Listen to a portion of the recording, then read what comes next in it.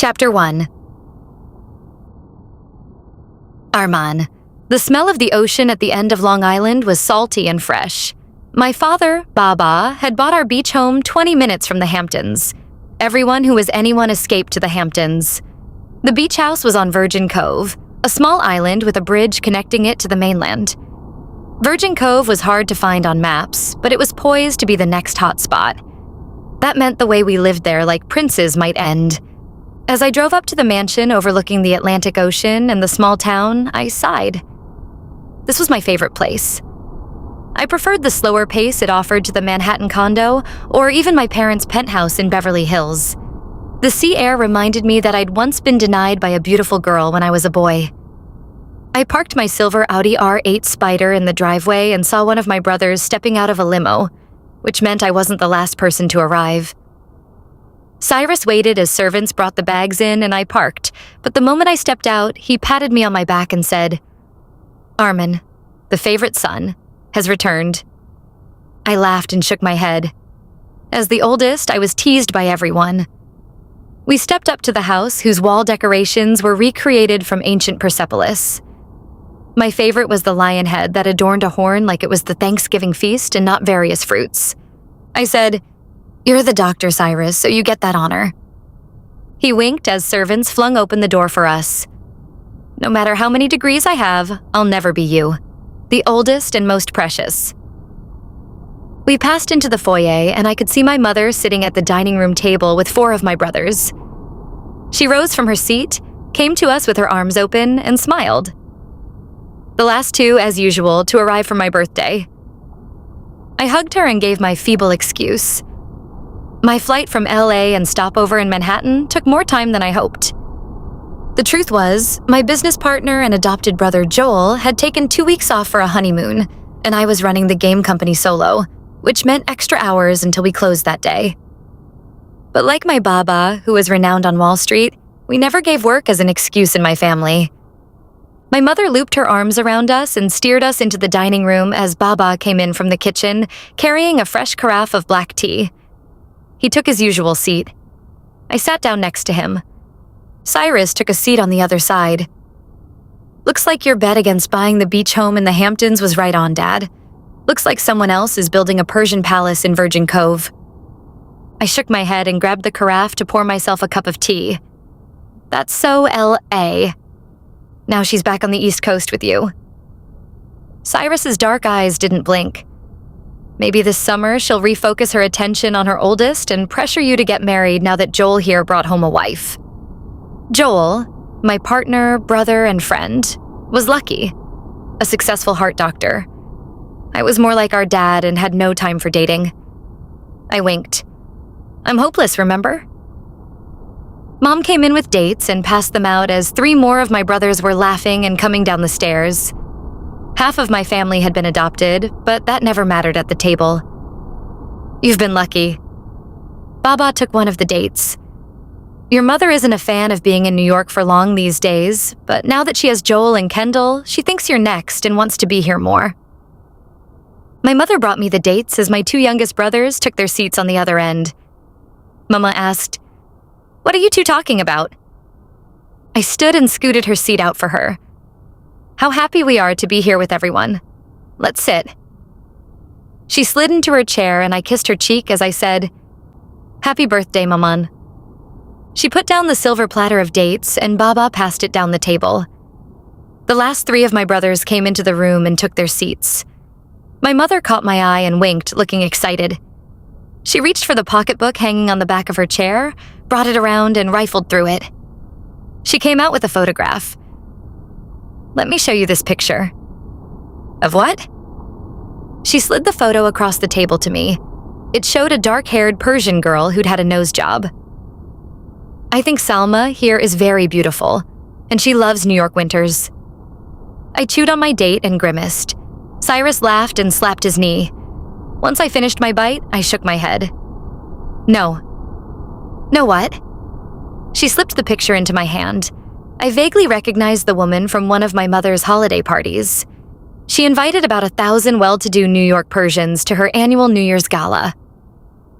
I handed the picture back as she said, You need to get married like Joel and set the right example for the rest of your brothers, and so your staff takes you seriously. She implied that I, as the oldest, had some sort of duty. I took her hand. You brought us here and raised us to be American, Mom. This means we all want to choose our own brides. She sighed and put the picture back. You're not choosing anyone. Working all the time in your office. I refilled my tea and said to Baba, my business just passed our goals for the first year by leaps and bounds, and we need to ensure that we're successful. He held up his cup like he'd cheer me with tea. My mother shook her head as some of my brothers finished their tea and shifted to go. She nodded her approval at them. We'll talk about Salma later. The gourmet sabzi will still be an hour. Can you go and pick up the wine? Jumping at the chance to get out, I smiled brightly and said, Sure, be right back. I'm hoping you share your recipe this time, Maman. You add something to this I've never been able to figure out. She called out behind me as I turned to go. It's called a mother's love for her children, and now I want grandchildren to make this for. I hugged her and left. Maman loved me. She was the driving force in our lives, and her obsession about getting us married could fall on any of my 11 brothers. As I hopped into the car and drove, I started to think. No woman I'd ever met had convinced me that I needed to stick around for more than a year. A lifetime attached to one person would end in disaster because being tethered felt stifling. I loved that I had the ability to go anywhere and not answer to anyone. Besides, I'd had my first kiss on the beaches here, and that girl had proven that even the sweetest girl will walk away. As I made it down to the bottom of my family's estate, I saw an older model Honda CR-V on the side of the curb. On Virgin Cove, neighbors helped if they could, so I pulled behind the car. A blonde woman and her daughter were inside it. Something about that car made my hair stand on end. When I knocked on the window to find out what was wrong, I saw the tear-stained cheeks and brightest blue eyes of the girl who had been my first kiss. She jumped, startled, then rolled down the window. My skin felt sparks of magnetic pull, and I leaned closer. The air was fresh and rosy near her. It was as if my thoughts had brought her into reality. Maddie. My voice broke over her name as she turned to face me. Oh my God, Arman. How are you? She swiped her eyes and smiled. Her tear-stained face and the quiver of her lip told me I had found her on a very bad day. Can I help you? I asked. She stared at me for a long second, as if not certain that I was there. I lowered my head. It's been a long time. Her smile brightened. It has. It's so good to see you. She turned in her seat. This is my daughter, Aurora. I bent farther down to see the girl in the back seat. She was the spitting image of her mother. Hey? I waved. Hey? She waved back. Well, look, let me give you a ride or call a tow. She covered her lip. We're okay, but it was really great to see you again. Maddie spoke in the same tone she'd used when she told me that she never wanted to see me again that day on the beach when we were children. She'd had no explanation and had been near tears then too. I squared my shoulders. No one ever denied me anything, and all I'd done was offer help, like I would with a total stranger. I rubbed the back of my head. Look, it's clear you're in trouble. I'll call Henry's garage. Her face flushed and she shook her head. They're coming. We're going to my parents. Her father's opinion of me, based on the fact that my parents were from another country, still rang in my ears. He told me I needed to stay away from his daughter. I tapped on her car door. I'll give you both a ride then, so you're not stuck. Henry's beat-up blue tow truck pulled up behind my Audi. She smiled. No, look, the tow truck is here. We'll be fine. Once again, she was the only woman who'd ever blown me off. I reached into my wallet, found my info card, and quickly handed it to her. Here is my business card, and that's my cell. Call me if you change your mind or if you need anything, even if it's just to talk. Okay. She clutched the card like I'd given her something meaningful. Madeleine had once been the only woman I ever thought I'd love forever. She'd shattered that dream. Seeing her again, I felt the memories of childhood float back. However, she didn't want me or my help. I waved to the tow truck and hopped back into my Audi. Madeleine. Arman Norouzi had grown hotter with age, and he was still the exact opposite of me. As a teenager, he'd been attractive, but as an adult, he was devastating. He took my breath away. However, I hadn't showered in 2 days, as we'd been kicked out of the motel before I got a chance. I'd driven from Kansas to Virgin Cove straight through the night. I couldn't remember the last time I'd washed my hair.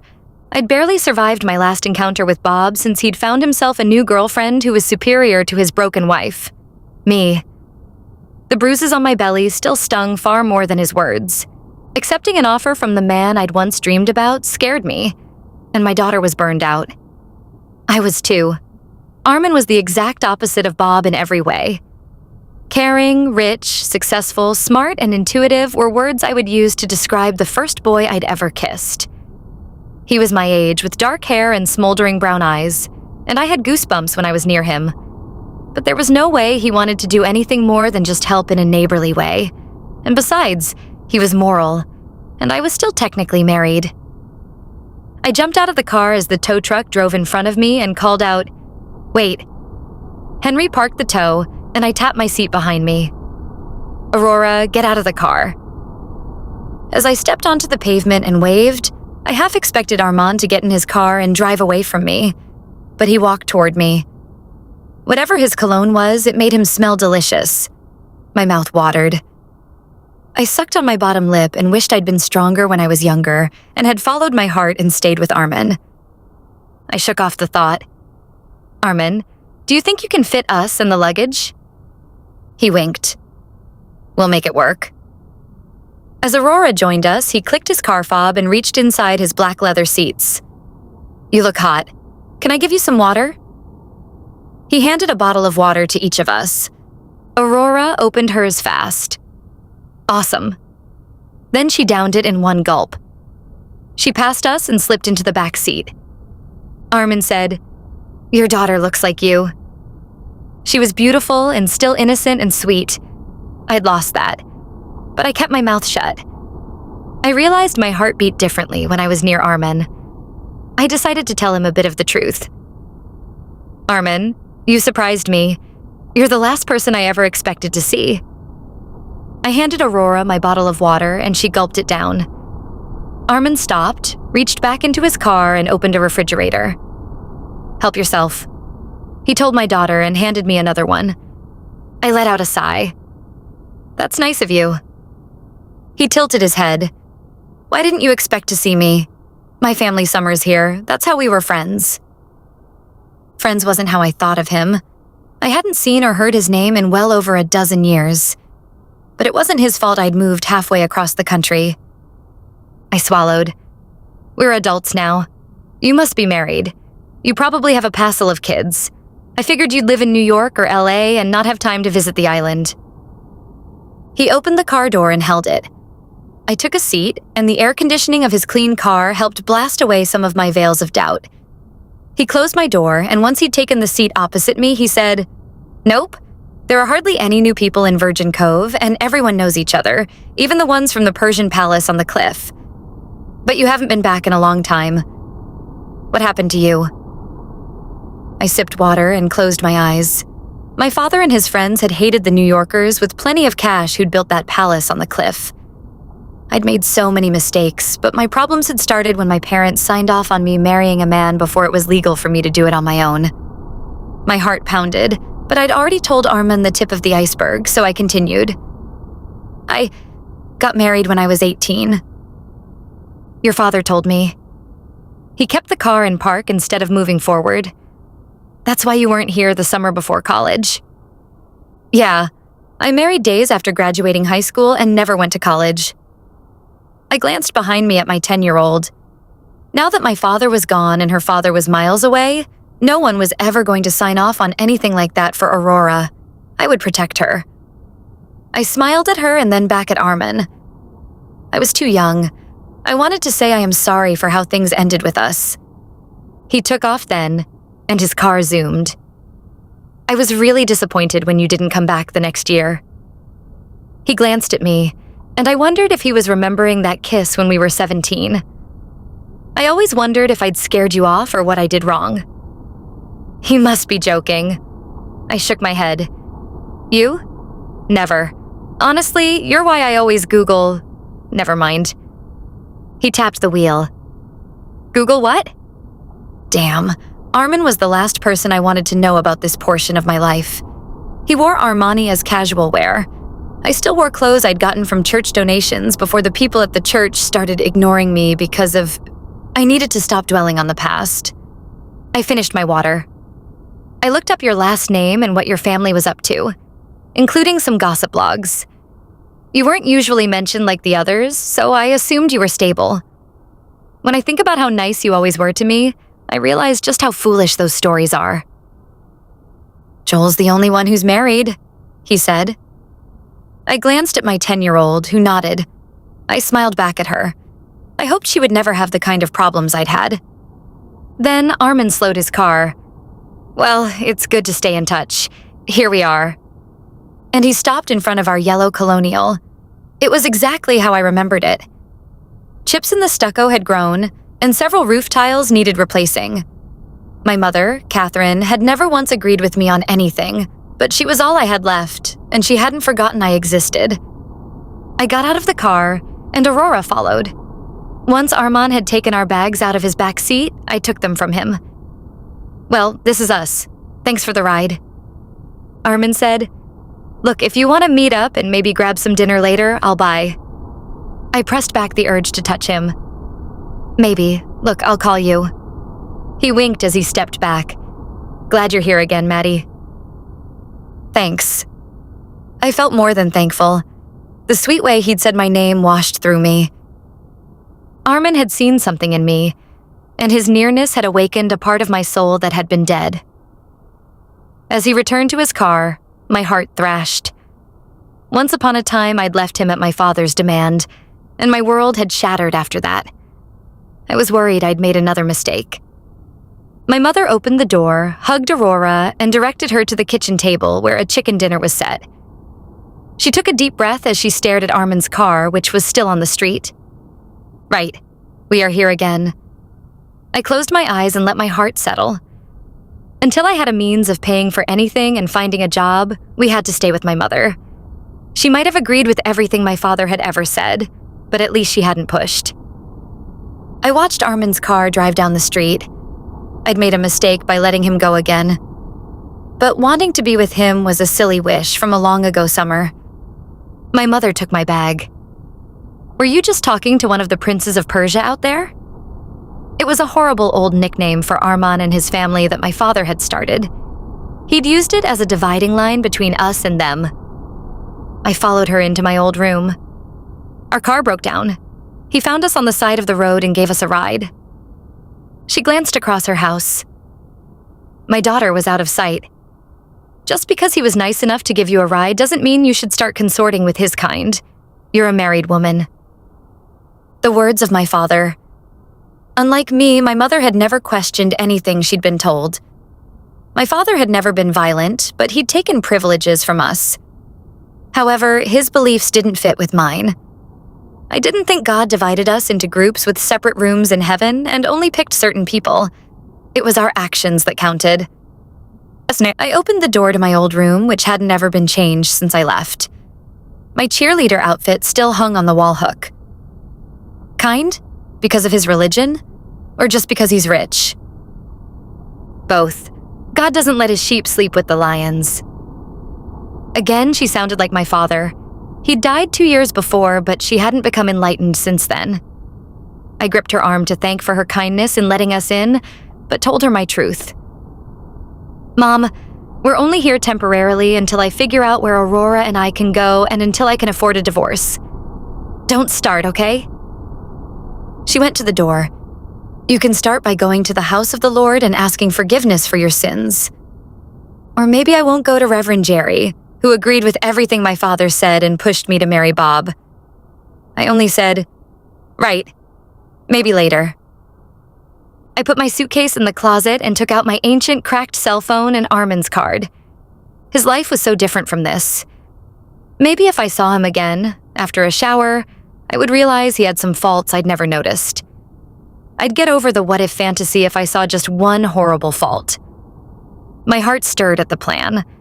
I shouldn't tempt fate, but I typed out a message to him. Drinks sound great. Meet you at 7. Dots appeared and I smiled and waited. I'd never texted anyone except my daughter. Then I read his answer. I'll pick you up. I tensed. I hadn't caused my mother more drama, but she would likely kick us out if I got together with Arman. But he was the first boy I'd ever kissed, and he'd never been far from my mind. I typed, "No, I'll meet you there. Don't be late." Once I'd been a girl like my daughter, and her independent spirit clearly guided me that day. Sure, it was my time to protect her and find a new way for us to live, but I needed a clue for that. Now that her father was out of the picture, I needed to show her I could guide us both to a better life than we could have imagined. Or at least, I hope so. So I decided to go see Arman and watch intently to find faults and quash that fantasy so I could focus entirely on my life and what I needed to do. Chapter 2. Arman. I stood at the bar and waited, though I'd already procured a table for us. I wasn't interested in a drink, really. My skin had the pins and needles feeling I'd had as a teenage boy, waiting for her like I had on the beaches that summer. As the doors flung open and Madeleine stepped into the restaurant, my successful life disappeared, and I was young and free. I held up my hand and waved to her. Her brilliant smile was a beacon of hope. I went to meet her, and the second I brushed against her skin to greet her, my heart pounded. The most cultured Manhattanite lacked her natural attractiveness. I directed her away from the crowd to get her to myself. "You look lovely." She stayed next to me, and her natural rosy scent tickled my nostrils like a dream. I showered, and I feel better. That was another thing that made her unique. Most women I'd known took hours to get ready. I walked her to the back of the restaurant where there were only a few people cheering about a game on TV. I got us a table. Once we arrived at the corner, I held her chair for her and she sat. "I was happy you texted." I slid into the seat next to her. "Thanks. I needed to breathe." Not what I'd expected, but then something was clearly wrong with her. I took the wine menus from the server, who then left us. "Glad I can help with that while we catch up, Maddie." She jumped back in her chair. "No one calls me Maddie anymore." I placed my hand on top of hers and met her gaze. "I apologize, Madeleine." She reached up and brushed my face like we were still kids. "Oh no, I like hearing you say it. It makes me feel a little like the girl I once was." I didn't let go of her right away. "So I can call you Maddie?" She made me nervous, but also made me feel alive. She laughed. "Yes, please do." The shower really must have helped her because she dazzled. The server returned and I let Maddie go as I asked her, "What do you want to drink?" She sucked on her bottom lip and stared at the wine list. "Wine, preferably a white." Half the menu filled that demand, so I asked, "Any particular bottle?" Her face turned red. "I don't know the brands, and I'm more interested in how all your 11 brothers turned out." Maddie probably didn't order wine with every meal as every other woman I'd dated did. Maddie had haunted my thoughts for years. Not that she knew that. I picked the best Pinot Grigio on the menu and the server left. My attention was on Maddie's smile. I was happy too. "I haven't heard anything about you in years. Where have you been? Are you married? You have a daughter, but no ring." Her shoulders slumped and she nodded and met my gaze. "Nothing exciting about Montana?" That was not a state I went to often, and I was sure from her expression that something bad had happened there. It was just a hunch, but the lines on her forehead that appeared in that split second hadn't seemed natural, but I was probably just making up a story. "You went from New York to Montana?" Her cheeks pinkened. Virgin Cove is not what people think when they hear New York. Something about her gaze and the light in her eyes seemed to need me.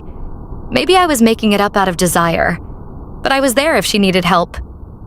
My mother and father had always taken care of me, and I would help Maddie now.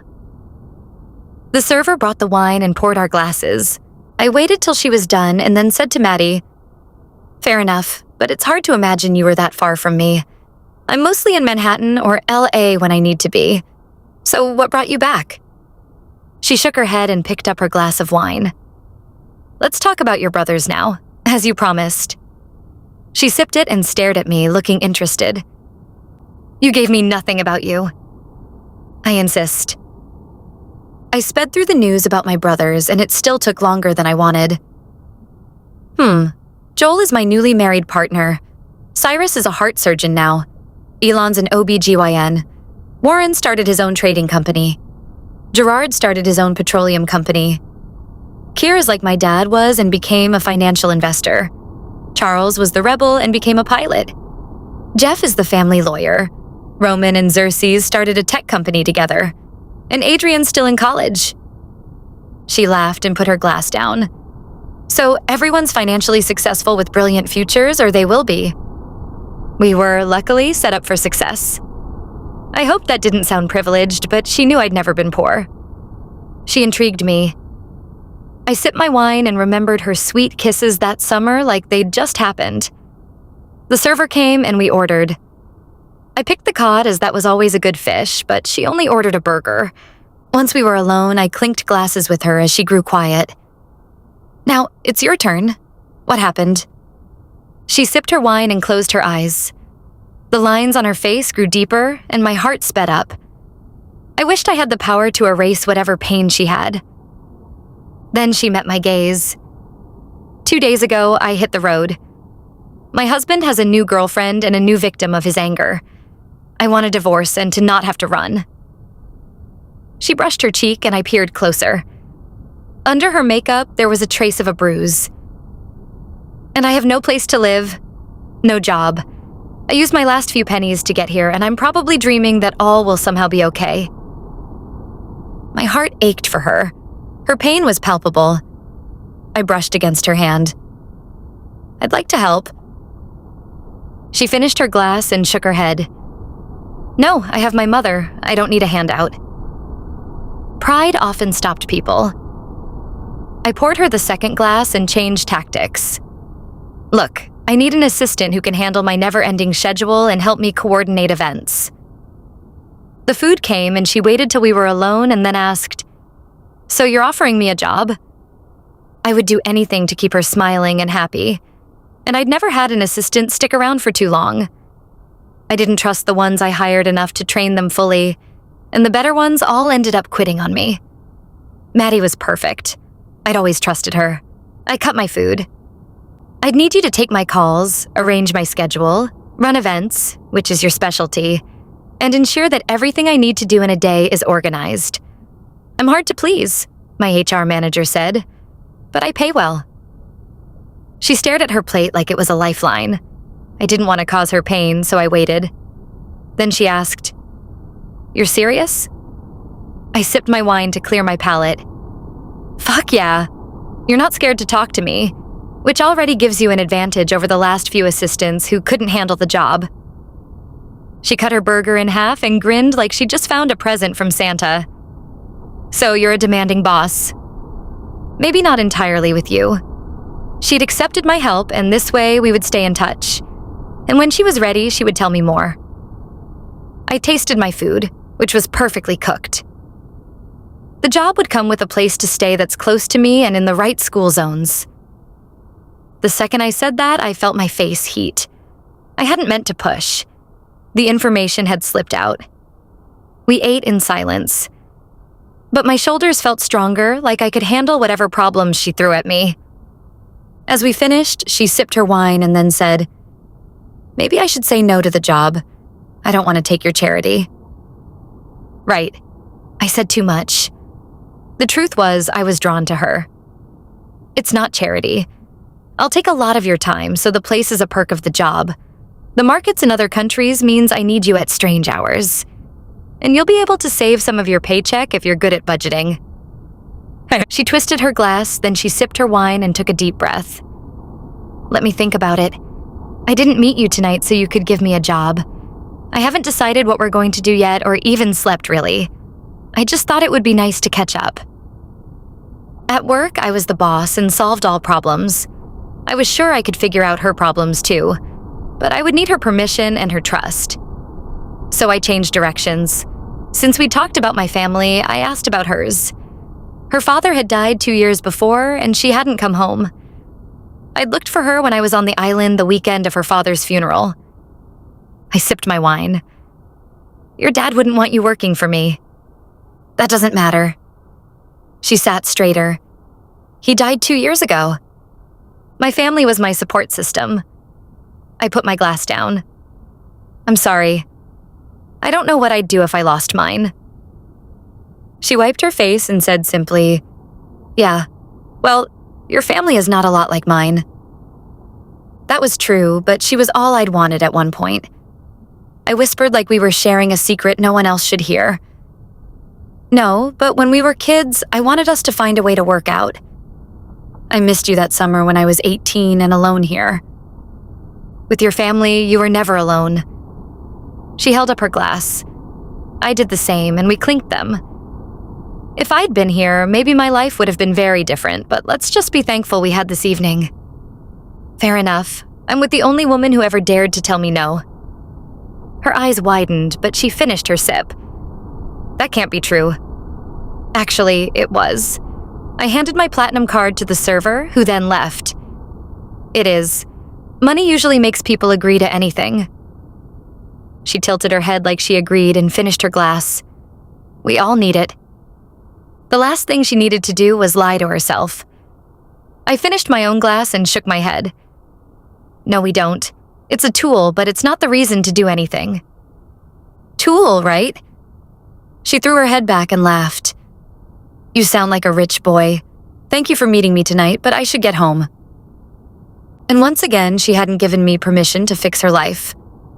The waitress returned with my card. I signed and then walked out with Maddie. I'll pop over tomorrow and we'll talk about the job again. You can read over the contract via email. She sucked in her lips, but then she texted me her email and headed toward the black truck that her mother usually drove to the garden. She turned and waved. Good night. Most women I had drinks with offered to warm my bed, but that wasn't Maddie. She was a lady. I had no idea what I needed to do to get her to trust me, but I had to figure out how to prove myself to her. For some reason, she made the world nicer to live in when I was around her. And I knew it was wrong, as she was married, but I wanted to find out if she still tasted like she had when I was a boy. Chapter 3. Maddie. All morning, my mother gave me chores she needed done. I was not in the mood to help her carry boxes, as the bruises on my belly still stung, but I hopped from the spare bedroom to the attic or to clean the oven, doing what she asked me to do. I was staying in her house and had no place else to be, so in my book, it was a good day. I had yet to dodge a fist, and as of yet, Bob hadn't found us. Maybe he never would. I went from project to chore in a distracted, haphazard fashion. It seemed I couldn't complete anything. My mind raced, and focus seemed something I'd lost along the way, even though I wasn't living in constant state of fear and I wasn't facing a constant threat. My mind went to Arman, and I checked my email every 5 minutes. He was a hero, and while he was stronger than Bob, he would never hurt me. I knew that. I wanted to be near him, but I wasn't sure it was a good idea. Perhaps it was the wine we'd had that had made him mention a job. Or maybe it was his sympathy for me. I wasn't sure. All I knew was I'd watched Arman closely and waited for one. Just one flaw to surface that would annoy me. Sure, he'd been confident, a quality that oozed off him, and privileged. But I'd seen nothing truly horrible. The clock read 10:30 in the morning, and I still hadn't received the promised email. Maybe his flaw was that he made promises when he was out and then hedged on them later. Sweet lies were easy on the body, but hard on the soul. I wiped my eyes and mopped the hallway, deciding to finish this small job. As I put my phone down, it beeped. I picked it up again, and this time on the cracked screen, his name popped up. He was a sweetheart, and my soul was lighter. My heart raced as I opened it and read the contract. 6 figures. I dropped the mop and it thudded on the floor, but I kept reading. Executive assistant meant basically I did whatever he needed, from filing to typing to scheduling events. I could handle this, as it mostly meant keeping Arman on a tight schedule, though his belief that I could create meetings for him seemed misplaced. That required a different life skill. I heard footsteps in the distance. If we'd been back in Montana, that sound would have made me shrink in fear, wondering what I hadn't done to my husband's satisfaction. As I blinked, I saw my sweet Aurora and her long blonde hair standing in front of me with her arms crossed. "Mom, why are you laughing?" Secrets were no longer part of our life. I'd sworn we would always speak honestly with each other, so I handed her the phone to read. I promised we wouldn't be here long, and I was reading over a job contract that looks pretty good. She scrolled and started to bounce on her feet. "We'd live in the city?" I nodded. I imagined waking up every day and getting to see Arman. We would never be intimate, but I wondered if his kisses would match my memory of them. I'd thought of him every time I'd been with Bob, doing my wifely duty. My face heated. "Yeah." She rocked and her eyes went wide. "Damn, and we'd be rich." I took my phone back, picked up the mop, and I shook my head. The last thing I needed was for Aurora to believe a lie. I would never be rich. I was not Arman. "Not really, and don't let your grandmother hear that word coming out of your mouth. If we go, remember, New York is expensive." She shrugged. "Money means we're free. You'll be a great executive assistant, and I'll get to go and see museums, the zoo, and Broadway. In fact, I need to make a list." At least I'd taught her that accomplishing anything meant focusing on one step at a time. I swallowed. "Thanks, sweetie. First, I need to digest this, so don't get your hopes up. I need to take the job, but I promised your grandma I'd get her groceries." She stopped at the door to her room. "You sure you don't need any help?" My angel had done a lot to help me these few months, and honestly, I was still standing because of her. It was my turn to take care of her. "I'll handle it. Finish reading that book of yours." "Okay. Take the job." I had no choice. My mother was being nice, but I knew how quickly that could change. The last time I'd been with her was on my wedding day. I was scared because I'd seen a glimpse of Bob's temper and was afraid that I was making a mistake. I went to my mother, hoping for sympathy and guidance. She told me that I'd made my bed, so it was mine to sleep in. She'd closed the bedroom door in my face. She had always been like that, nice, then cold. But on that day, I'd really needed her to be there for me. Her illness hadn't been diagnosed at that point, but I'd lived with her ups and downs. It would be better for all of us if Aurora and I found a safe place of our own. I could help my mother more from a distance and could be more like my old self. I put the mop away and washed my hands. I didn't know how I felt about Arman yet, but I knew that my mother would not approve. She would tell me 1 minute to go home and make it work with my husband, and then she'd promise to let us stay forever. I could hear her saying, "You married for better and for worse. In God's eyes, you are a married woman. You need to honor your vows." Then my mom's other side would return, and she would tell me, "Stay, sweetheart. I love you and your daughter." I shook my head. Either way, she would never accept Arman, and she would never know I had nothing to hide. He'd offered me a job, not a grand romance where he'd swept me off to some tea house or to see a Zoroastrian fire temple in his home country. I grabbed the shopping list and found my mother in the garden. "Anything else you want to add to this before I head out?" She bloomed with happiness near her greenery. She always had. But her lips thinned as she walked out of the garden, leaving her bright yellow gloves where she'd worked, and came to stand in front of me. "I heard you went out with Arman Norouzi last night?" Heat rushed to my face, and I hoped I didn't blush. But there was nothing to hide, so I nodded. "I did. He offered me a job." She turned her head like she was ignoring me, a move she'd done most of my life. "That's not what he wants from you." I closed my eyes and wished I knew what being his was like. I bet his muscular body on mine would warm me. "Mom, I'm not interested in dating anybody," I said, not bothering to mention that I'd Googled him and seen the beautiful women he dated. There was no way he would be interested in me in that way. We'd both changed. This conversation was over. I took a step to head to the truck as my mother said, "You're still married. You took vows, so straighten your life up first."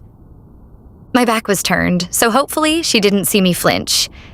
But Bob had taught me that words didn't sting nearly as much as fists did. I sighed. "You know, he beat me.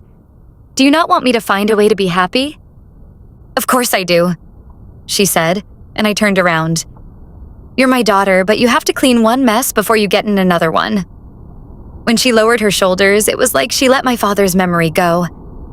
My face was hot. "I need to figure out what's best for me and Aurora." She came closer to me and squeezed my arm. Madeleine, I should have spoken up for you years ago. Marrying Bob was a bad idea, and I regretted... Never mind. I'm glad you and Aurora are safe at home with me now." I threw my arms around her. "That's what you said that made me come." She hugged me, and for 1 minute I forgot all the years I hadn't seen her. As I let her go, she tapped my back and said, "And I'll need your help cleaning out the garage." I saluted her and hopped into the truck. "I'm on it." The job offer on my phone burned through me, and I felt like I should sign right away, but my impulses were usually wrong. For years, I'd lied to myself and my daughter, but Arman was offering me the chance to fulfill my empty promises that our lives would be better soon. I hadn't actually followed through on my gut instincts in years. I made it to the store. A few neighbors from years before waved hello, and I cringed. Any of them might turn me in and ruin my chances of staying hidden from Bob. It was like I wasn't really home. I hated crowds. I finished the groceries, and as I loaded the bags into the truck, I saw Martha, Sven, and a small child who must be theirs, with blonde streaks from his Viking blood father. Besides Arman, Martha had been my only other friend not in my church, and it was clear she'd married the guy she'd gone to school dances with when we were all 17. Unlike me, she had a smile on her face and seemed bright and happy. One day, maybe I would trust myself to make better choices. I steered clear of the three of them as I was done talking about my life and headed home. As I drove, I wondered what I would be like if I'd told my parents no about the wedding and run off to New York and Arman, where no one would have constantly criticized me. My lips tingled as if Arman had just kissed me again. My arms even had goosebumps. I parked the car, put the groceries away, and checked my phone. Soon, I would have to text him. It was almost lunchtime, but I headed to the garage as I wasn't hungry. I found my mom's gardening supplies and started there. She loved making flowers bloom. Once I finished with her supplies, I headed backward and found an old trunk. I opened it and picked up some old canvases. The paintings were all designs from my heart. I hadn't drawn anything in years. I found a couple of drawings of party schematics. The other was the beach sketch. To hide the fact that this was a memory of kissing Arman in the private cove on his family's property, I'd kept the piece abstract. I put it back, spun on my heels, and closed my eyes. There was no music, but in my mind I listened to the ocean, and I danced. Throwing my hands to my sides like I had a big finish to some number made me laugh. I spun fast. Then I heard a knock. I stopped. It took a second for my gaze to focus, and then I met the warm brown eyes that made my toes curl. He stood in the old garage doorway with light shining around him as if he were an angel. "Can you talk?" I closed the trunk and headed toward him, sucking in my lips. "Did you just see me?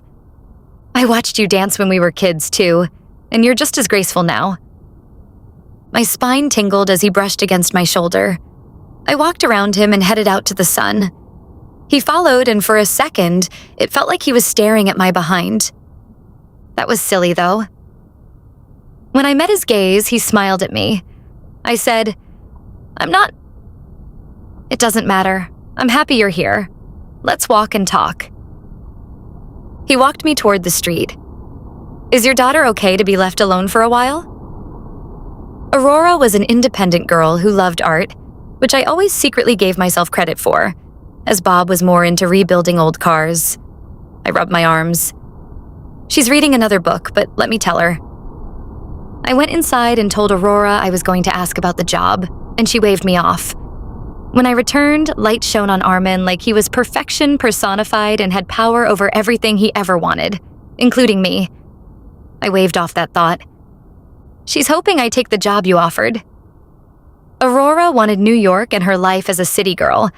Not that I mentioned that, but she was my focus. He winked and opened his car door. Great, hop in. The garage wasn't done, but I reminded myself that this was for my future and slid into his leather seats. He closed my door, and a moment later, he sat down in the driver's seat and started the engine, which purred. I asked, "Where are we going?" He put the car in drive. "Do we need a destination?" Being daring wasn't something I normally did well. But with Arman, I wasn't living in fear. I sat back. "No, I trust you." He reached out and took my hand. "I'll honor that." He let go. My entire body was on fire and wanting to recreate our first kiss in that instant. But I'd blinked, and he'd let me go. It was all in my head. My heart swelled. He said, "So, I'm thinking the beach." Heat rose to my face. A walk near the ocean was something everyone in this town did, and there was no way he would want me. I adjusted my white cotton shirt.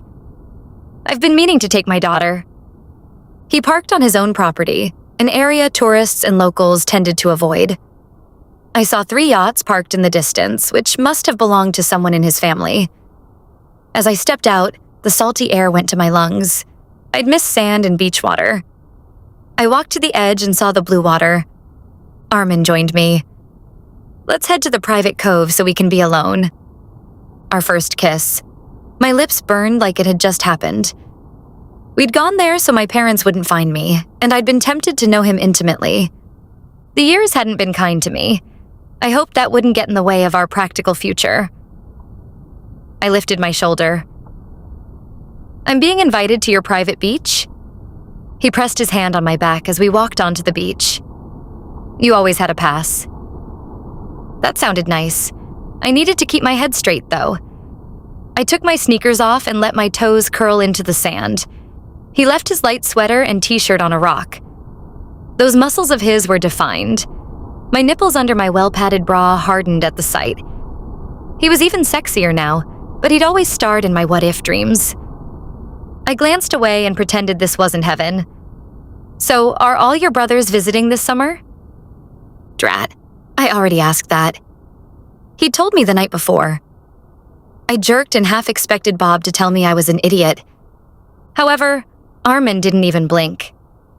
"No, just the weekend, to celebrate Mom's birthday and Joel's new marriage surprise. Now, Maman has ammo to convince the rest of us to get married and give her grandchildren." Once again, he was different and not like my father or Bob. As we stepped inside the fairy tale cove of my dreams, I only said, "At least it's not your dad. It's harder to say no that way." He was the one who ordered me to break up with you that summer. He wasn't my biggest fan. Being understated but classy was another of Arman's great qualities. The slight waterfall on the hard rock continued like no time had passed, and the waves of the beach lulled me into memories. We headed out of the sea cave to the private beach surrounded by the rocks. The cave let in natural light from the open ceiling. When I needed to calm down, this was a place I still visited in my mind. The smell of the salty air hit me again as he asked, "Is that why you married years ago?" The question played out in my mind like the wrong chord on a guitar. I hugged my waist. "Doesn't matter." I'd tried to love Bob once I said yes, and being open had shattered me. Arman walked onto the beach wearing his gray cotton pants that had to cost more than everything I owned. I put my phone on a rock, edged closer to the water, and called out, "What matters is that you're not wearing a bathing suit." He came back and picked me up like I was still a girl. "I'll just buy more shorts and you an outfit before I take you home." The water lapped closer to me. I crawled onto Arman to stay dry, but then he let me go. Water rushed around me, and as I emerged, wet, I shook my hair. "I can't believe you just dropped me in." He laughed. "The water's warm and you're a good swimmer." Once upon a time, I'd been a good swimmer. This was my first return to the blue waters, and somehow the moment was freeing. With Arman, maybe I could be carefree again. Chapter 4. Madeleine. The moment I stood up and the ocean water rushed down my body, I relaxed. It had been forever since I'd felt carefree, and Arman had given this to me. I didn't even know when I'd laughed last. When I met Arman's gaze, I didn't feel tired or upset. He emerged, water dripping off his muscular body. He stirred senses in me I hadn't remembered I had. He pushed his hair back. He had no idea how he made my body tremble. "You can leave your pants on the beach." He winked at me. "We'll pick up new clothes before I bring you home." He was calm and collected. I was a disaster who Bob always said was never satisfied. I'd caused his anger, I realized. I'd truly failed at being a wife to Bob if Arman made my pulse speed up. I left the water, and I heard how my pants squished as I walked to the rocks. As I reached to take them off, I said, "I'm sure they'll dry, but you need to promise not to look." He wiggled his finger for me to join him again. In his private property in the cove, we were alone in the world. "I promise no such thing, and no one will see you except me. Remember, I've seen you in a bathing suit." I wiggled my stuck-to-my-body pants off and wished I was still the girl he knew, the one who knew nothing of the world. I went behind a rock and finished undressing. That was before I gave birth. I never returned to that size. No more words were spoken. I tugged to check that my t-shirt covered my white cotton underwear. Then I headed back into the water and his eyes widened. I went below the water for cover as I neared him. He said, "You're prettier now." Heat rose in my face. I splashed him back and plopped into the water to swim. "Arman, that's sweet, but I saw pictures of you and your fancy dates online." He did the breaststroke beside me. "Most of my relationships don't last more than a month." I slowed down. Bob had not only turned the entire congregation we'd belonged to against me, but he'd also had relations outside our vows. Arman was single and handsome, and there was nothing between us. I lowered my head. "Why? Because you enjoy the single life of a trillionaire?" "No." He stopped and treaded water beside me. "Because no one else compares to you." The memory of when he kissed me for the first time in these very waters replayed like a vision. I let out a sigh and let go of that fantasy. We weren't on track for romance, and I knew I was reaching. To steer the conversation away from my wishes, I said, "You're still a sweetheart, Arman, and you know just what to say to calm me down. If I take this job, I need to know my daughter will thrive. Neither of us has ever lived in the city." He came closer, and my heart leapt. His voice was low. "If you'd let me know you as a friend and not a boss, I could help." I deflated like a balloon. He'd stated the truth. He just wanted to be friends. This was why I hadn't asked him about the women he'd mentioned. "How?" I asked. He shrugged. "I can ensure that you have a nanny for your daughter and you won't have to pay. It will be my gift. I'll make sure she has everything she needs while you settle." I pressed my lips together. I hadn't expected that offer. I shook my head. I don't want someone interfering in my relationship with my daughter. He playfully splashed a little water my way, missing me entirely. "Up to you, but you'd be the boss, not anyone else." "Okay." I continued to swim. He stayed close, and I said, "Friends?" His gaze narrowed, probably because of the sun and the water. "For now." I lowered my head in the water to muffle my response as we swam. "Oh, I can wait for good things," he said between our strokes. Like me, I thought, finishing that sentence the way I wanted. I treaded water and splashed him this time. He stopped and I said, "You've never waited for anything in your life."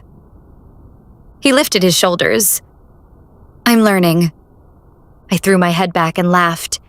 If I took him seriously, I would be in trouble. "And you're still flirting. You were always irresistible when you did that." He moved next to me, and his voice was low. "You were the only one who ever said no." The charm oozed off him. I'd missed him. I swam toward the open waters. "Oh, is that why when we were kids?" I trailed off. I wasn't able to ever mention our innocent kisses of years before.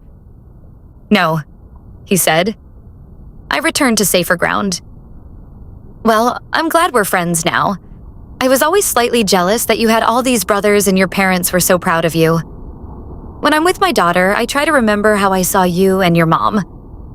He swam past me, and it was like his muscles and the waters were in perfect harmony.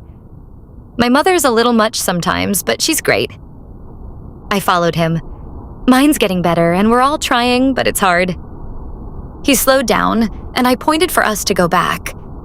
Then I wondered if I might ask him at least one personal question.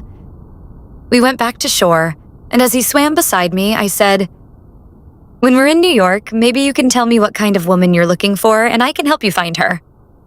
He brushed against my elbow, and I jumped. His simple touch rocked me.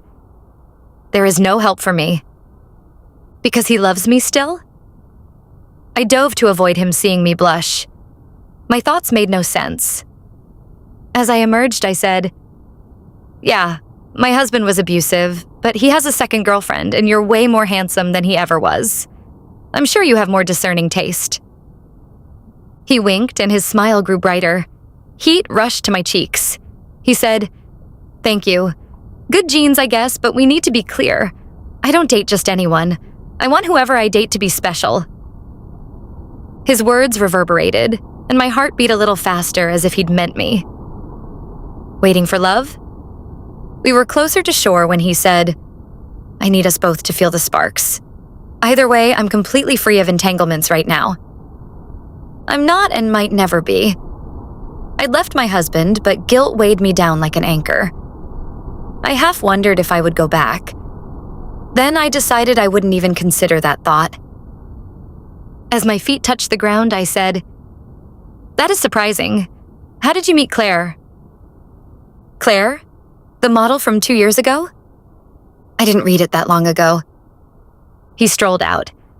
I hadn't realized that water made him more delicious. Every cell in my body wanted to touch him, but I knew when I walked out, my ruined t-shirt wouldn't cover my fat clusters. I hugged my waist as he said, "We were set up by Joel, my business partner, as she was a business client's sister. I think we had drinks once, but the blog about my family makes us sound like players." "I read those posts," I said as he tugged his sweater over me. "So Joel loves his wife?" His clothes had his sandalwood cologne smell mixed with the essence of him. I wished I could taste him again. He stepped back and tugged on his shirt, which didn't hide much of his yummy physique. "I'd say so. It's why I worked so hard these 2 weeks to give them some time." I shook my head. Life with Bob had never been easy.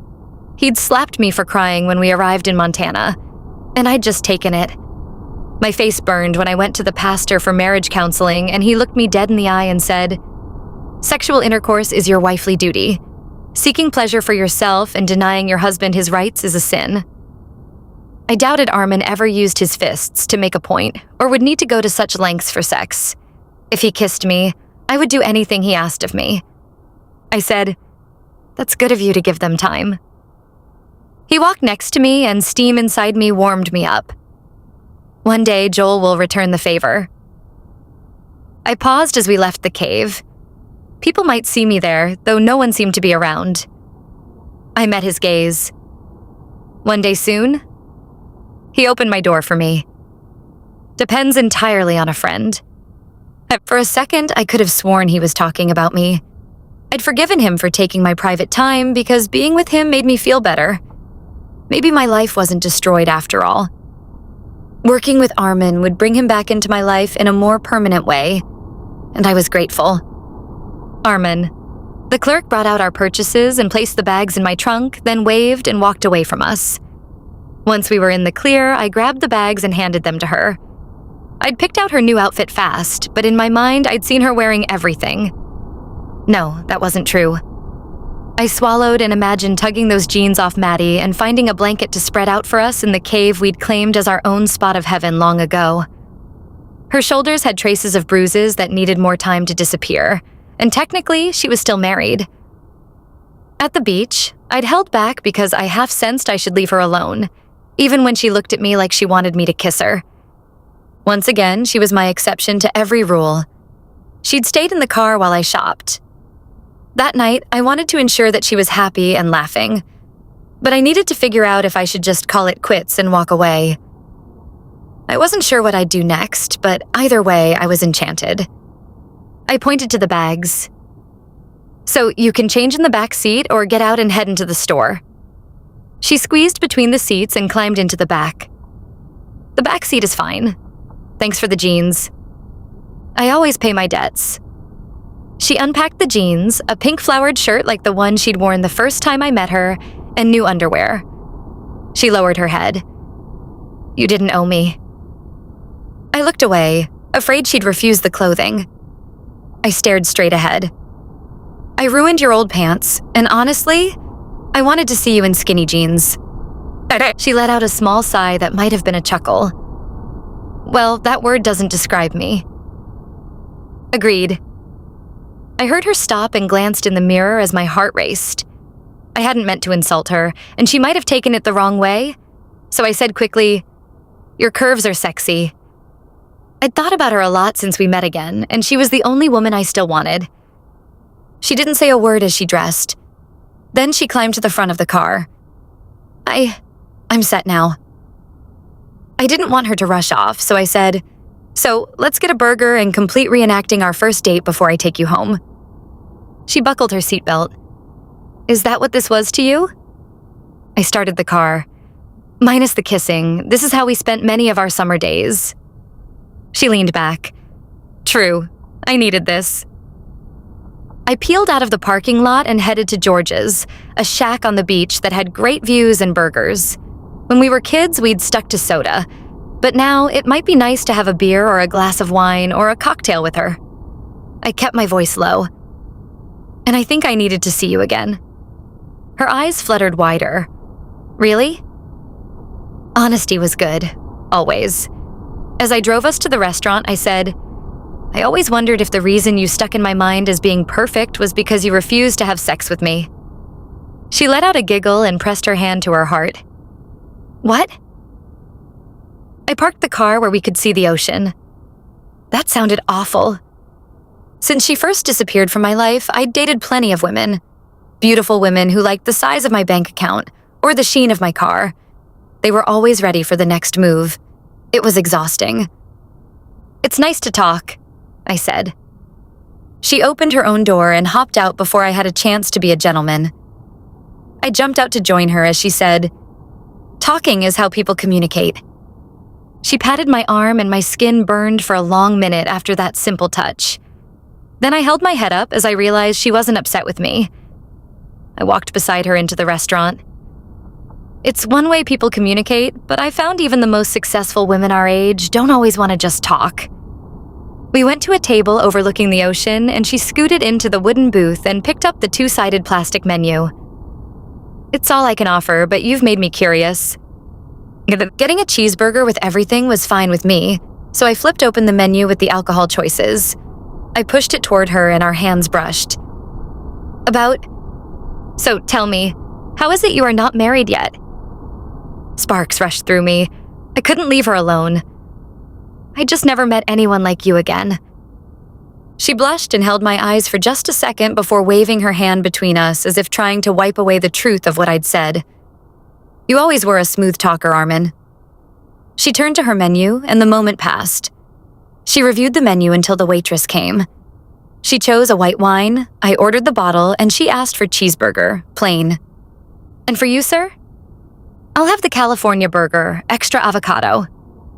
When the waitress was gone, we sat in silence before I asked, "Remember when Cyrus was stung by the jellyfish?" "Yeah, and he begged you, literally begged you to pee on his leg." She smiled, and a small laugh escaped her, and just like that, the tension melted. "I've missed the beach. I'm glad Aurora can have it now." The Maddie I knew had loved to laugh. Her tight smile and constrained laugh made me wonder what her life had really been like. The food came and we ate.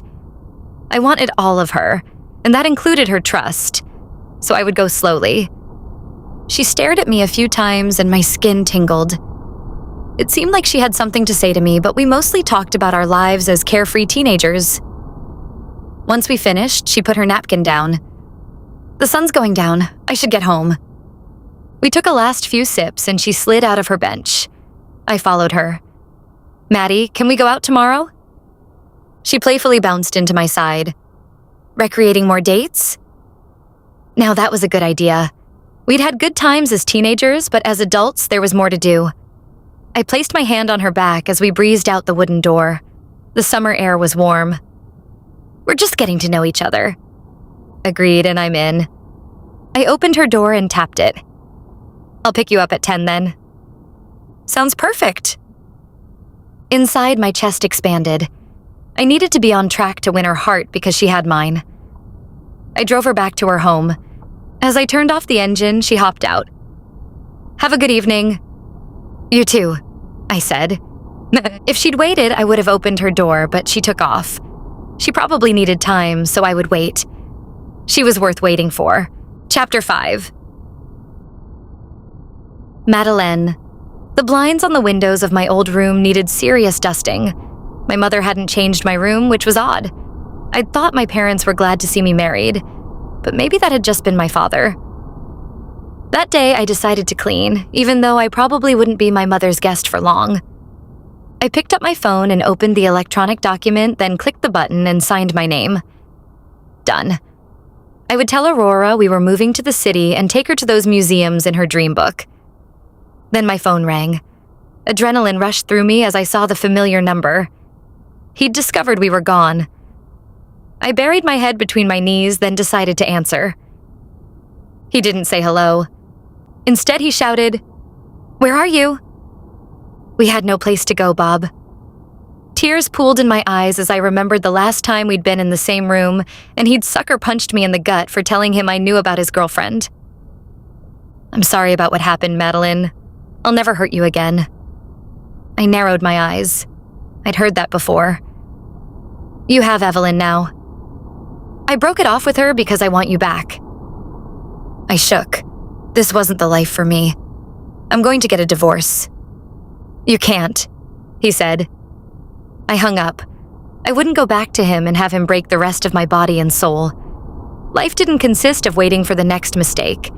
It was time to live my life, and part of that meant showing my daughter it was okay to have dreams of her own. Her life didn't begin and end with pleasing a husband. If she didn't want to ever marry or have children, that was her decision to make.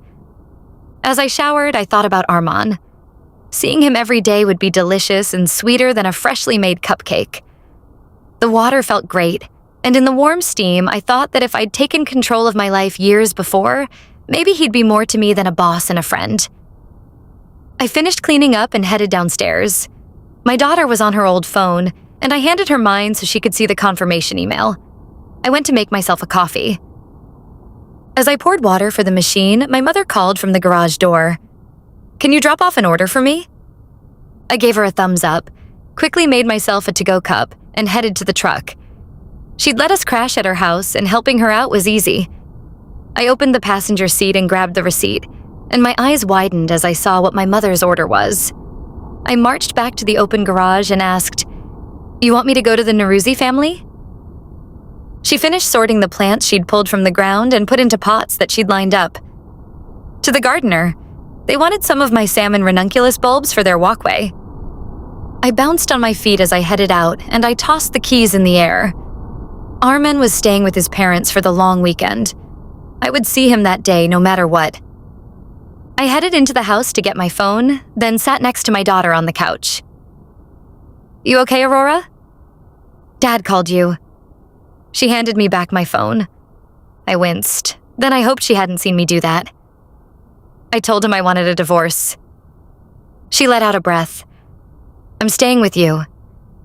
I'd never be happy without you." Her lips curved higher. "I'm great, and I'm happy we're moving to the city." I kissed her forehead. Luck was finally on our side. I put my phone back in the pocket of my new jeans. "Me too. We'll do something you want every weekend." She met my eyes and didn't blink. "Sounds good." Look, today I'm going with the kids next door to the beach. The Solomons live next door. I hadn't seen them since we showed up here. I narrowed my gaze. You didn't mention them. She shrugged. You seem happy, and you said to treat this like a vacation. My daughter had a better head on her shoulders than I'd ever had, so I said, okay, have fun, and call if you need something. She waved me off and continued texting on her phone, and I grabbed the keys and headed to the truck. The engine turned on with a roar. I tugged the throttle and drove through town. As a girl, I'd been happy to escape to the beach, and it was nice that my daughter now had that chance. Leaving Bob had been worth it. As I drove to the hill and glanced up at the huge mansion on the bluff, I smiled. Arman's life and my life were nothing alike. I remembered as a girl believing he was blessed. His parents had pushed him to be a doctor, but he had other plans. They didn't fight him or berate him. Instead, they let him decide his life and provided him with a cushion so he would never face fallout of failure. I'd envied him for having a family who loved him without question. If I'd had more belief in myself, I would have left mine years before and lived a very different life from the one I had. I headed to the Nourouzi's garden shed and unloaded the flowers. Fred, the gardener, came in while I was putting them in his workspace, and he joined me. Once we were done, he said, "Thanks for pitching in." Pitching in was my job that day. I nodded. No worries. He wiped his dirty hands on a rag and pointed me to the sink and paper towels. You're expected at the main house. Sounds fine. I cleaned the soil off my hands, then walked the backyard path toward the main house. The patio outside was set up like they'd just had breakfast, and the croissants still smelled warm and fresh. My mouth watered as I headed inside. The grand room had been redecorated since the last time I'd been there. Even the chandelier was new.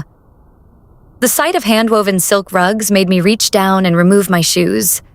Arman's family never wore shoes in their home, as they had some belief about germs, so I left mine outside the French doors of the patio. As I finished, I glanced up into the kind brown eyes of the mother I'd always half wanted. She held out both her arms and hugged me. Madeleine, it's nice to see you. I hugged her and closed my eyes. She'd been my idol growing up. She was always happy and had such interesting stories from her work as an interior designer for her Hollywood and New York clients. Most importantly, she had the answers to any questions. She always knew what to do. As she let me go, I said, "You too, Mrs. Norouzi." She directed us outside again and pointed me toward the croissants as if she'd read my mind earlier. We're all adults now, Madeleine. Please call me Roxanne. I rocked on my feet. I just dropped off my mother's plants. She handed me a plate and took one for herself. My son will never forgive me if I let you go before he comes down. He decided to oversleep. And then I took some fruit and a croissant since they were already there. Sampling her chef's food was a treat. We took a seat, and she took out her carafe and poured us each a cup of black tea. Would you like sugar? The reddish cubes of sugar with hints of saffron inside them were delicious. I hadn't had this in years. I shouldn't stay. I'm not dressed for your home. She reached out and placed her hands on mine. You absolutely should. It's refreshing to see you. Now that Joel, Arman's brother, best friend, and business partner, is married, I'm hoping he'll be next to settle down and you two will start dating again. Technically, I was still married. My shoulders slumped. He'd said he was free, but maybe we were friends because someone else had his heart. I stirred my tea. Dating is a strong word.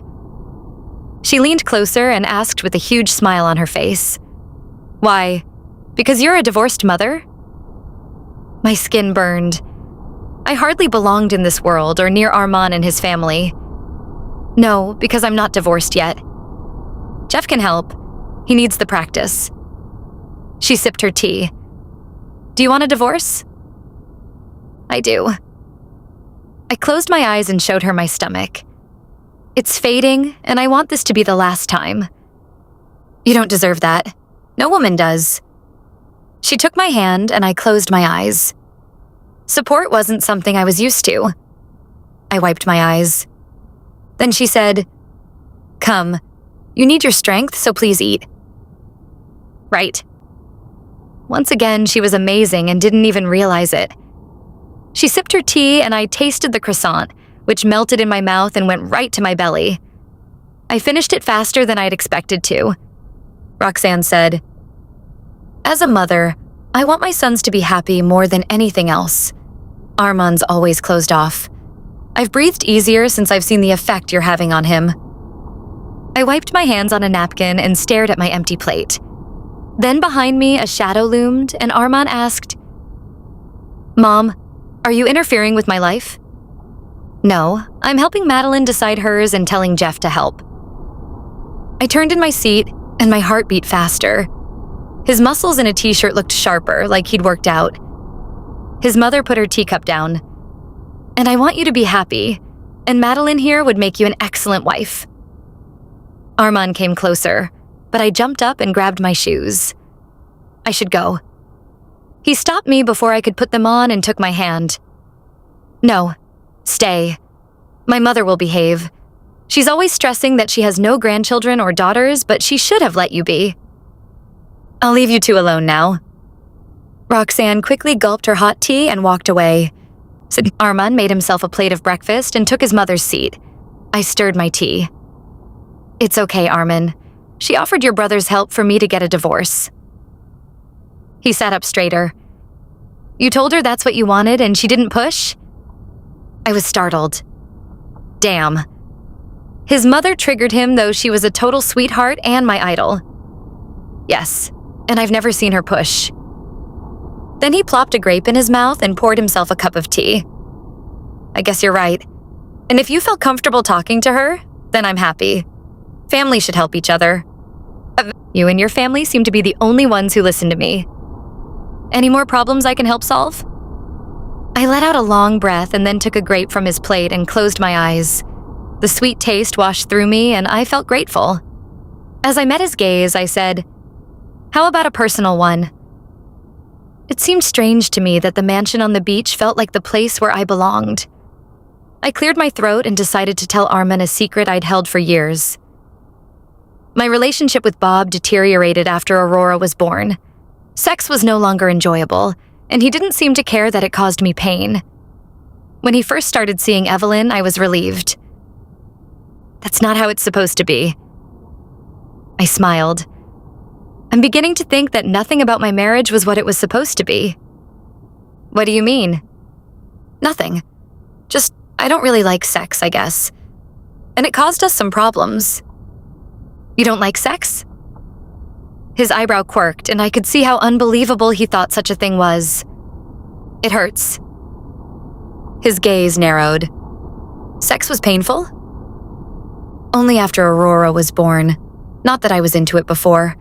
The first time he hit me was when I was pregnant, and after, I don't know, maybe it was the husband stitch. I thought that sounded strange. My cheeks burned with shame. I shouldn't have told you that. No, I'm glad you did. Yeah, I guess. There's probably a medical explanation. Making love should not be painful. I met his concerned stare. Let's not talk about this to others. I'm embarrassed.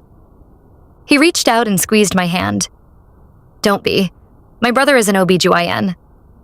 Well, now he knows the most intimate of my secrets, and he didn't judge me. He said, "Look, since you signed the contract, I have my first event for you to handle." I sipped my tea and reminded myself that I would get paid to help Arman. In a way, it was better than marriage, as there were limits and he would pay me. "What do you need from me?" He flashed that smile of his that always got to me. "The company will hit its 3-year mark and its first $10 billion deal." I jumped at the price. I'd never seen more than $100, but he continued like what he'd said was an everyday occurrence.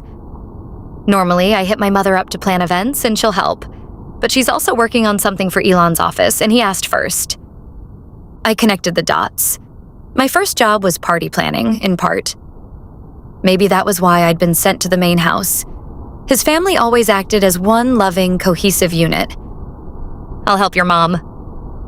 He finished his sip of tea and shook his head. "That's not what I meant." I tilted my head. I didn't want to screw up this job. "What did you mean?" He poured me a second cup of tea.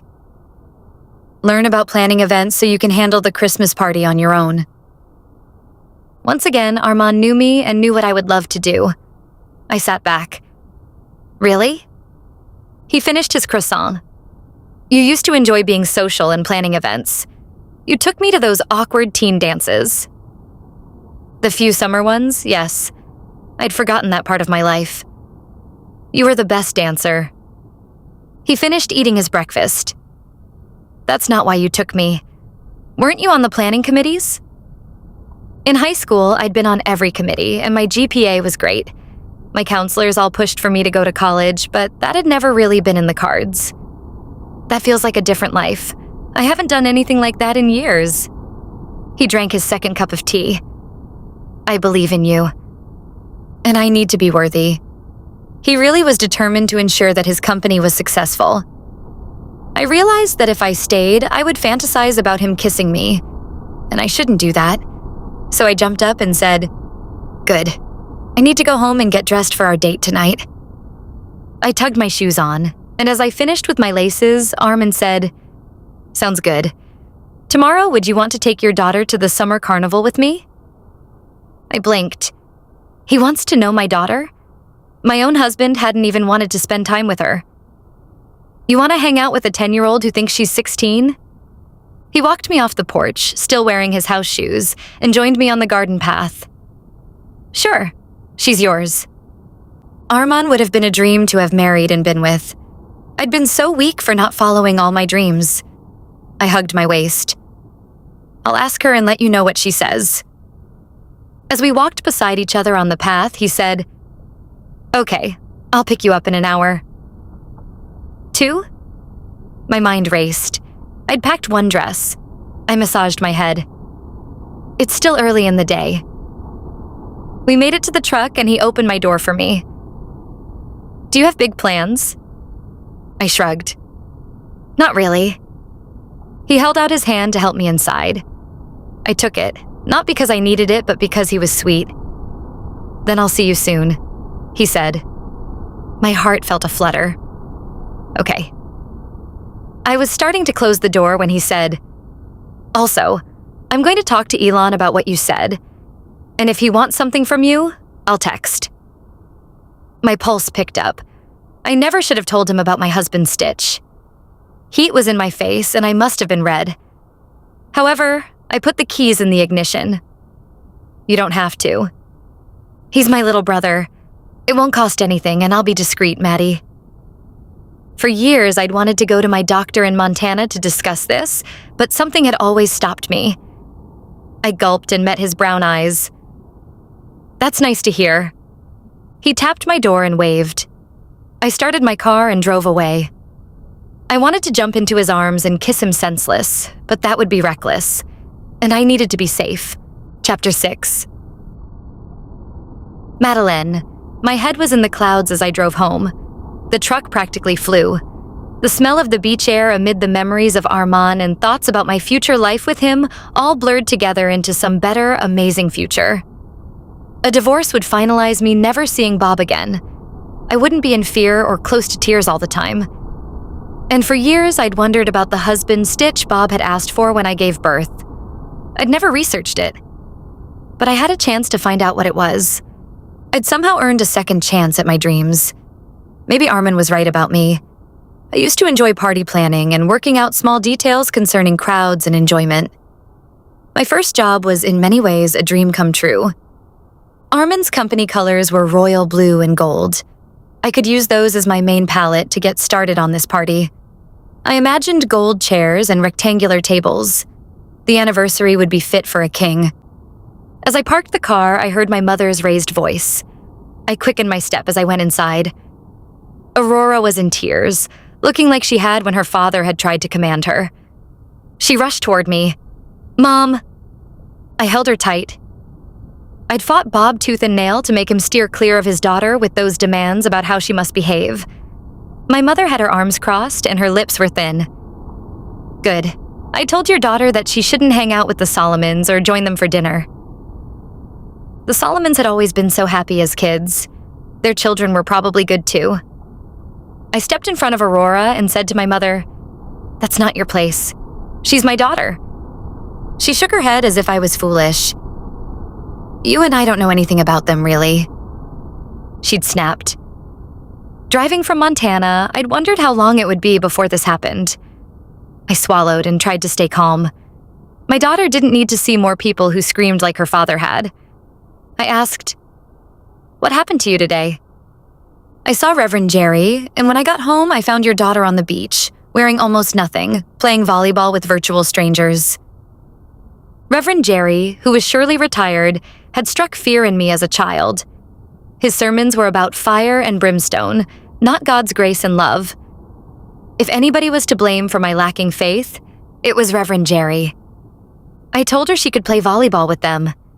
"And you promised to take your bipolar medication and be more open if I came here to you." "I don't know, Madeleine." "I believed you'd changed. Look, we won't be here any longer than we have to, but my car is still broken, so we can't leave yet." I rubbed Aurora's arm and thought about what we would do. I wished my mother would take her medication. But Aurora was priority one. There was no time for a date with Arman. I took out my phone and texted him. "I need to find a place to live for me and my daughter and march down to Henry's to find out the state of my car. I can't come." I texted him the list of what I needed to accomplish. I reread the words, then showed Aurora my phone so she would know the plan, and she nodded. Then my phone beeped, and she read the message as we headed to the door. She stopped and gave me my phone back. Arman had written, "You can stay here. I'm on my way to get you." I blinked. I hadn't expected help.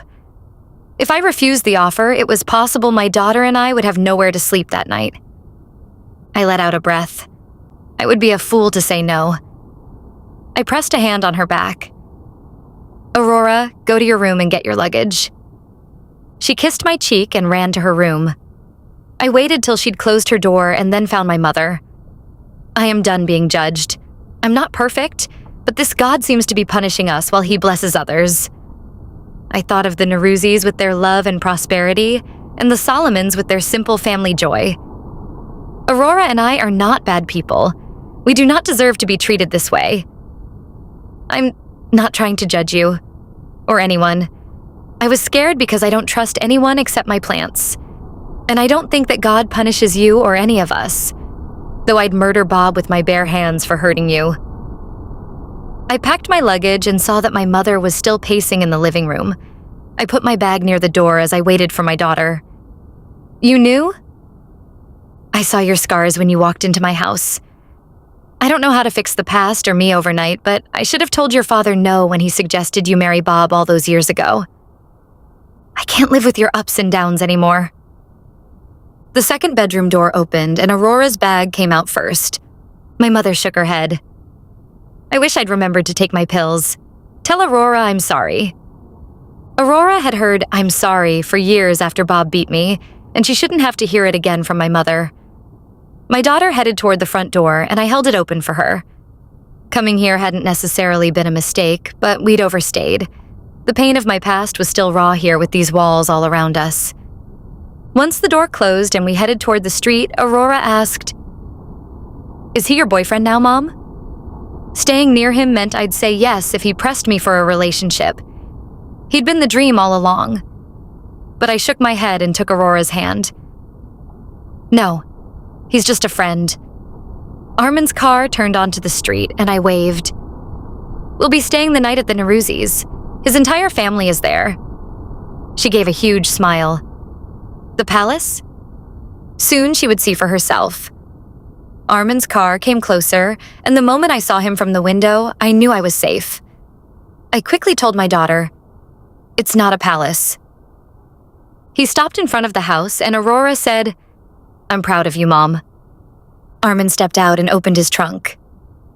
Meeting his smile, I got goosebumps. I asked my daughter, "For what?" We brought our bags to him. Arman stood up and he seemed confused. Aurora said, "For not caving to Grandma." I hugged her. I wish you'd been around when I was younger, but Grandma's not always in control of her actions because she's bipolar. Is she medicated?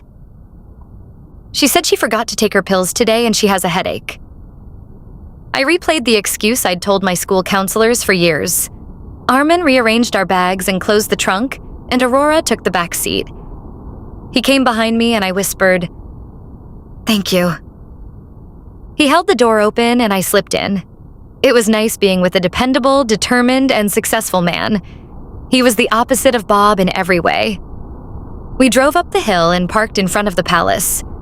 Aurora and I let ourselves out, and she went to Arman and gripped his arm. "You're nice to us. Thanks for taking care of my mom." He grabbed our bags from the trunk. "Happy to help. My mother's happy to meet you, Aurora." We went up the driveway and she glanced up. "Is your house as beautiful as they say?" He opened the doors and left our bags to the side. "Judge for yourself." Arman's mother hugged Aurora and took her hand to give her a tour. We followed behind. "Thanks, Arman," I said. He placed his hand on my back and a thrill rushed through my veins. "Happy to help. We can drive into the city together at the end of the week." "Right. Work. We were friends only, even if I ached for more." I nodded. "Sounds like a plan."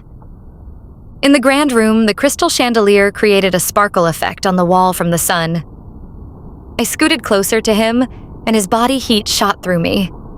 He held me tighter and said, "I should remind you that all my siblings are here." That meant we wouldn't be alone much. I glanced at his profile and my lips tingled for a kiss, so I turned my head toward my daughter and Arman's mother, who were directing us into the dining hall. "Roxanne, thanks for putting us both up."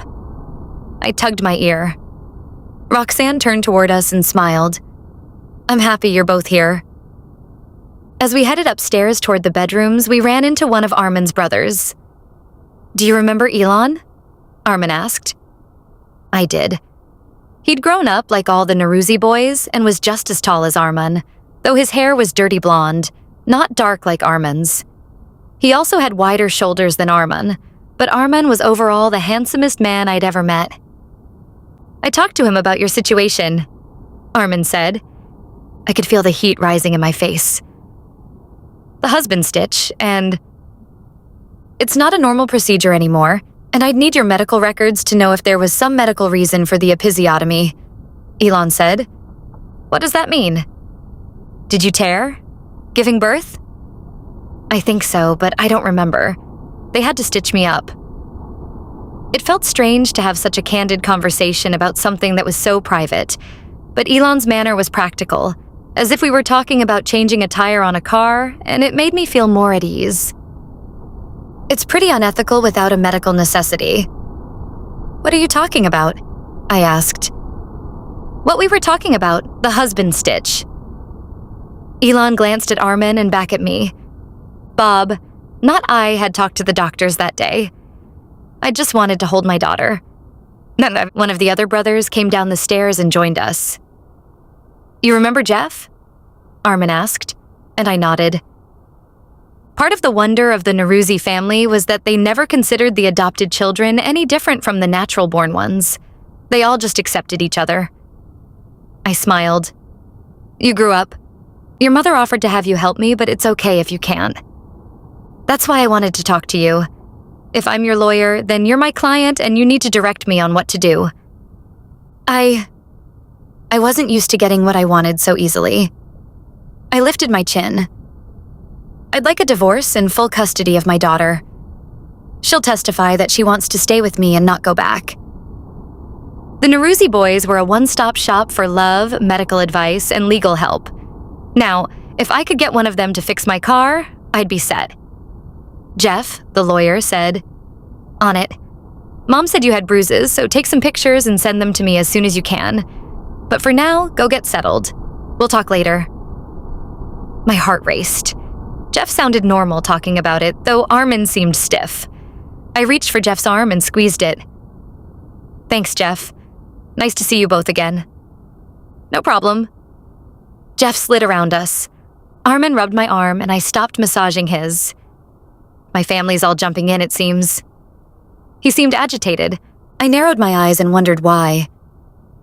Then his mother opened a door and told Aurora, "This is your room."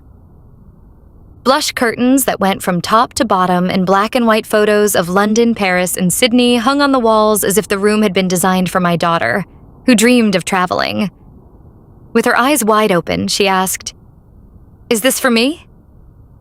Roxanne held her shoulders and spun her around to face the view of the ocean. "Do you like?"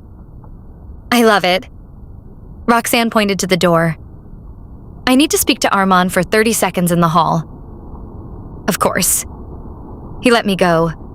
Once the door was closed, Aurora said, "Our old house was smaller than this room. Can I play volleyball with the Solomons tomorrow?" I hugged her. "Absolutely. It's okay to talk to anyone who you think is a good person." My heart told me I'd been lying to it for years about people being dangerous. The door opened and Arman said, "We overheard you. I wanted to add that you can invite them to our private beach and use our court, right there if you want." She brightened. "I'm texting them now." Damn, I was drawn to him even more. I wanted to hug him, but I held back. "Does your mother still have that library?" Aurora's gaze narrowed. "Library?" Roxanne waved for us to follow her. "Come, Aurora." We climbed the corner stairs to another level and then headed into a huge room. My daughter held her breath. Roxanne flipped on the lights. Books were everywhere and there were ladders. "Feel free to read anything you want in here." Aurora gazed at the books stacked near the vaulted ceilings. "I'm never leaving here." "We have more in our New York home." Roxanne's phone rang and she said, "Arman will have to show your mom her room. It's directly across from yours." Aurora reached for a book. "I'll see you later, Mom." Roxanne walked off to take her call. Arman and I backed out of the room and climbed down the stairs. On the bottom step, I got goosebumps. We were alone. I lowered my voice. "You're good with kids, Arman." He directed me downstairs to a room with a beach view. "One day, I want my own." My heart thumped faster. He would be a wonderful dad and husband. "That's great." The next oldest brother, Cyrus, passed us without a word as he rushed out the door. He'd always been a reader, like my daughter. As the engine roared outside, I asked, "What's going on with Cyrus?" Arman and I headed through a door and into the galley kitchen, which a chef would have loved. He entered a dance competition. Seriously? I had a hard time imagining his serious brother dancing. Arman held the door open. He's more stressed about that than about heart surgery. I smelled the salty air as we glanced down the bluff that the house was built on. We walked toward the edge where we stared at the ocean and the opening to the cave we'd been in earlier. I wanted to hold his hand, but I resisted. "Why?" We climbed to the rocks where we could stare straight down a cliff at the ocean. I found a spot to enjoy the view. I wanted to hear more about his family. "I don't know," he said. He took the classes because he wanted a kind of stress relief, and now he's practicing on vacation. I glanced at the ocean, which seemed endless. Hobbies are nice. I wish I'd followed through on a few of my hobbies. He tossed a small rock into the ocean far below us. "There's still time. What's the first thing you want in your life?" For the past few years, I'd learned that I could depend on myself and get by with very little. If I had someone like Arman in my life and heart forever, I would never get used to the stability. I'd lose who I was and disappear like a ship in the night. And I had no answer for his question. I wasn't sure if I had a dream, so I only said, "To get started on work." His nose wrinkled. "Part of me wishes I hadn't offered that to you." My heart froze and I sucked on my bottom lip. I would have nothing if he took his offer away. "Oh no, why?" He placed his hand on mine. "Because I'd like to date you." He was mine and I was his. The spark between us was there, and this was more than I'd felt in years. I took my hand back and hugged my waist. "I'm not ready for that. Being friends is better." He stared out at the ocean. "Fair enough. I'd never pressure you, and you'll be a great party planner for me." My shoulders slumped. I disappointed him. His entire family had raised him well, and I needed to prove my worth. I moved closer to him. I'm on it." "I know you are." The smile on his face made my body ache. I was sure that if we kissed, he would make me feel whole. He'd be the opposite of the cold nothing I'd been living in for a decade. If I hadn't thought he deserved better, I'd have followed through on my instinct to find out. But the truth was, if he pressed, I would give him everything I had. "Madeleine," we headed into the house and Arman got a call from his business partner, Joel. As he took the call, I rushed upstairs. Aurora was involved in a book. I hurried to my room to change for the beach. In my bag was an old pair of shorts. I'd worn them so many times that long ago summer with Arman. I couldn't remember the last time I'd worn shorts since. Bob had said anything that went mid-thigh made me look like a whore, but I'd kept them, telling myself that my memories didn't make me a bad person, though it was probably really a way to remember Arman. It had been hard to imagine that what Bob said was true, as I'd worn shorts every summer of my life, even in my parents' house because of the beach. So I decided to brave the shorts after a decade of avoiding them. Luckily, I still squeezed into them without too much trouble. I glanced in the mirror. My bruises were almost gone, and I glimpsed a glint in my eye that reminded me of my old self, who loved the beach, staring back at me. I lifted my chin and gave a big smile. Arman had always liked me in shorts. I left my room and he waved for me to join him on the patio. I bounced down the stairs, and as I stepped outside, I found that he and his brothers were enjoying afternoon snacks, buffet style. My stomach grumbled, so I grabbed an apple for later and slid into a table across from Arman. He said, "Elon wanted to talk to you. After, let's head to the boat and work before we parasail." I glanced around the patio. Some of his brothers were deep in conversation at another table, but Elon wasn't one of them. Waiters delivered tea to their table and then came over to us. Black tea was the family beverage of choice. See. As we headed to the front door, Elon came down the stairs and snapped his fingers. "Arman, can I talk to Madeleine alone?" He stepped back. "Sure." I reached behind me, took his arm, and lifted my chin. If the husband stitch was why sex was horrible, then he needed to know. It would be easier if we heard it together, so I said, "No. Whatever you found, I want Arman to hear. It's probably bad news with the husband stitch." We walked into the front sitting room and closed the sliding door. As we sat, Elon said, "It's not a recommended procedure." I scratched my neck. "So this was done because Bob asked for it?" He folded his hands in front of him. "I suppose there can be rare reasons for an episiotomy, but I don't see anything in your chart to indicate that. I've delivered hundreds of babies so far, and I've never needed to do one." I massaged the back of my head. Labor had been long. But I tore. He took out his phone and showed me a report with my name on it. Stitches are normal, but not the extra husband stitch. I should have asked questions. Bob clearly had a plan, as he'd been in and out of the hospital room for hours and showed up to speak about stitches. I asked, "So, doctors just listen to husbands?" "No one's ever asked me to do one." He put his phone back and stared at me. "It's a practice from the 1950s. It's supposed to make the vagina extra tight, but women often complain that it makes sex painful after birth. It's not medically necessary, so your birth chart surprised me." I asked, "Can it be removed?" Stitches were usually removed once someone healed, but I'd heard that people died when the stitches made in the stomach for dieting were taken out. He smiled. "Yes, we'd need to make an appointment, but I can have staff arrange for the simple fix whenever you need it." I breathed easier. It wasn't my fault. Tears formed in my eyes. I'd held back screams of pain for years whenever Bob demanded sex. No wonder he'd laughed at me when I'd complained. He'd hurt me, but soon all remnants of him would be erased from my body. Arman stopped the memory with his sexy voice. "Is that what you want, Maddie?" I took his hand and nodded fast as if the offer might disappear. Arman's closeness kept me grounded. I'm relieved. There is nothing wrong with me." He brushed a strand of hair behind my ear. "So, do you want Elon to help fix this?" Steam rose inside of me from his gentle touch and his nearness. I turned away to focus. "Yes, I'll need to set up a payment plan, but Fixing me is important. I can pay, Arman started, but his brother interrupted before I could tell him no. I can schedule using a local OBGYN's office in New York today or next week. Just tell me when you want and I'll fit you in. The sooner the better. Today would be great, I said. If I rid myself of the stitch, it would be like selling my ring at the pawn shop and having the cash to get home. Okay, maybe this is more important. Arman nodded.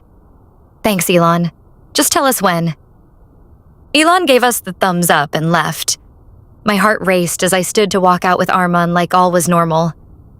Breathing was hard, and it wasn't because of the tightness of my shorts. We walked outside and Arman rubbed my back. How are you? I hugged him. I knew he was being cautious with me, but I needed his touch so I would know I wasn't in a dream. I wasn't a sinner destined for pain. Bob had said that to me when he'd known about the real problem the whole time. I laughed and let Arman go. Happier, thank you. Let's get to work for a few minutes. He directed me to the sailboat. I'd forgotten all our plans. And my job. As we headed down to the docks, I came back down to earth. Honestly, I'm going to enjoy planning your party. I penciled out a general plan and Googled some restaurants near your address. We stepped onto the ship and I showed him my list as we untied the dock lines. He said, I like this restaurant. I wasn't sure we'd have service beyond the bay, so I pulled out my phone. I'll RSVP right now. Sounds good. He handed me his credit card and headed to captain the ship. I trailed behind, speaking to the restaurant and confirming. As I went to his side and checked the lines for the sail, I glanced up at the perfect blue sky. I'd missed this feeling of freedom.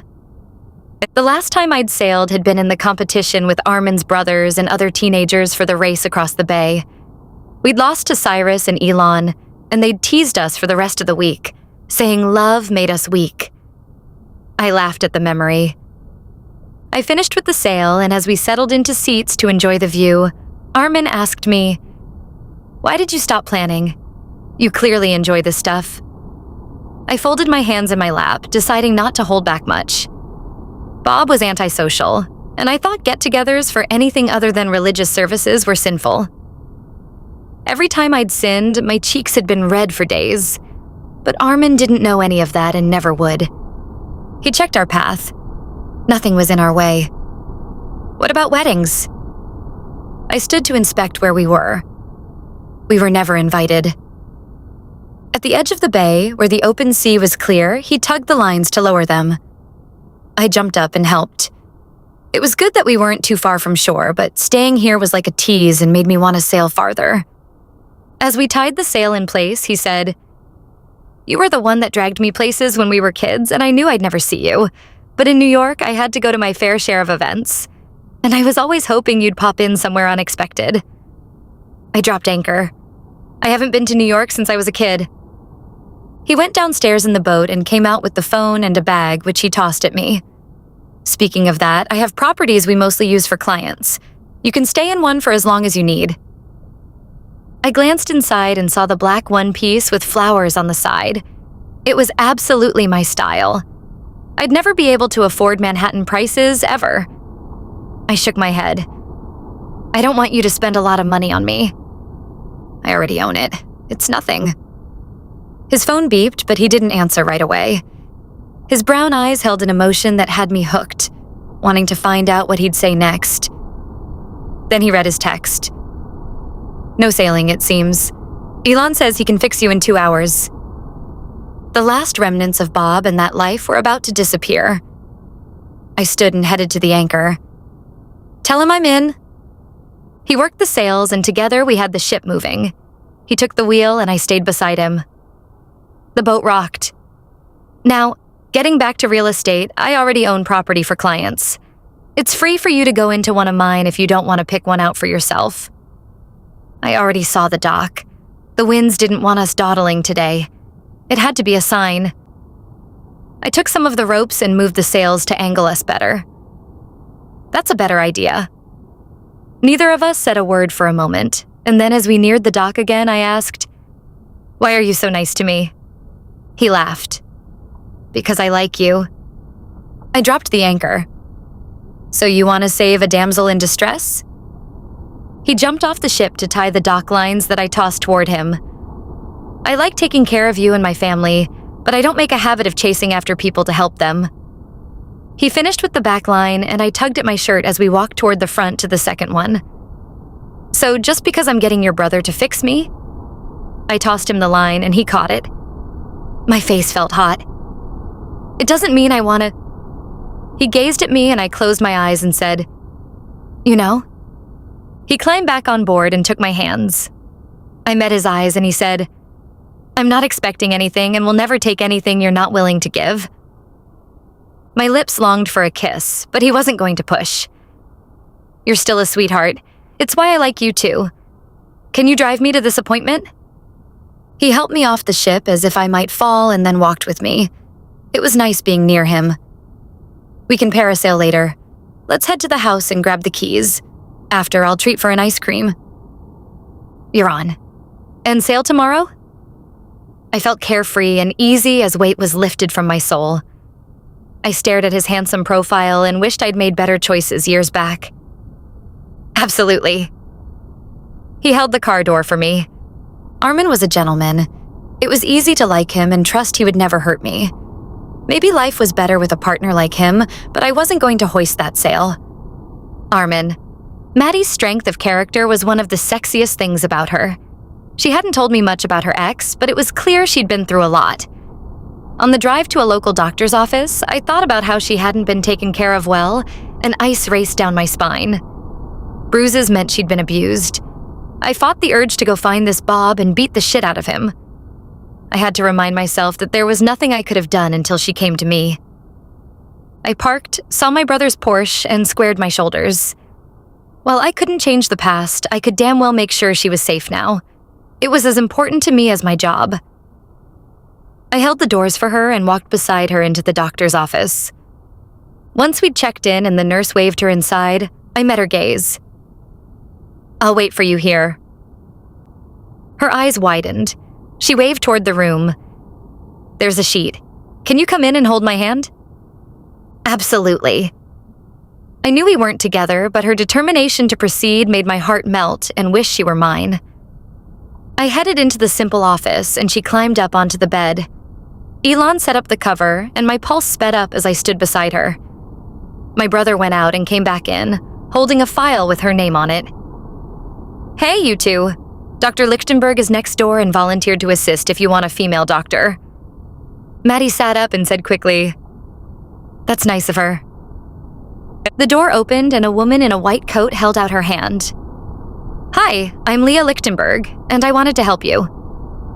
"Sounds good," Madeleine said. She took the file from my brother and read it.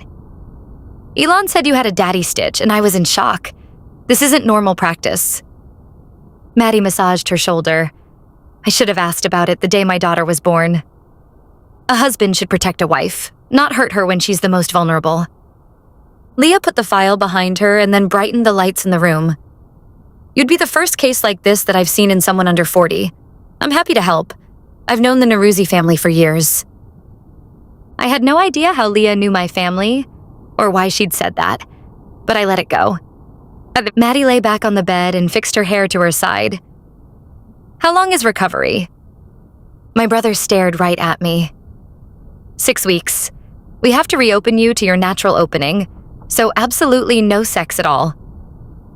Dr. Lichtenberg took over and waved a nurse in. "Okay, we'll need to start with painkillers." A nurse came in with needles. Maddie squeezed her eyes shut and held out her palm. "Hold my hand, Arman." "Absolutely." I immediately did as she asked. For as long as she let me, I would take care of her.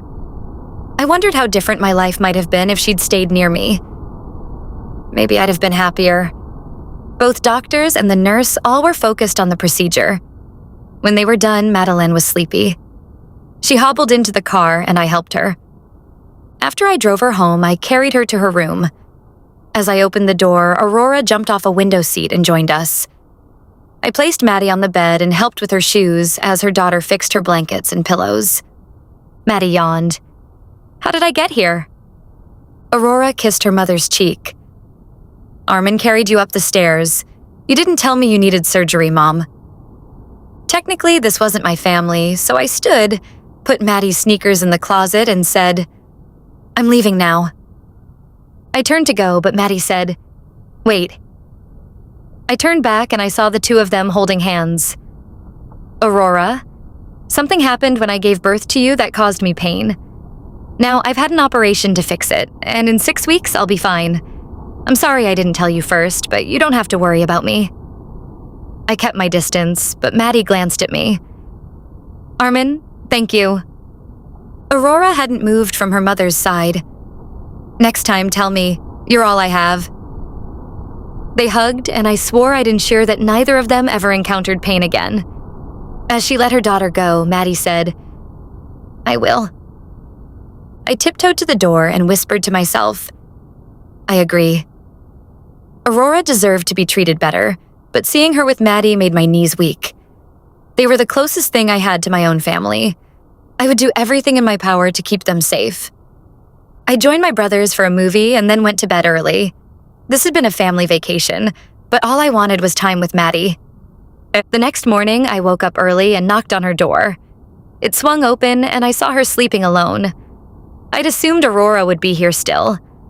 I was about to step back out, but Maddie waved me in. I squared my shoulders and stepped in. How's the patient? Her smiling face had a glow of happiness. Morning, Arman. I'm feeling fine. She sat up in bed as if she hadn't just had surgery. We can cancel sailing and the carnival tonight. She shook her head. No, it's our last night here in town. Tomorrow we'll move to New York with you, and I'm happy to get out of bed. That was true. Normal life would start the next day. I would find out then exactly how well we worked together in my regular life. No helping me with the anchor then. I won't let you hurt yourself. I want to go fast today. And I wanted her safe. I saluted. Whatever you want, as long as you're healthy. Aurora came into the room, which was my cue to leave. She said, Mom, you're up. I left to get my breakfast. You need to rest today. I'm fine. I just told Arman not to cancel anything. Maddie pressed her hand on my shoulder to keep me close. We're all going out later. I nodded at her, but then Aurora met my gaze and said, I'm going to finish my book, but keep her safe, Arman. I'm counting on you. Truer words were never said. I said, I'll guard her with my life. As I headed out, Aurora walked me to the door. And thanks for taking care of her yesterday. We've probably needed you around for years. The past was the past, but from now on, the two of them were important to me. I'd be there for both of them. Verses. Chapter 7. Madeleine. I tossed on a sundress that had appeared in my closet, though I wasn't sure who'd given it to me. Arman's mom was always so nice to me, so I didn't question her gifts. When I twirled, I was quite sure I would look good to Arman. I'd caught him staring at my legs. That day, I felt weak, but steady. I was moving on from my past. Hopefully, Jeff could fix my divorce fast. This time, there was no way I would let Arman out of my life. Leaving him before was the biggest mistake I'd ever made. The only saving grace of my past choices was Aurora, who'd been my mother hen back in Montana. The night before, she'd mentioned that sailing wasn't her thing, and that she enjoyed Arman Nourouzi's tea and company. Arman and I hoisted off without me doing much of anything except enjoying the water and the ride. As we made it to the edge of the bay, his phone rang. He let me steer as he took the call, rubbing between his eyes. When he finished his call, I asked, "What's wrong?" He tucked his phone in his pocket. A potential collaborator objects to us having few women-centered games. Gaming wasn't something I knew a lot about. Is that a lack? And why would that be an issue? If she says no, how are you ever going to get more women designers anyhow? I don't know, but I do need more women-centered games. He shrugged. And her ideas were right on the money. She's creative and her game insight is respected. I squeezed his hand and the sparks rushed through me. Set up an appointment in person and say just that to her face. We both know you're persuasive. I traced his stubbly chin with that adorable afternoon shadow and let him go. He stood taller. Glad you think so, and thanks for talking sense into me. I winked and handed him the wheel. That's one of the perks of the new job, it seems. He shook his head and kept me driving. Only you would see steering me as a perk. He was easy to work for. I laughed. You were definitely hiring the wrong people then. He placed his hand on my shoulder. The tingles in my skin spiked when he said, "Until you." The wind blew my hair, and I tapped his shoulder. Less flirting. Catch that wind. He took over, and I sat down. If I hadn't been more tender than normal, I'd have helped so he could maneuver the sails. I held onto my seat as he said, "Anything for you?" A rope needed to be tied. I pointed. "I can stay seated." He grabbed it and fixed the ship so we would fly. "I won't risk your daughter's wrath." The boat jolted as it gained speed. With the wind and droplets of water hitting my face, my smile grew wider. She is stubborn with her opinions. Did she get that from her dad? I don't know. I always tried to shield her from Bob when he was at his worst. My smile faded as I thought about what my daughter had seen in her short 10 years. Kids see what's going on, no matter how much we wish they didn't. Hold on to your seat. I pressed my lips together and wished I wasn't holding back. I hadn't meant to bring up my ex, but the words slipped out. We went faster and faster, and I let out a long-held scream. It felt liberating to break through the water. It was so much fun. I felt alive. As the wind left us and we slowed, I rocked and met his brown eyes. That was amazing. He came to my side and squeezed my hands. We were like kids again. The day at the race when we'd worked together, we hadn't won, but he'd told me he loved me. I longed to hear those words from him now. But we weren't kids anymore. I shook off the memory as we sailed back to shore. Not helping him felt wrong, but the situation was temporary. After we docked, he helped me off as if I was frail. His strong hand on mine made me feel more powerful, but I kept that to myself. On our way back in the house, he said, "Let's get your girl to the carnival so she can enjoy herself too." Sounds good. As we walked up the hill, he said, "Happy to help." I put my hands in my back pockets. Why? I felt a little lightheaded. I ignored it and reminded myself that I'd be fine. He smiled and placed his hand on my back as if he would catch me if I fell. I wouldn't, but his nearness was nice. Because you make my life better just from being here. Warmness grew in my heart. He came closer and my lips tingled as if we were about to kiss. This wasn't good. I shook my head as he opened the door. "Let's talk about the velvet chairs I'm wanting to rent for your party." He waited for me to pass through. "You're the professional. I trust you." I wasn't ready for more, even if every cell in my body wanted him. I'm not. Party planning is just taking me back to a passion. He smiled like he was proud of me. "Well, if you want to get a degree, I can—" "You're doing enough," I interrupted before he offered to pay for something else in my life. He rubbed the back of his neck and his face reddened as we headed to the stairs. "Maybe it's a bad time to have you go into your room." My heart pounded with adrenaline as I rushed to the stairs. "What? Why?" As I pushed open my room door, I saw the closet open and dresses, shirts, and pants hung up. I turned toward Arman, who stood in the doorway. "What's this?" He held out his hands.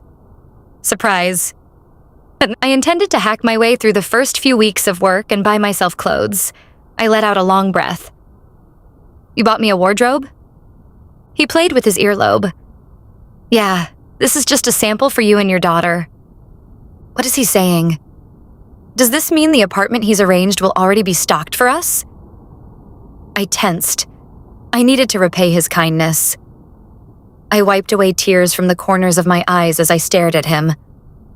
"Why did you do this?" He shrugged and came toward me. My bed was behind me. Heat rushed into my veins as he said, "You'll be in Manhattan tomorrow, and you'll represent my company. I need you looking sophisticated."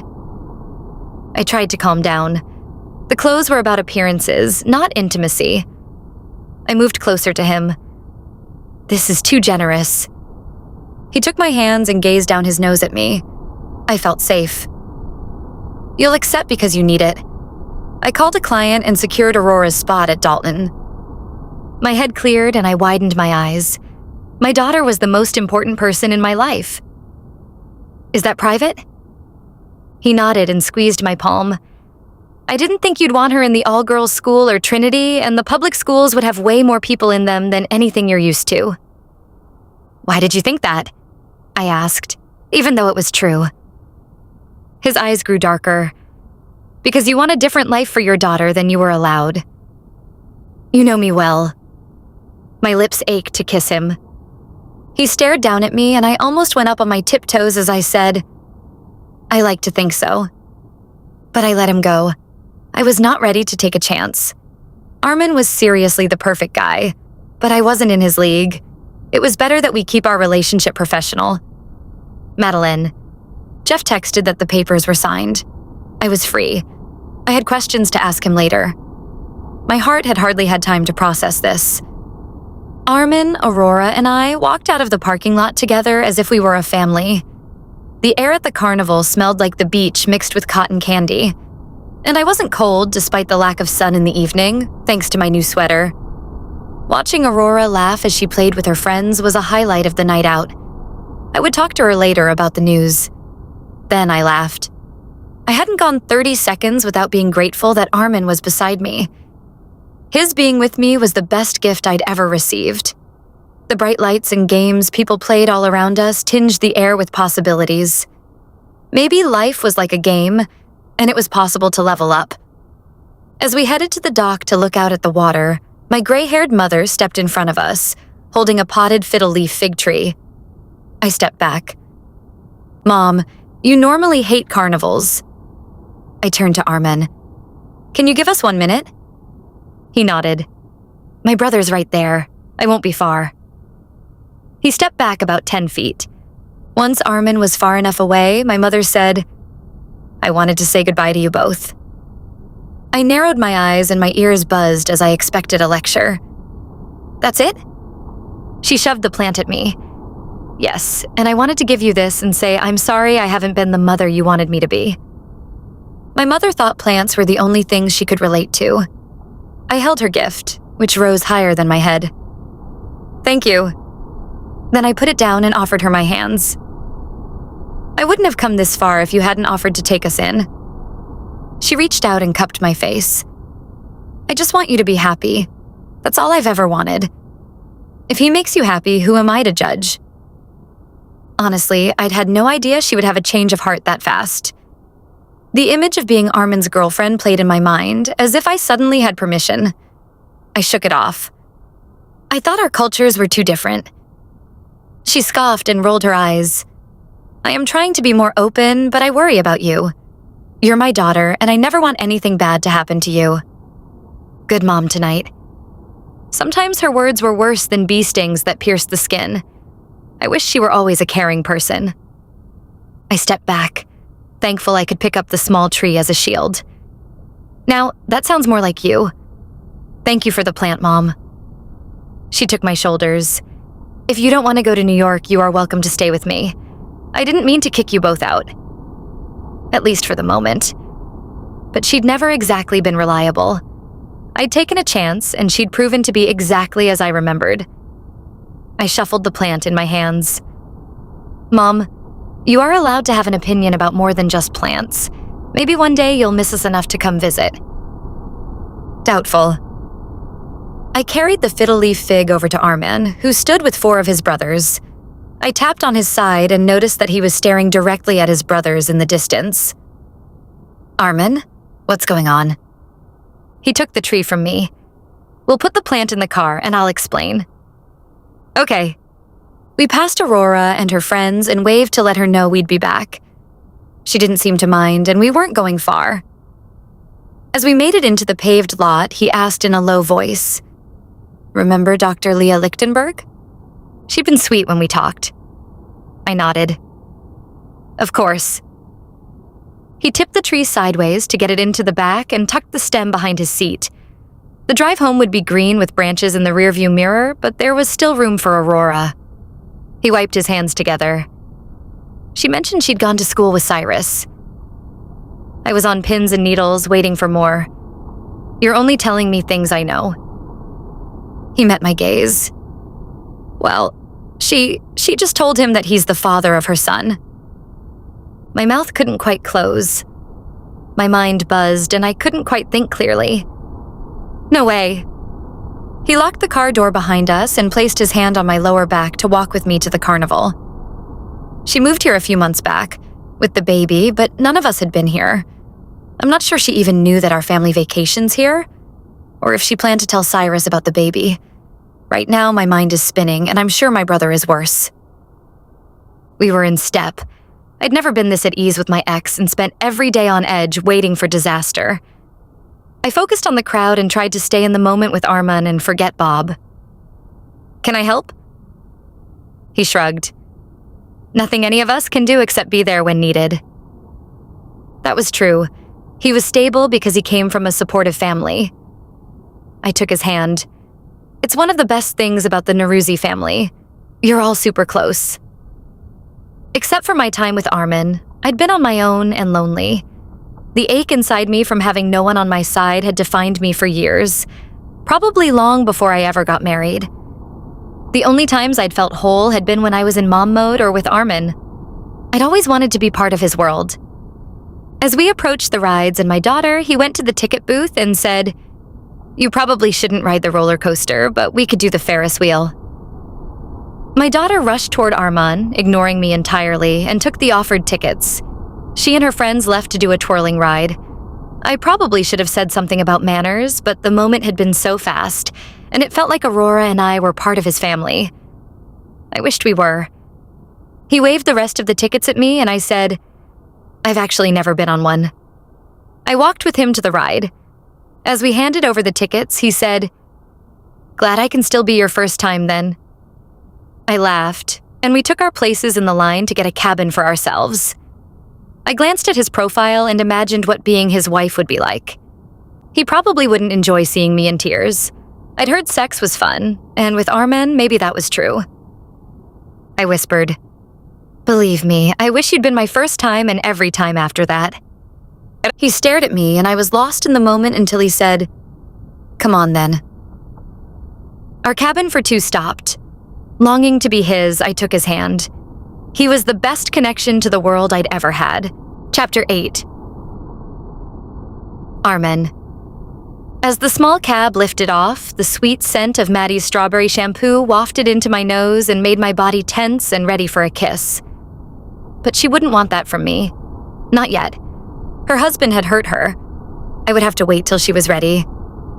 So I stared up at the moon that we were climbing toward and relaxed my shoulders. She tapped my shoulder and I gazed down at her. I ached to have our lips meet, but I ignored the feeling as she asked, "When's the last time you went on a Ferris wheel?" "One like this? Years ago." I shrugged. "Must have been the London Eye when I went for a meeting 2 years ago." She held on to the rack. "I bet that was different from this." I laughed as we continued to soar. Smoother ride, enclosed, and with room to snooze and drink. She slipped her arm in mine. "I've had more wine with you than I had in years." We started the descent and I said, "Do you not like to drink?" She bobbed her head and then whispered like it was a secret, "I have always wondered what being a little drunk and giggly feels like." I laughed. No one was as innocent as she was. I playfully bumped into her shoulder. "When you're recovered from surgery, we'll make a night of it in New York then." "Sounds good." She gazed up at me. The world stopped. I wanted to tell her she still had a sparkle that mesmerized me. No one else had even come close. We completed our revolution and the cab bumped to a halt. The attendant opened our gate and I followed Maddie out. She looped her arm through mine and my body felt electrified. She had such a strong effect on me that my mind was swirling. Should I tell her how I feel? She wasn't ready. I closed my mouth to keep it from crossing a line. We headed back to find her daughter and her friends, who were riding the bumper cars. We stopped to watch from the side, near the popcorn stand and the whack-a-mole game. An older man with gray hair walked over to us, staring right at Maddie. It took me a second to remember that he was the former pastor of a local church. He didn't blink. "Madeleine?" She jolted and stood straighter. "Reverend Jerry, I didn't expect to talk to you." He stayed back, but I could feel that she was on edge as he said, "Your mother always has beautiful plants for sale, but she sold out fast. How have you been?" Maddie let me go and lifted her chin. "I'm a work in progress." "So is your mother, it seems." Jerry quietly added, "You must miss your father." Her shoulders sharpened.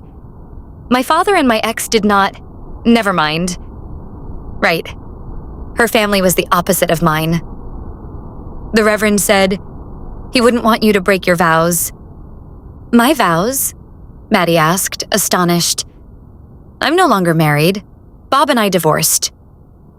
"You took a vow in front of God. Man's evil courts cannot remove that vow. In God's eyes, you are a married woman. You are a fornicator." I stepped in front of her. There was no way she'd get bullied in front of me. "Reverend, I'm sure you misunderstand. Maddie and I are old friends.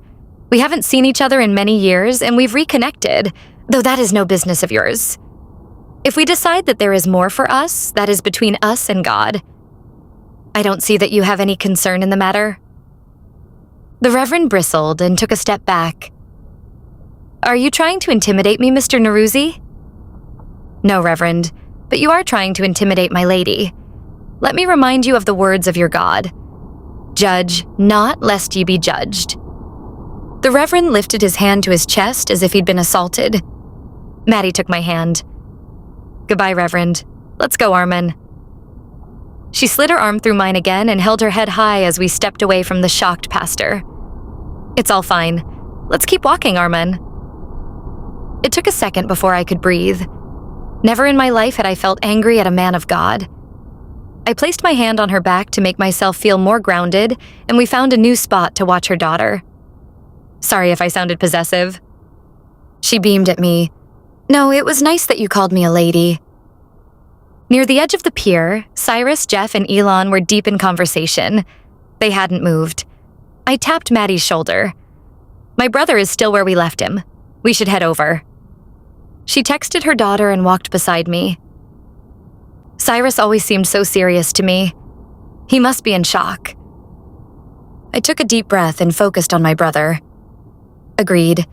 He'd planned out everything in his life and tracked his schedule with organizational skills I'll never have. She took my hand again and squeezed. He was determined to outshine you as a kid. Maybe there was truth to her words. I'd never had to vie for attention the way my brother felt he had to. I was always fine on my own and more worried that my parents would find out whatever I did than not notice me. I said, "He's a heart doctor because that's as specialized as you can get. First, the dancing, which is totally out of character, and now this. I don't know how he's going to cope. He's a Taurus and hates change even when it's good for him." She glanced back at her daughter, who was laughing and having a great time with her friends as they walked to the tilt-a-whirl. "Well, neither of us put stock in astrology, but I know what it's like to raise a girl in less than ideal conditions. Leah seemed put together and smart like him. I'm sure they'll work it out. Thanks for being here with me." I went to rejoin my brothers. I had no idea how to help. I'd do anything to protect them, just as I had with Maddie and her daughter. I kept what was mine. Arman. My last night at the beach, I'd wanted to spend every second with Maddie. However, my brother's confusion was palpable, and helping family was in my DNA. Maddie stayed at my side as we turned away from the pier to join my brothers.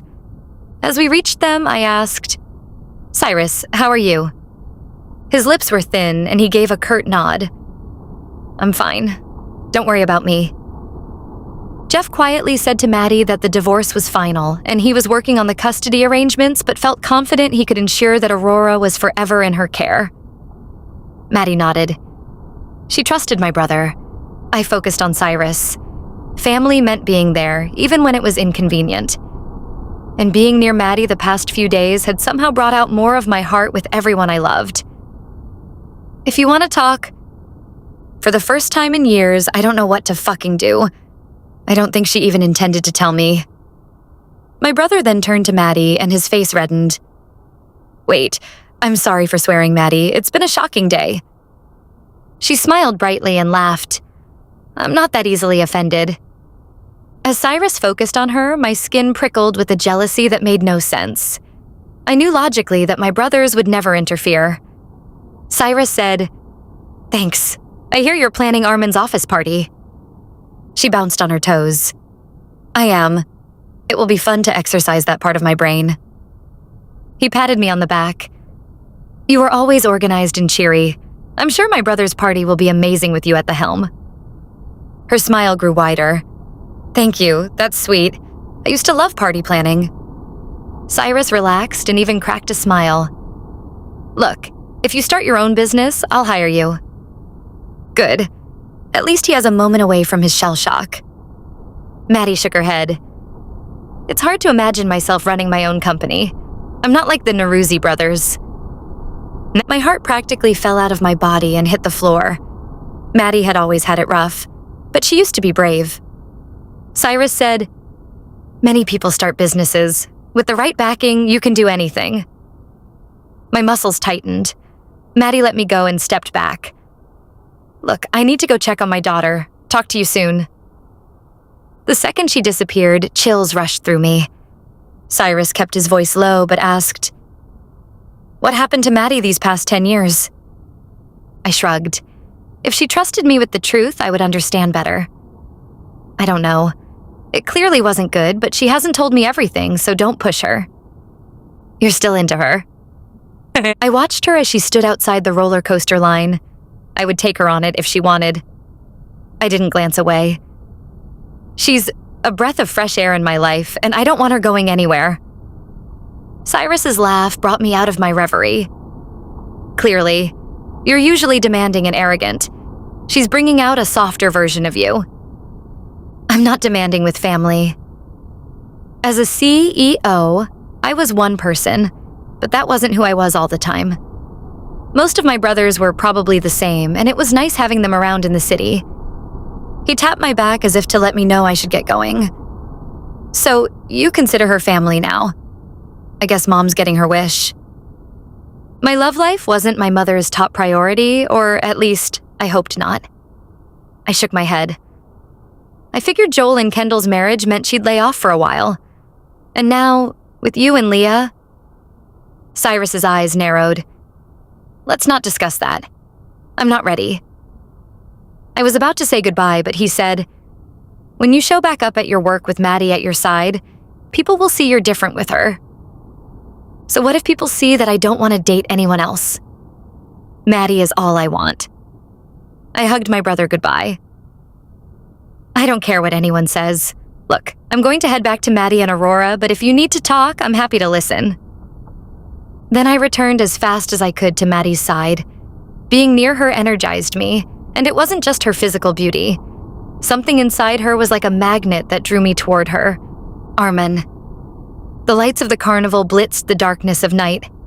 I grabbed tickets from a barker for one more ride and handed them to Aurora and her friends. They took off for their last ride, and Maddie didn't say a word. I returned to her side and offered my arm as I showed her the tickets I'd saved for us. Let's go. She glanced up at the roller coaster. I've never been on one.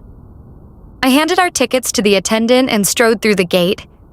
As I'd bought VIP, we headed toward the cart. I let her scoot in first. Stick with me, and soon you'll never say anything like that again. Sounds dangerous, she said with a glint in her eyes. The attendant checked our seatbelts and left. Then I said, Is that how you think of me? Dangerous? The engine revved and she gripped her seat handles. No, the opposite.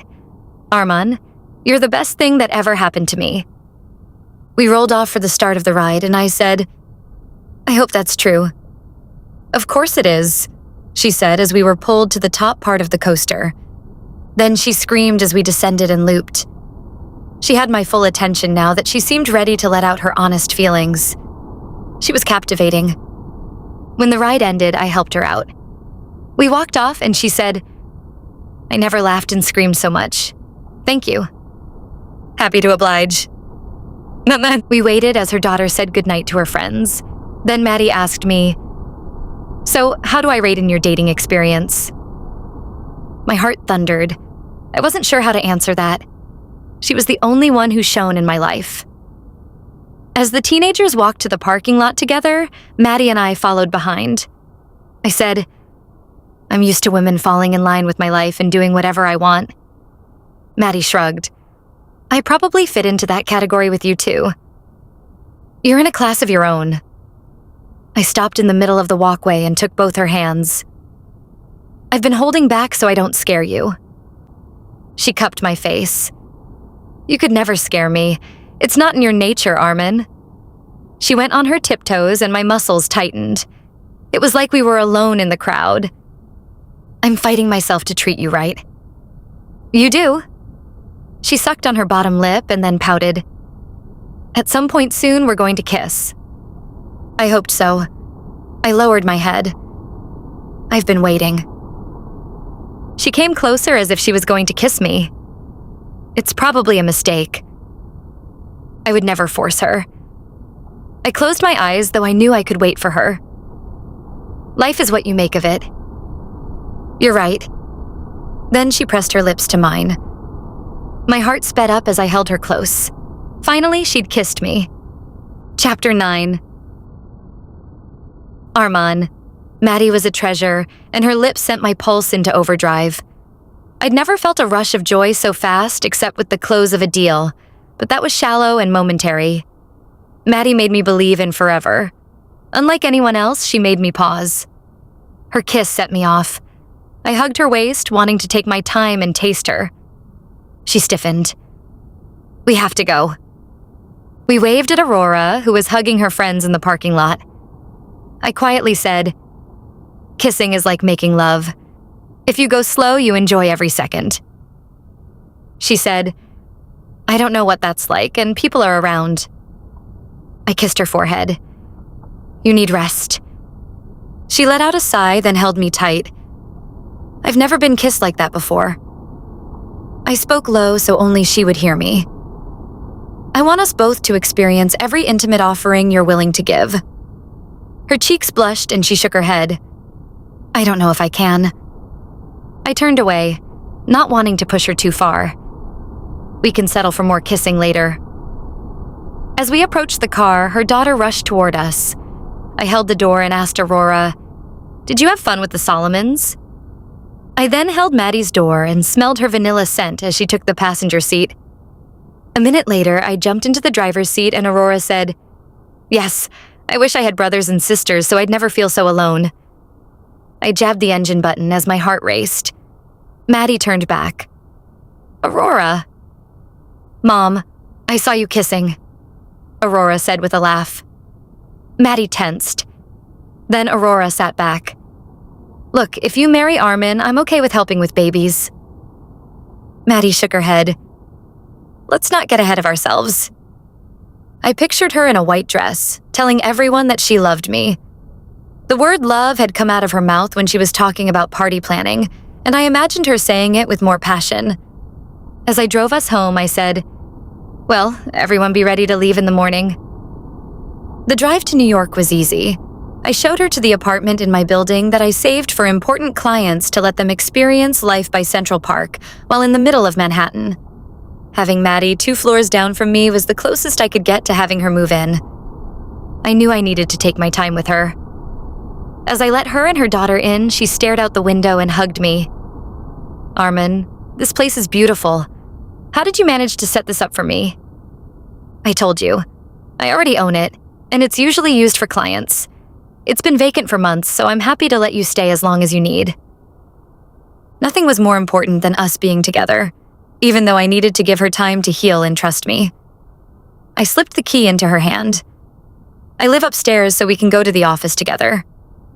She sighed. "Thank you." As I let myself out, I knew she was with the most important person in my life. 6 weeks later, I checked my tuxedo and headed into the restaurant. With blue velvet chairs and long tables, it looked nothing like the way it normally did. It was decorated like an elegant party at a French castle, as if we were in Europe and not the heart of New York. Maddie had done well. Clients and employees were in awe, taking selfies of themselves in nooks designed for photography and sipping champagne or other drinks. After speeches, I finally saw the one woman who made me happy. She clapped as I stepped off the stage, and the entire party became background noise as I made my way toward her. She sipped a champagne and wore a sparkling blue dress. I kissed her cheek, wishing I could do more. "This party is going great. Thank you." She beamed. "You've made it easy to focus on working these last 6 weeks. I'm happy you like my choices." I needed to touch her. I brushed against her back as the party continued to pass us and whispered, "I always like your choices." She looked up at me and rest of the world disappeared. I've been counting the days. Time had flown. My skin grew goosebumps as I took her hand.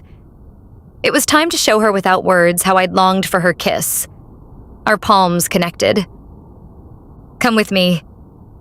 I walked her to the coat check and closed the door. This was the only place we could have a moment alone. Without thinking more, I lowered my head and claimed her lips. Her sweet kisses made me feel whole. This was exactly where I belonged. She ran her hands up and down my face and whispered between kisses, "Arman, I never knew anyone else like you." My skin felt a jolt every time she brushed against me. I'd stuck to kissing, but her declaration and her fingers in my hair urged me forward. Without more words, she guided my hand down her body. I swallowed and she reached for my tuxedo tie and undid it. My heart beat faster as she worked on my buttons. She was perfect. I decided to test her and reached up her dress and the outline of her panties. She sighed. "Yes." So I went further and brushed the lips of her nether region. Her reaction sent a shockwave through me. "You like this?" "Yes," she whispered. I teased her and slowly let my fingers go in and out of her passageway. She arched and moaned. The sweet blush on her face grew redder and redder, and her eyes rolled backward. She was beautiful as she peeked. I whispered, "I need to hear you say you want me." Her lips trembled. "I want you, Arman." I sped up. She tensed. "What are you doing?" I had a feeling she'd never been pleasured, so I said, "Relax." She let go and closed her eyes. I played with her, not letting her come off the cliff until she lost herself again. I continued until I was sure she'd orgasmed. I was lucky to see her like this and knew I would do everything in my power to ensure that her life was full of pleasure. Slowly, her eyes refocused and she asked, "What about you?"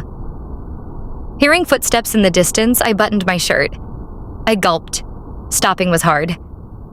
"We have to get going." She glanced down at my hard-on, which was obvious through my pants, and pouted. "I want all of you." "Me too." I kissed her forehead. Despite how painful my cock was, I let her go. "Maddie, you deserve better than a coat closet." She tugged at her dress, her face red. "I don't mind." She deserved to be treated like a princess. I took her hands as I tried to get myself under control. "I do. You've been hurt, and I won't be part of that." I helped her straighten her dress and necklace so that she looked untouched. She was mine, and I needed to see all of her without the threat that someone might want their coat. Her face went white except for the bloom of her cheeks, which were still flushed. She glanced at her watch and released a heavy sigh. "I have to go. I promised the sitter I'd be home by now." "I know, I've got this covered. You did a great job pulling the party together." She flushed again, and I knew that she hadn't received many compliments in her life. I hoped to change that for her. I wasn't sure if denying us our needs was the best choice, but I let her go. "I'll see you soon, where we'll be alone and uninterrupted." She waved at me and ducked out of the room. Alone, I settled my body and fixed my tie. This was my party, and I needed to make sure my guests were happy. Then I would show Maddie that she meant the world to me. Chapter 10. Madeleine. The night before, I'd given Arman carte blanche to do anything he wanted to me. My heart stammered and I cringed at the memory. He'd been wonderful, but I remembered that sex hurt. That was why I used to want it to be fast. When Bob had hit me, we'd been behind closed doors and I'd never felt so lost. Arman was his opposite, and maybe that was why I ached with passion and agony. I massaged my forehead and left my room. Sex with Bob had left me in tears. That was the only fact I knew. I was heading to the coffee maker when Aurora popped her head out of her room, already wearing her uniform. Dad called last night. My heart raced. The custody arrangement wasn't settled, but for a few weeks, I'd put him out of my mind entirely. He did? She passed me and headed to the cereal. It's the first time I've heard from him. Right. This wasn't about me. Though her calmness rocketed through me, I brushed her back to keep her calm in case she was upset. Are you okay? She shrugged as if she wasn't hurt. Yeah, he was surprised I was in Manhattan and asked for you. Adrenaline rocked me. I headed to the coffee.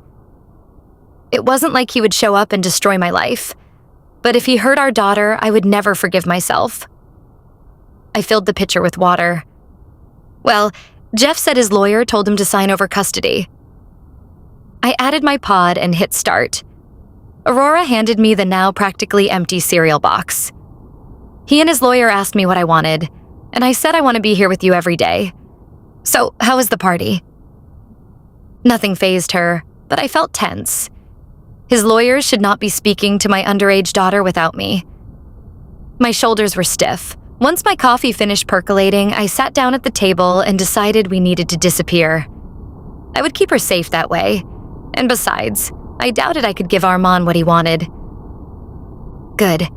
I'm thinking it's time to find another job and stop working for Arman. She stopped eating and tilted her head. Did you two have a fight? I paused. The previous night he'd been wonderful and I'd done nothing but smooth out his work since I arrived. Why do you ask that? He's just my friend and my boss now. She finished her cereal and put her spoon down as if she was the adult. I see the way you look at each other. It's obvious, Mom, that you're into him. And for the record, he's been great. And I didn't correct my teacher the day she thought he was my dad. I wish he was. My heart twisted. I'd pretended for weeks that the dream I'd always wanted in my life had come true. And if Arman was Aurora's father, I'd be thrilled. However, I needed to stop her from having unrealistic expectations. I should probably leave here and protect us both. A knock at the door shook me and I jumped. For a moment, I thought Bob had arrived to burst apart my idyllic life. Or steal my daughter. I stood like a sentinel. Were you expecting anyone? Her face went white. No. This was on me. I'd spend my life protecting her from harm, and I would never stop. I pointed to her room. Stay back. Then I went to the door. If it was trouble, I'd face it without her near me, as always. I opened the door. No one was outside, but there was a small gift basket with sweets that included popcorn like we'd had at the carnival. I picked it up and Aurora said, from not far behind me, "It's a gift. You two must have had a fight." My stomach twisted. I picked up the note and read Arman's cursive. After work today, will you join me at MoMA? Perhaps after we could find time alone to finish what we started. Miss you, Arman. My heart leapt. MoMA had a pop art exhibit I'd mentioned to him a week before.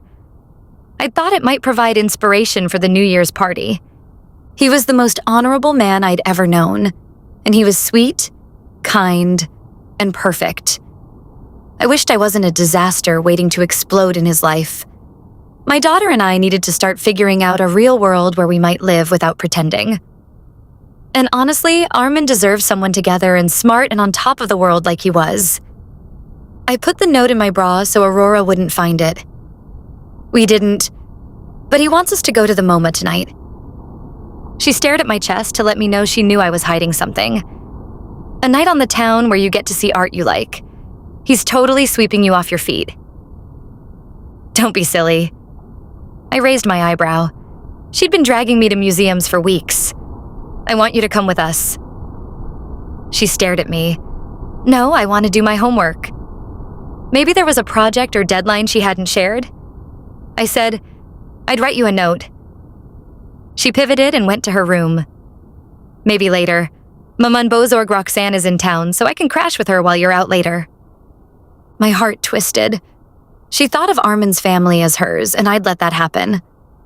Arman would have demands I wouldn't be able to meet, and he'd be disappointed, which would end up destroying our fantasy world. And I had a daughter to consider. It was time to stop this. I needed to tell Arman first, and then I'd deal with Aurora's heartbreak. "You're very demanding these days." She kissed my cheek. "You can be too." After I dressed, I found my daughter with her backpack near the door. We walked to her school, taking in the fresh city air near Central Park. Outside the door of her school, I hugged her. "Well, I might have to disagree with you soon, but for now, I have to go to work. Have fun at school." She rushed inside, thrilled with her life. I kept putting one foot in front of the other, though I half wondered if I should run in the other direction. I didn't want to uproot Aurora, and I needed to face Arman again. Then I took out my phone and typed, "Arman, we need to talk." I almost put it in my pocket when it beeped. His answer read, "Come to my office. I'm at work already." I swallowed. I would have to say goodbye to him face to face. I quickly wrote, "Be there soon." I kept my head up. I had to see him and tell him that was time to go. Madeleine. A few minutes later, the elevator doors opened.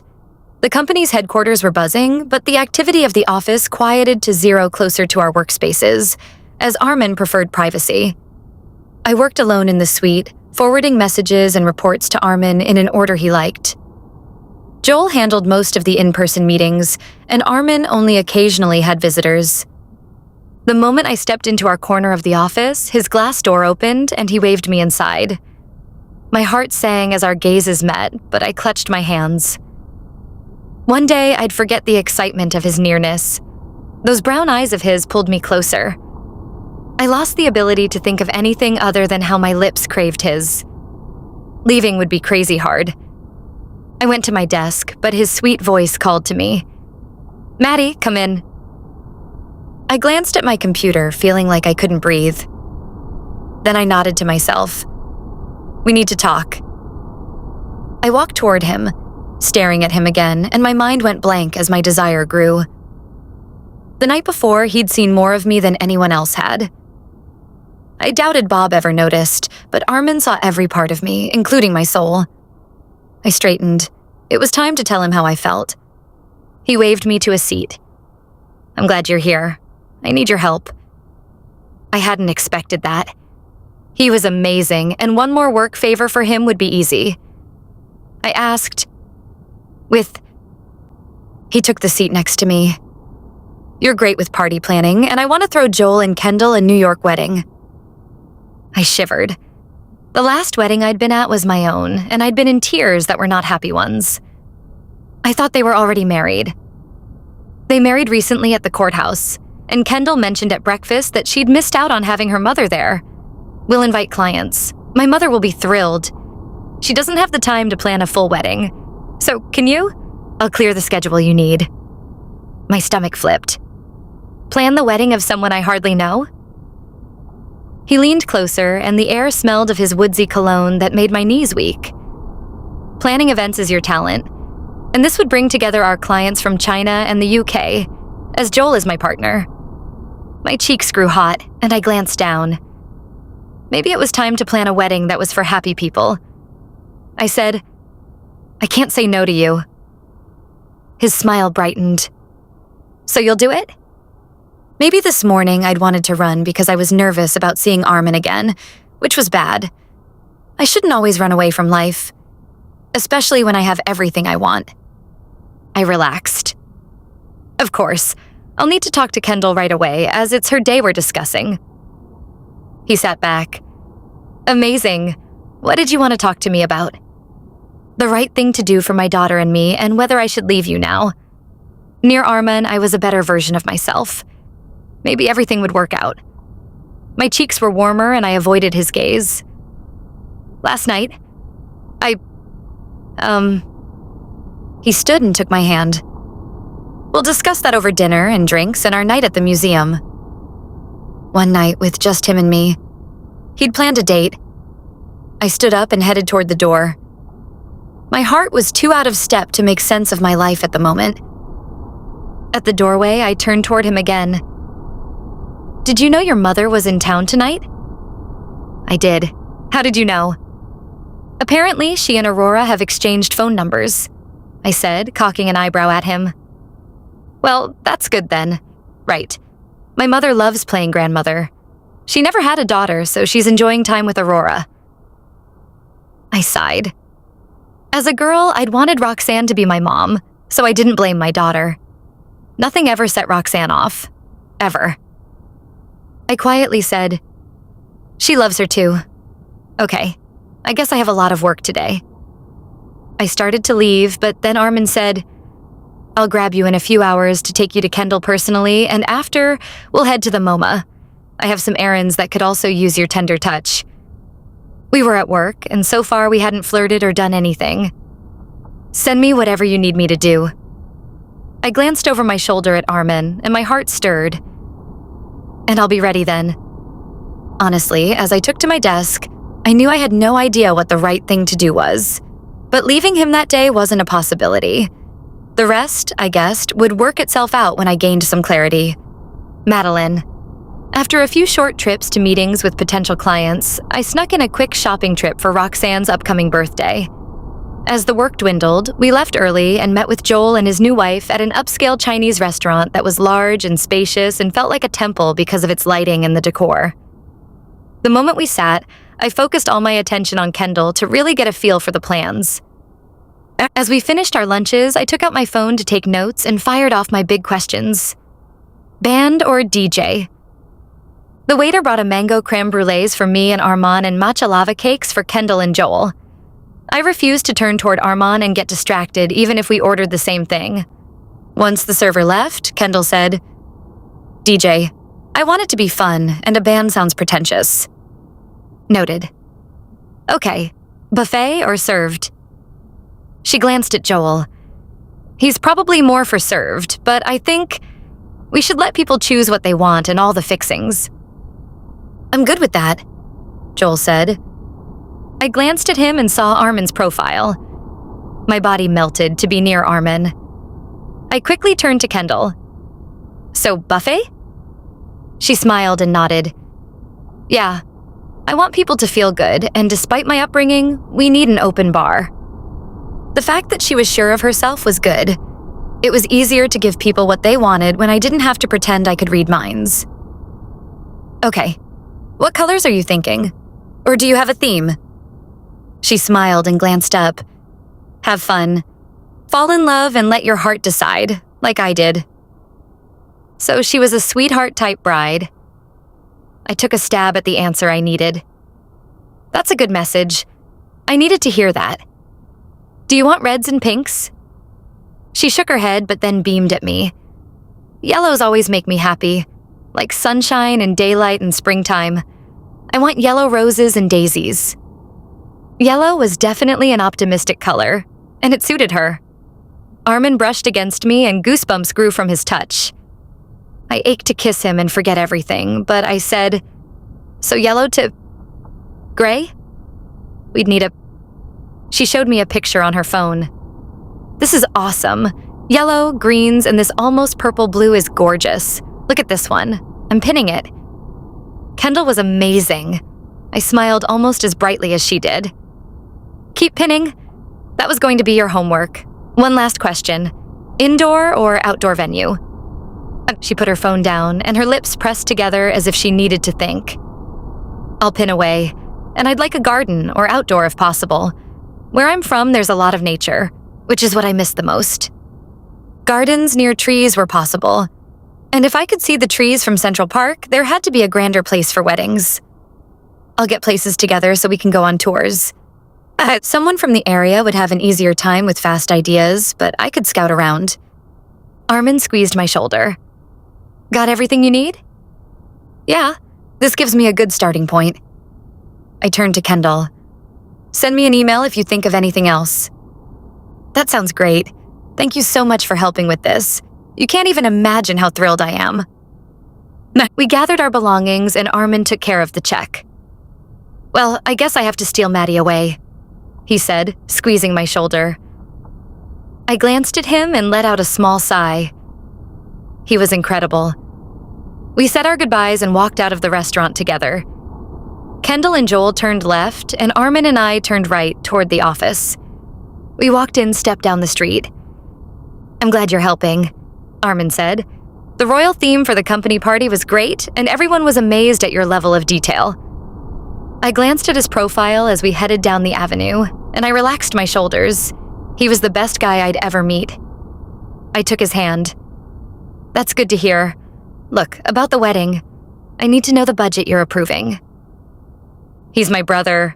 I don't have a limit. The last wedding I went to cost the father like $200,000. He squeezed my palm. Whatever they want is fine. So, do you want to go grab a drink? I rolled my eyes and made a funny face. Technically, you don't grab drinks unless you want to spill a glass. He laughed at my horrible attempt at a joke. There's the Maddie I remember. We crossed the street together. As we made it to the entrance of Central Park, Cyrus waved and walked toward us. I let go of Arman's hand. Looks like your brother is looking for you. Arman hugged his brother and gave him a shoulder slap. Caring without pretense was one of the many traits Arman had that made him perfect. He would be a great father and husband, given how attentive he was toward people he loved. I blinked as that thought hit me out of nowhere. He asked, Cyrus, what's going on? Cyrus said, Too much.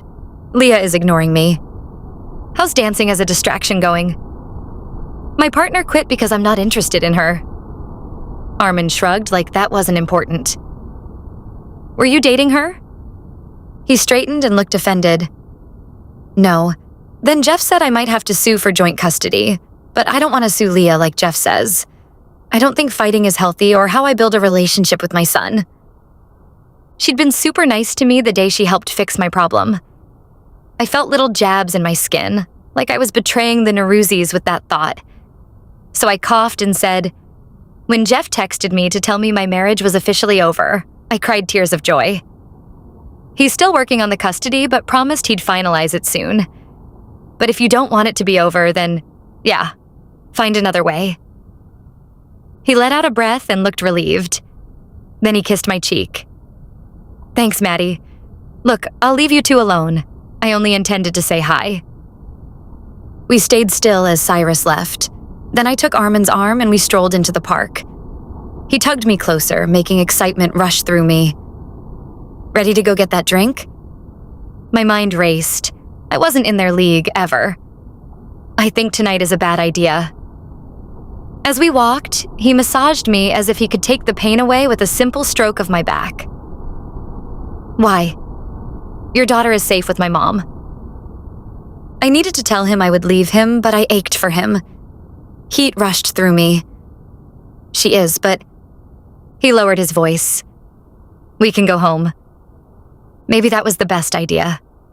I swallowed. Okay, good. We walked through the park. I stared at our feet, which were still in step. Earlier, at dinner, you ignored me, and I had the sense it was intentional. I hugged my waist. He saw through me sometimes. Maybe it was. He let out a small sigh and whispered, I was hurt. I can't ever ignore you. Tears formed in my eyes, and I tugged him closer. I would never hurt him on purpose. It's just that I can't control myself near you, and I get scared. His lips curved upward. That's good to hear. It's the same for me, and I hope you trust me now. He stopped and wrapped his arms around me, and my eyelids fluttered. He bent lower, and my heart leapt as we kissed. The rest of the world disappeared. He took his time with me, and I tasted his sweet, delicious creme brulee from earlier. Once he let me go, the world outside roared back to life with people passing us. He led me through the door. Last night, I wanted more, but you deserve to be savored, Maddie. We headed to the elevator, and I curled my fingers with his. Since my daughter's gone, maybe we can try to be together. The door opened and he swept me inside and then held me. I want to be together forever with you when you're ready. Forever never works out. I leaned away from him and pressed the penthouse button. Let's go to your apartment. One day at a time was all I had to offer, even to the man who made my skin tingle with awareness. Arman. A night with Maddie in my bed had been all I'd wanted since I'd run into her again in Virgin Cove. I ushered her through Grand Room, which had long couches and a bar for entertaining. This part of my West End high-rise was for guests, not intimate friends. Thinking the word intimate made my cock harden, but I wouldn't let anything happen until I knew for sure that this was what she wanted. She didn't owe me anything, and her husband's demands in the past had probably worked because he'd made her feel guilty. I refused to be anything like her ex. She needed to show me what she wanted. I held her lower back and directed her past the long wall of glass in the seating area to the kitchen. Then we walked behind my dining area with a chandelier and where guests could see all of Central Park. Nothing was intimate about this space.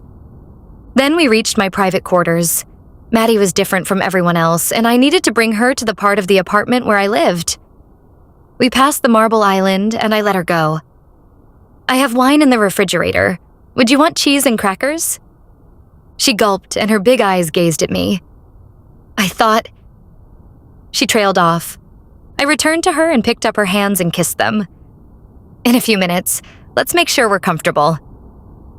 Then I let her go and took the wine out of the fridge and put out a plate of cheese and crackers. She didn't budge. Are you changing your mind about me and tonight? I grabbed the glasses. Relax, Maddie. We have time and you're still tense. She bounced on her feet. As I slid the wine in front of her, she glanced at me. You're right. I am a little scared. Her blush was adorable. I wanted to touch her and taste her, but I held back. I'd never hurt you. I walked beside her to my sitting room, where I often took business calls or relaxed. She took a seat on the couch. I know that. It's why I'm here. I put the cheese plate on the circular glass coffee table. Good. Do you like your wine? She nodded, then sampled the cheese. Her lips smacked, and she took a second piece. As she finished, she sipped her wine.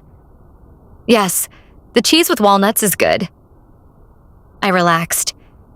It's a simple brie. I'll get a basket sent down for you. She took a gulp of her wine. You don't have to get me everything because I like it. Once again, she misunderstood me. I put my glass down. I like having you here, and seeing you enjoy simple things brings joy to me too. So I'm returning the favor. She laughed. You're kind and sweet. I slid closer to her, but I refused to touch her. Only you bring that out in me, Maddie. She put her glass down. It's hard to see you as anything but sexy and... Then she cupped my face. Perfect. She closed her eyes and kissed me as she whispered, handsome. When our lips met, adrenaline rushed through my veins. I needed her. She was tastier than ice cream on a warm summer day. I just wanted to be sure she wouldn't regret anything we did that night. I swallowed. You're irresistible, Maddie. She stood and tugged at my hands, trying to pull me up. I'm different with you. I held her in my arms and realized she was willing. I'm taking you to the bedroom. She curled her arms around my neck and kissed my cheek as I carried her. She was mine, and it was time I had her. Chapter 11. Madeleine. I stood in his room with the all-white bed and textured walls that would shine during the day in full sunlight and pops of blue with the blue throw, and I knew his mother had decorated it. I'd always wanted half her taste. My old home in Montana had been filled with unwanted furniture from the church giveaway and sheets that itched. I'd complained for years about having a red reaction to them, but Bob hadn't cared. He didn't matter now. The sheets in my new apartment were soft, and all the bumps on my body had faded. Arman closed the door behind him, and my heart sped up. This was it. I was his if he wanted me. As Arman's lips pressed against mine, I melted into him and forgot about the luxury and felt as if we were finally having our chance. He let my lips go, and I lifted my dress and tossed it. I had bulges in belly and thighs, but I was healed from any wounds from my old life. Arman traced my body. "You're gorgeous." Tears came to me as I cupped his face and stared into those beautiful eyes of his. "I'm not a teenager anymore." He laughed and moved in closer to kiss me again. "You're sexier." I rocked back and decided it was time. I reached behind me and dropped my bra on the floor. His smile grew and his gaze made my skin feel warmer. My breasts perked a little, though I covered them with my arm. "You always know how to make me feel good." He reached for my arms and gently moved them as he stared at me. "Trust me." My heart sped up. I wanted to kiss him. "I want to. I already trust you more than I thought possible." He lifted my chin. "Good. I want to make every one of your dreams come true." My eyes fluttered closed. "I want you." Then his lips met mine. He was my everything. I pulled at his shirt and he helped by tossing it off. Then his hand went down and tugged my panties off. "Enjoy." His fingers brushed against my hips and I thought he would touch my intimate parts in a minute. I closed my eyes. "Go slow." He stopped and removed his hand. I opened my eyes. He stared down at me. "Are you okay?" I hugged him and wished I were confident and able to go with the flow. My cheeks heated. I'm feeling too much, and I'm anticipating pain. He pressed his forehead to mine. "We can stop. If we did, I would never know what being with the only man I'd ever wanted would be like." I took his hand lower and guided him to my inner core. "No, I want you. Just be gentle." He touched gently as if he was waiting to see if I would jump. I took a deep breath, my muscles all sweet and needy with anticipation. He said, "Just let yourself go with this." His fingers then entered me and I arched to let him. My body relaxed. Forgetting where we were, I sighed. "Wow." He continued, and soon I saw stars. I had no idea how he knew what to do to set me off like he did. As my mind started to work, I realized he was still wearing his pants, and I reached for the buckle. "What about you? He walked me to the bed and slid out of his pants and boxer briefs. "Should isn't a reason I want from you. We can stop." I lay down on the bed and reached up, tugging him closer for more of his sweet kisses. He kissed me like I was delicious.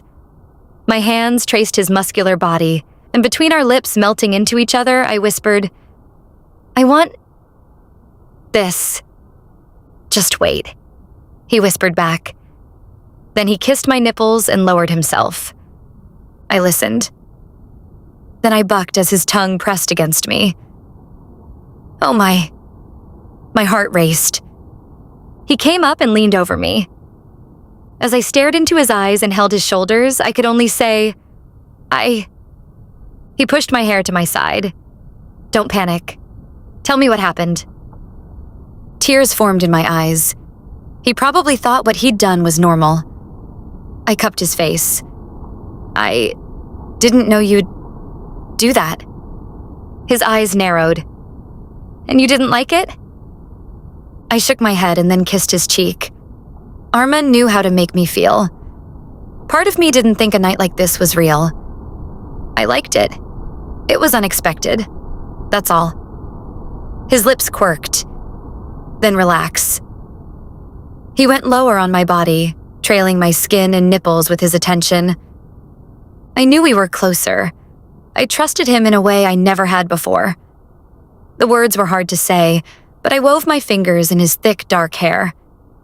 "It's just that you're perfect. Only to you." He used his tongue on my nether regions again. I sighed. My core quivered and I felt wonderful. Then I stopped feeling anything. I was a bundle of nerves that he controlled with a flick. My eyes became blurry and I lost the ability to see. I was lost. My moans sounded distant to my ears and I climaxed. I felt born anew when I could process what had happened to me. My cheeks warmed. Arman kissed me. "Are you ready for me?" Everything else we'd done had been magical. I swallowed. Yes. He pressed his penis closer, but my muscles contracted. He stopped and lay beside me. You're tense again. I think you should be on top. I would be in control. My heart stirred. I climbed on his chiseled body. I reached for his cock, but stopped when he said, "Wait." My eyes widened. What happened? He unwrapped a condom. We'll need this. I had no idea where it had come from. I helped him slip it on. Perfect. I slid him inside me and set the pace. I needed him, and he'd already made my every wish a reality. Chapter 12. Madeleine. The sunshine outside the wall-to-wall windows of the penthouse was not what I normally woke up to. I stretched. I was naked under the sheet. I sat up, wrapping it around me. My mind raced. Arman wasn't in the bedroom. All my life I'd been lectured on how not to be a sinner and how I was horrible at giving satisfaction. With Arman, I was free, but I wasn't sure I'd given pleasure. As I stood, I decided to drop the sheet and the pretense that I had to always temper myself even when no one was here. Standing, I saw a shopping bag with my name on it. I stopped on my way to the bathroom and found new jeans, a shirt, and fresh underwear. He had thought of my needs. I took the bag, cleaned myself, and dressed. My stomach churned as I came out of the bathroom. Hunger wasn't my normal morning feeling, but then the previous night had been new too. I made my way to the shiny white kitchen that was bigger than most apartments in New York and immediately found the one man I adored, who stood fully dressed by his coffee machine, making an espresso with steamed milk. He finished brewing his cup and I closed the space between us. I'd expected to be filled with regret, but I wasn't. "How is it morning already?" I asked. He handed me the cup he'd made and started making another. I noticed the light smell of cinnamon.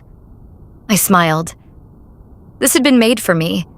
He never put spices in his coffee. He pressed the button for his coffee machine to start with more beans for another fresh cup. "Coffee is made, and my mother took Aurora to her drama club for you." I waited till he'd finished adding milk to be frothed. When he turned toward me, I said, "Thank you. I'm happy she's getting out of her shell, and she's enjoying being in a play." He kissed my cheek and reached for a cup above my head. Good. I was comfortable with him, and I liked being near him even more than I had before. Az took his coffee and we headed to his marble tulip table in the breakfast nook by the window. I said, I was so sure I'd sneak out in the middle of the night. He held my chair for me and then took the seat next to me, setting his untouched drink in front of him. "I'm glad you decided to stay." My smile grew wider. We both sipped our coffee. "Me too." He put his cup down, and I did the same. My pulse grew faster, and I closed my eyes. A minute later, his lips met mine, and steam rushed through me. When the kiss ended, he brushed my cheek. "You're delicious." His phone rang on the kitchen table, and out of habit from working at the office, I jumped and checked it. The number was from Cleveland, which meant this was about the new game acquisition. I handed it to him. "You too, but this is probably important." He took the phone and his oven beeped. I headed to it and took out the fresh croissants. The buttery baked good wasn't what I'd expected. My mouth watered. I put them on top of the oven to let them cool and found the plates. Arman said into his phone, "I can be there by 9. He looked at me and added, "Make that 10. I put my hand on my hip as he hung up. "We're not usually open on Saturday," I said, and my stomach twisted. If he wanted another round, I would have to focus entirely on him and not lose control. My hands were tense. "Did you make these yourself?" He placed them on a plate. "We're not open officially, but the game I want to include in our platform was created by a couple of high school kids, and their parents work on weekdays. And no, the chef I hired to deliver my meals dropped off a batch. I heated them." We returned to the table and I said, that deal is complicated." He put a plate in front of me and I tried one of the croissants. "These are delicious." "Agreed," he said. I gathered the plates. As I put them in the sink, he held my sides. "Come into the office with me for a few hours." My heart beat faster. The night before, I'd lost the ability to think, but outside, on the street, holding his hand would be easy. I took a deep breath. Hopefully, I would figure out how to focus on him too. Or in the end, he'd be tired of me, just like Bob had been. My hands trembled. "Why?" He hugged my waist. "You can schedule wedding stuff, and if I need your help, you'll be at arm's reach. Then when we're done, we can do something fun together." He made work sound like a date. I turned and faced him. He had such faith in me that I wasn't sure how to respond. "No one at work knows about us."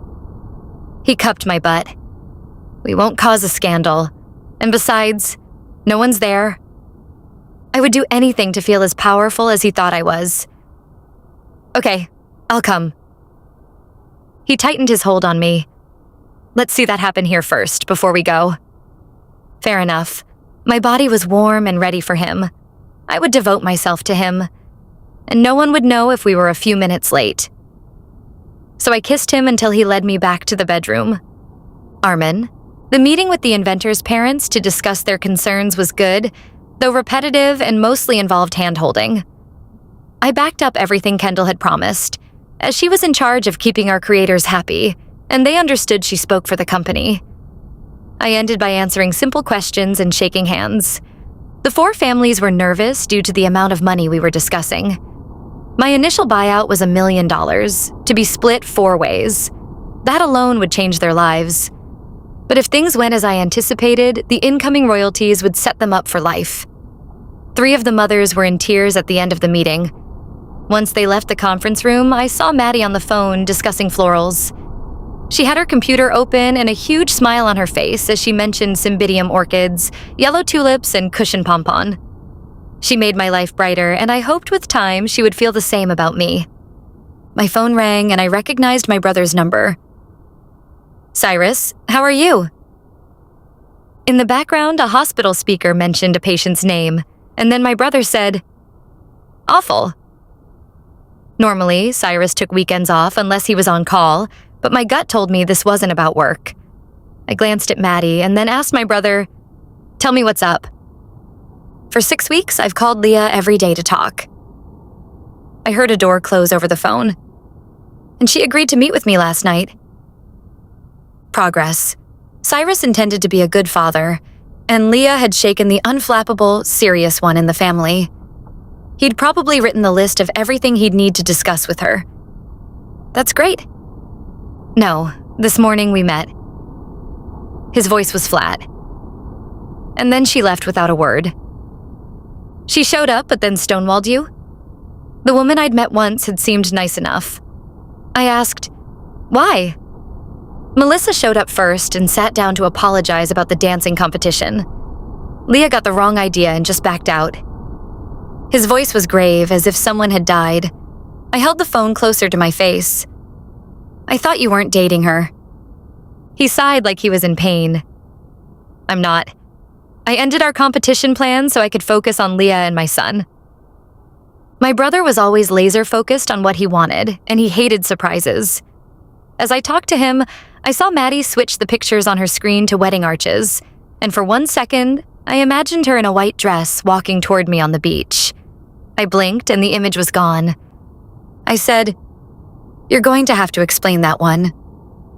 I ran into Joel. He told me Maddie is going to plan a wedding for them.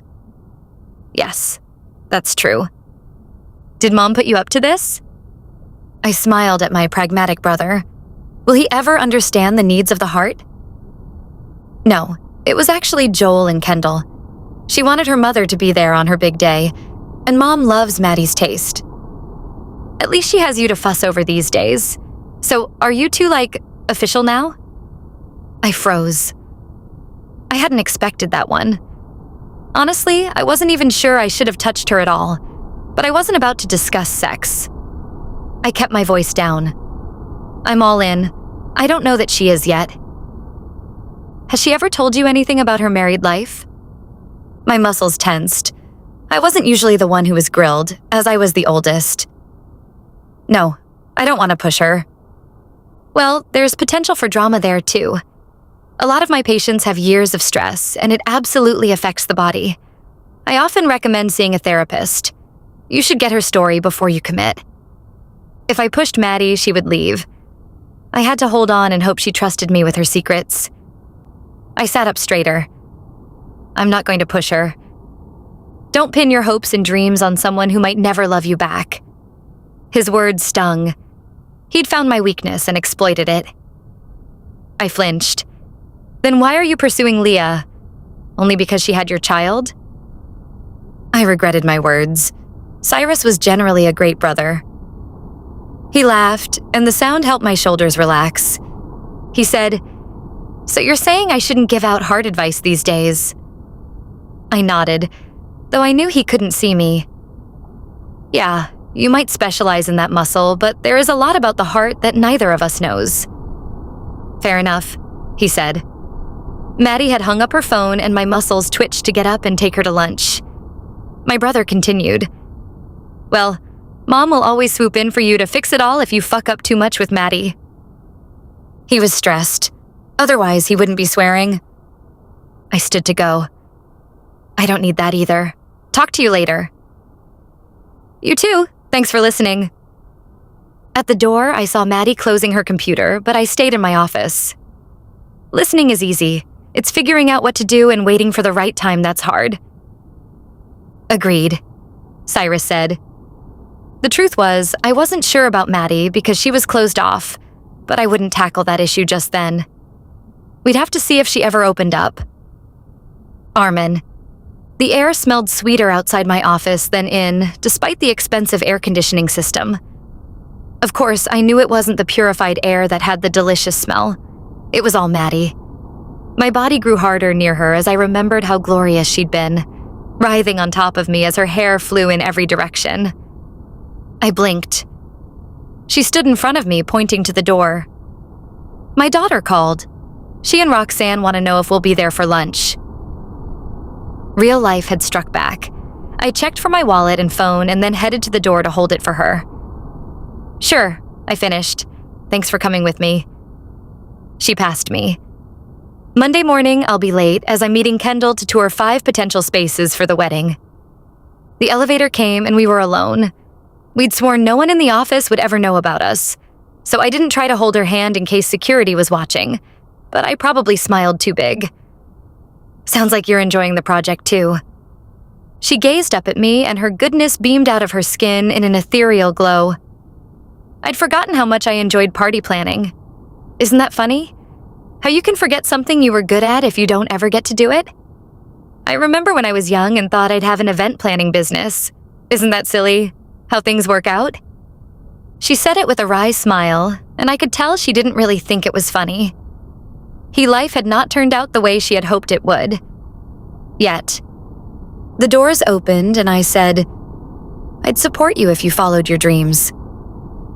No one was near us except the security guards behind a desk we passed. She stayed in step with me. Let's not get ahead of ourselves. I'm going to see how I do with Kendall's big day first.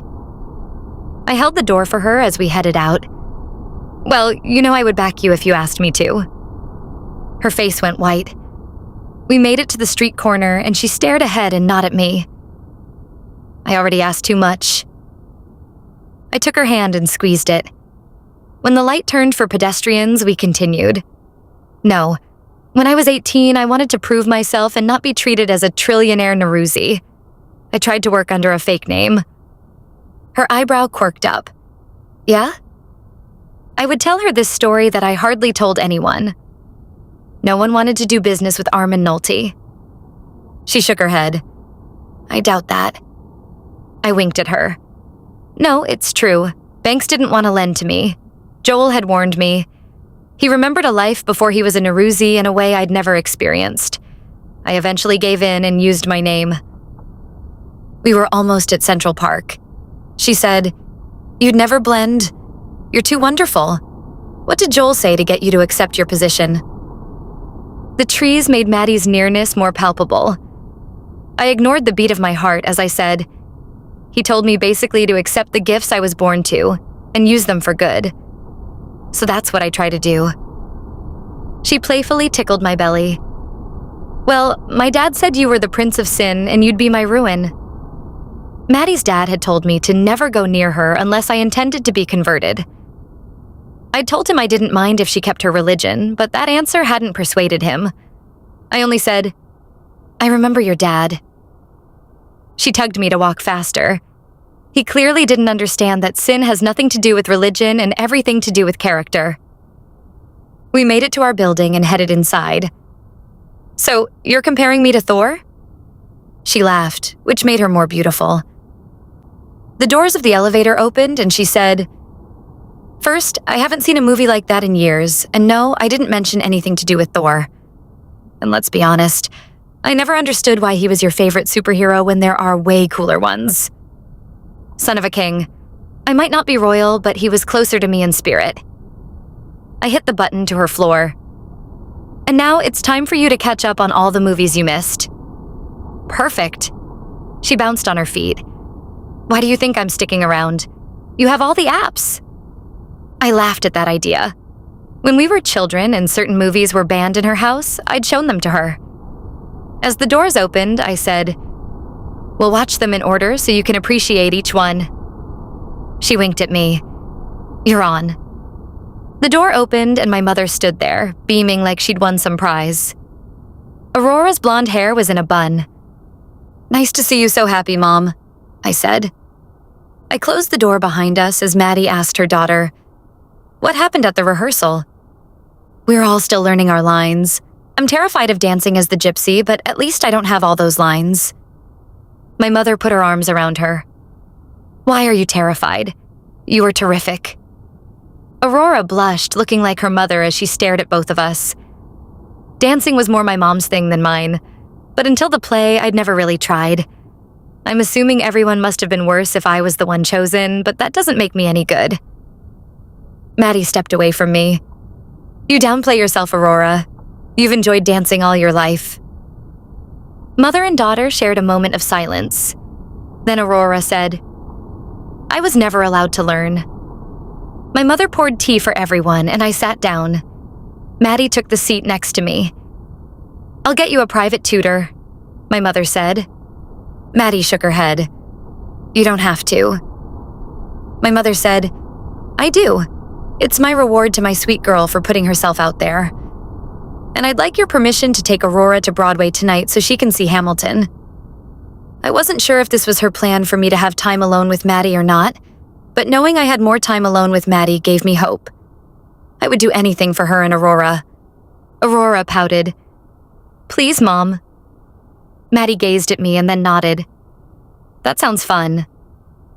My mom said, and we'd like to go after lunch to get ourselves ready and have a girls' day.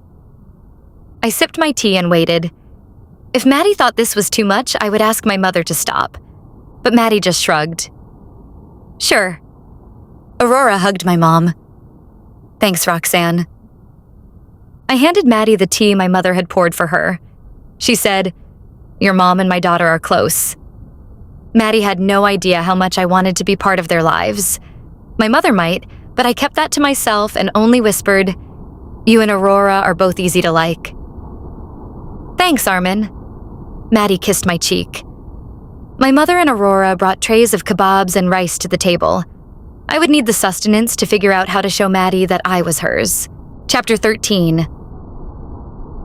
Arman. The second my mother and Aurora left the house, I wrapped my arms around Maddie. She smelled floral and fantastic, as if she'd snuck away and freshened up just for me. We waved goodbye, but my body grew hard. It had been too long since I'd had her. I traced her hips. Want to stay here or head up to my place? She sighed and let my hands brush against her. Yours, if my daughter ever walked in on us. I interrupted her with a kiss. She tasted like the lemon cake my mother had served us. I cupped her ass with my hands. When our lips needed a break, she said, I thought you wanted to watch a movie.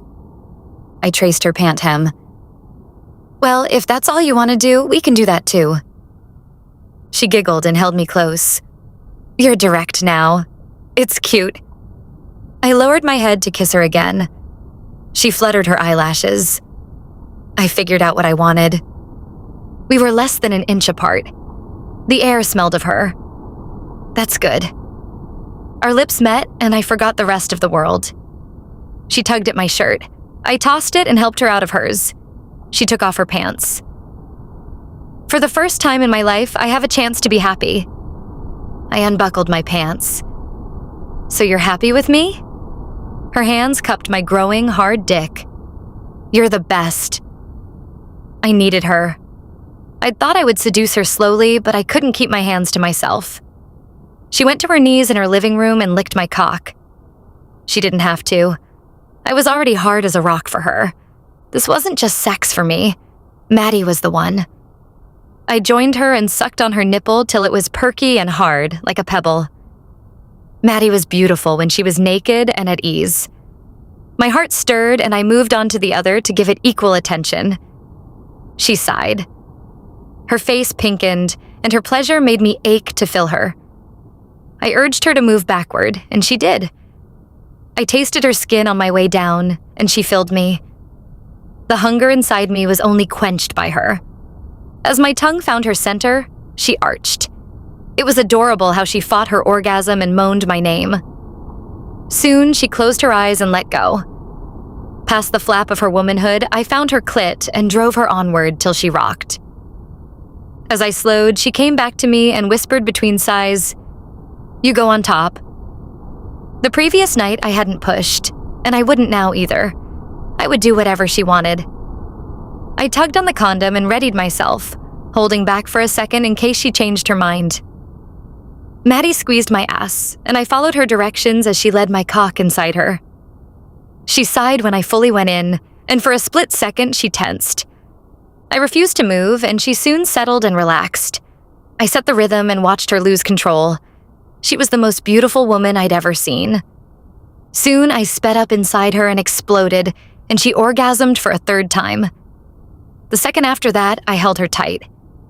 Maddie was the love of my life, and I never wanted anyone else. Ever.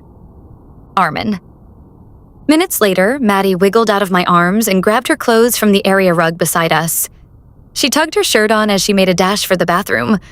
I assumed our time was over. I was already growing hard for her again, but I played along and got dressed. She came out. "Let's go to your place now." Good. I cleaned up fast and met her at the door. She put her shoes on and reached for the door. A neighbor passed at that moment and she slammed it shut, trembling. "Do you think anyone might see us?" I kissed the back of her head.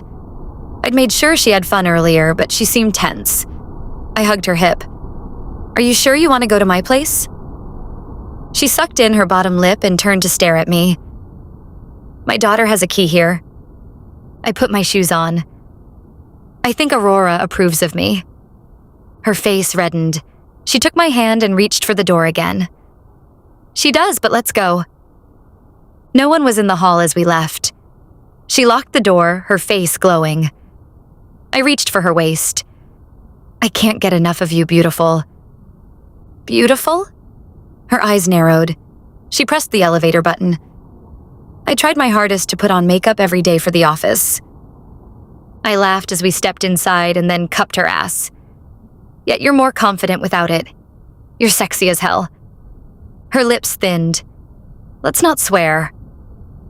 For a moment, I wondered if I'd said ass out loud. I gulped and realized I hadn't.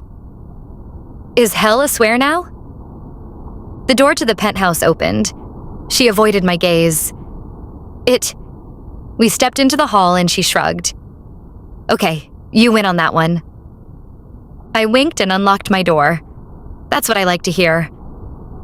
I held the door for her to go in first. Here we are. As I closed the door behind me, I decided I needed to have her again as soon as possible. She'd woken something deep inside me. I decided the best way to see her au naturel was if I went first. I dropped my shirt and shoes near the door and my pants and boxer briefs a few feet away. Her eyes widened as she stared at me and pressed her hand to her heart. "What are you doing?" I winked, past her, and stretched in front of my wide windows overlooking the park. "Walking around my house naked. Join me." She rocked on her feet and tensed. For a second, I thought I'd gone too far, but then she reached up and took off her shirt and bra. Her breasts were even more breathtaking in the afternoon sun. She slipped off her pants and cotton underwear, which fit her like tailored gloves. I grew harder, but then she stepped back as if someone might see her and said, "Okay, I'll go start making the tea." I followed her into my kitchen and moved her hair off her neck. Then I kissed it. "Tea can wait." She turned in my arms and kissed my cheek. "What else do you have in mind?" She knew exactly what I wanted. I sucked on her neck and stole a kiss. She tasted sweeter than she had earlier. We broke for air, and I whispered, "I can't get enough of you, Maddie." "Okay." She took my hand. She didn't lead me to the bedroom, but instead went to the couch in my breakfast nook. I hoped she would let me have her there, as I couldn't seem to get enough of her. Maddie. Being with Arman the night before and that day showed me that sex was fun. I'd heard a lot of preachers who said I wasn't supposed to feel that way, but after having sex with Arman, I knew they were wrong. For most of my life, I'd believed and lived a lie. Arman's gentleness mixed with hard sexiness stirred something deep inside me. And those muscles of his turned me on. I realized how free I was, even if I wasn't sure I was any good. I stood naked in front of him, though inside, the bubbles in my belly were because I was afraid. He was rich and had the world at his feet, while I'd spent my life being dictated to and hiding. Then I smiled and said as he followed me, "So, I didn't know you were an exhibitionist, Arman. That's new." He glanced at my breasts. He'd tasted my nipples and my core. There was nothing he hadn't felt at that point. "What can I say? I'm a different guy with you. And for the record, I wanted to take you at the beach where we first met." I tilted my head. I needed to prove to myself and to him that I was good at giving and receiving with him. I smiled and I raised an eyebrow. "With sand that could go, you know?" He leaned down. My skin tingled from his nearness. Then he kissed my cheek. "Fair enough. I'll let you lead." Following his plan had been fun, but I wanted to tease him a little, so I winked. "You will?" He bounced on his feet. "Yes." A silly thought passed through me. I crossed my arms to cover my chest. "Prove it." His brow furrowed. "How?" I pointed to the window. He'd said no one could see him here. It was time to see if he believed that. "Dance naked. Here. And that includes shaking your backside." He broke out into a laugh and then bowed like I was a queen who had given a commandment. "For you." He went to the window and started singing a pop song from a boy band I'd loved when we were kids. He used to make fun of it. Now, he shook his body to the catchy tune. As he finished, I pointed to his couch off to the side next to the window. "Adorable. Now sit." He pointed to one of the spots. "Right here?" I cracked a smile. "Yes." He sat there, and I walked up to him on my tiptoes. Then I ran my hands through his thick, short hair and gazed into his brown eyes, which were molten hot. I'm doing it. With him, I was someone new. So I climbed on his lap and he asked, "Are you having fun?" His manhood grew hard. He was ready for me, but I flipped my hair behind back.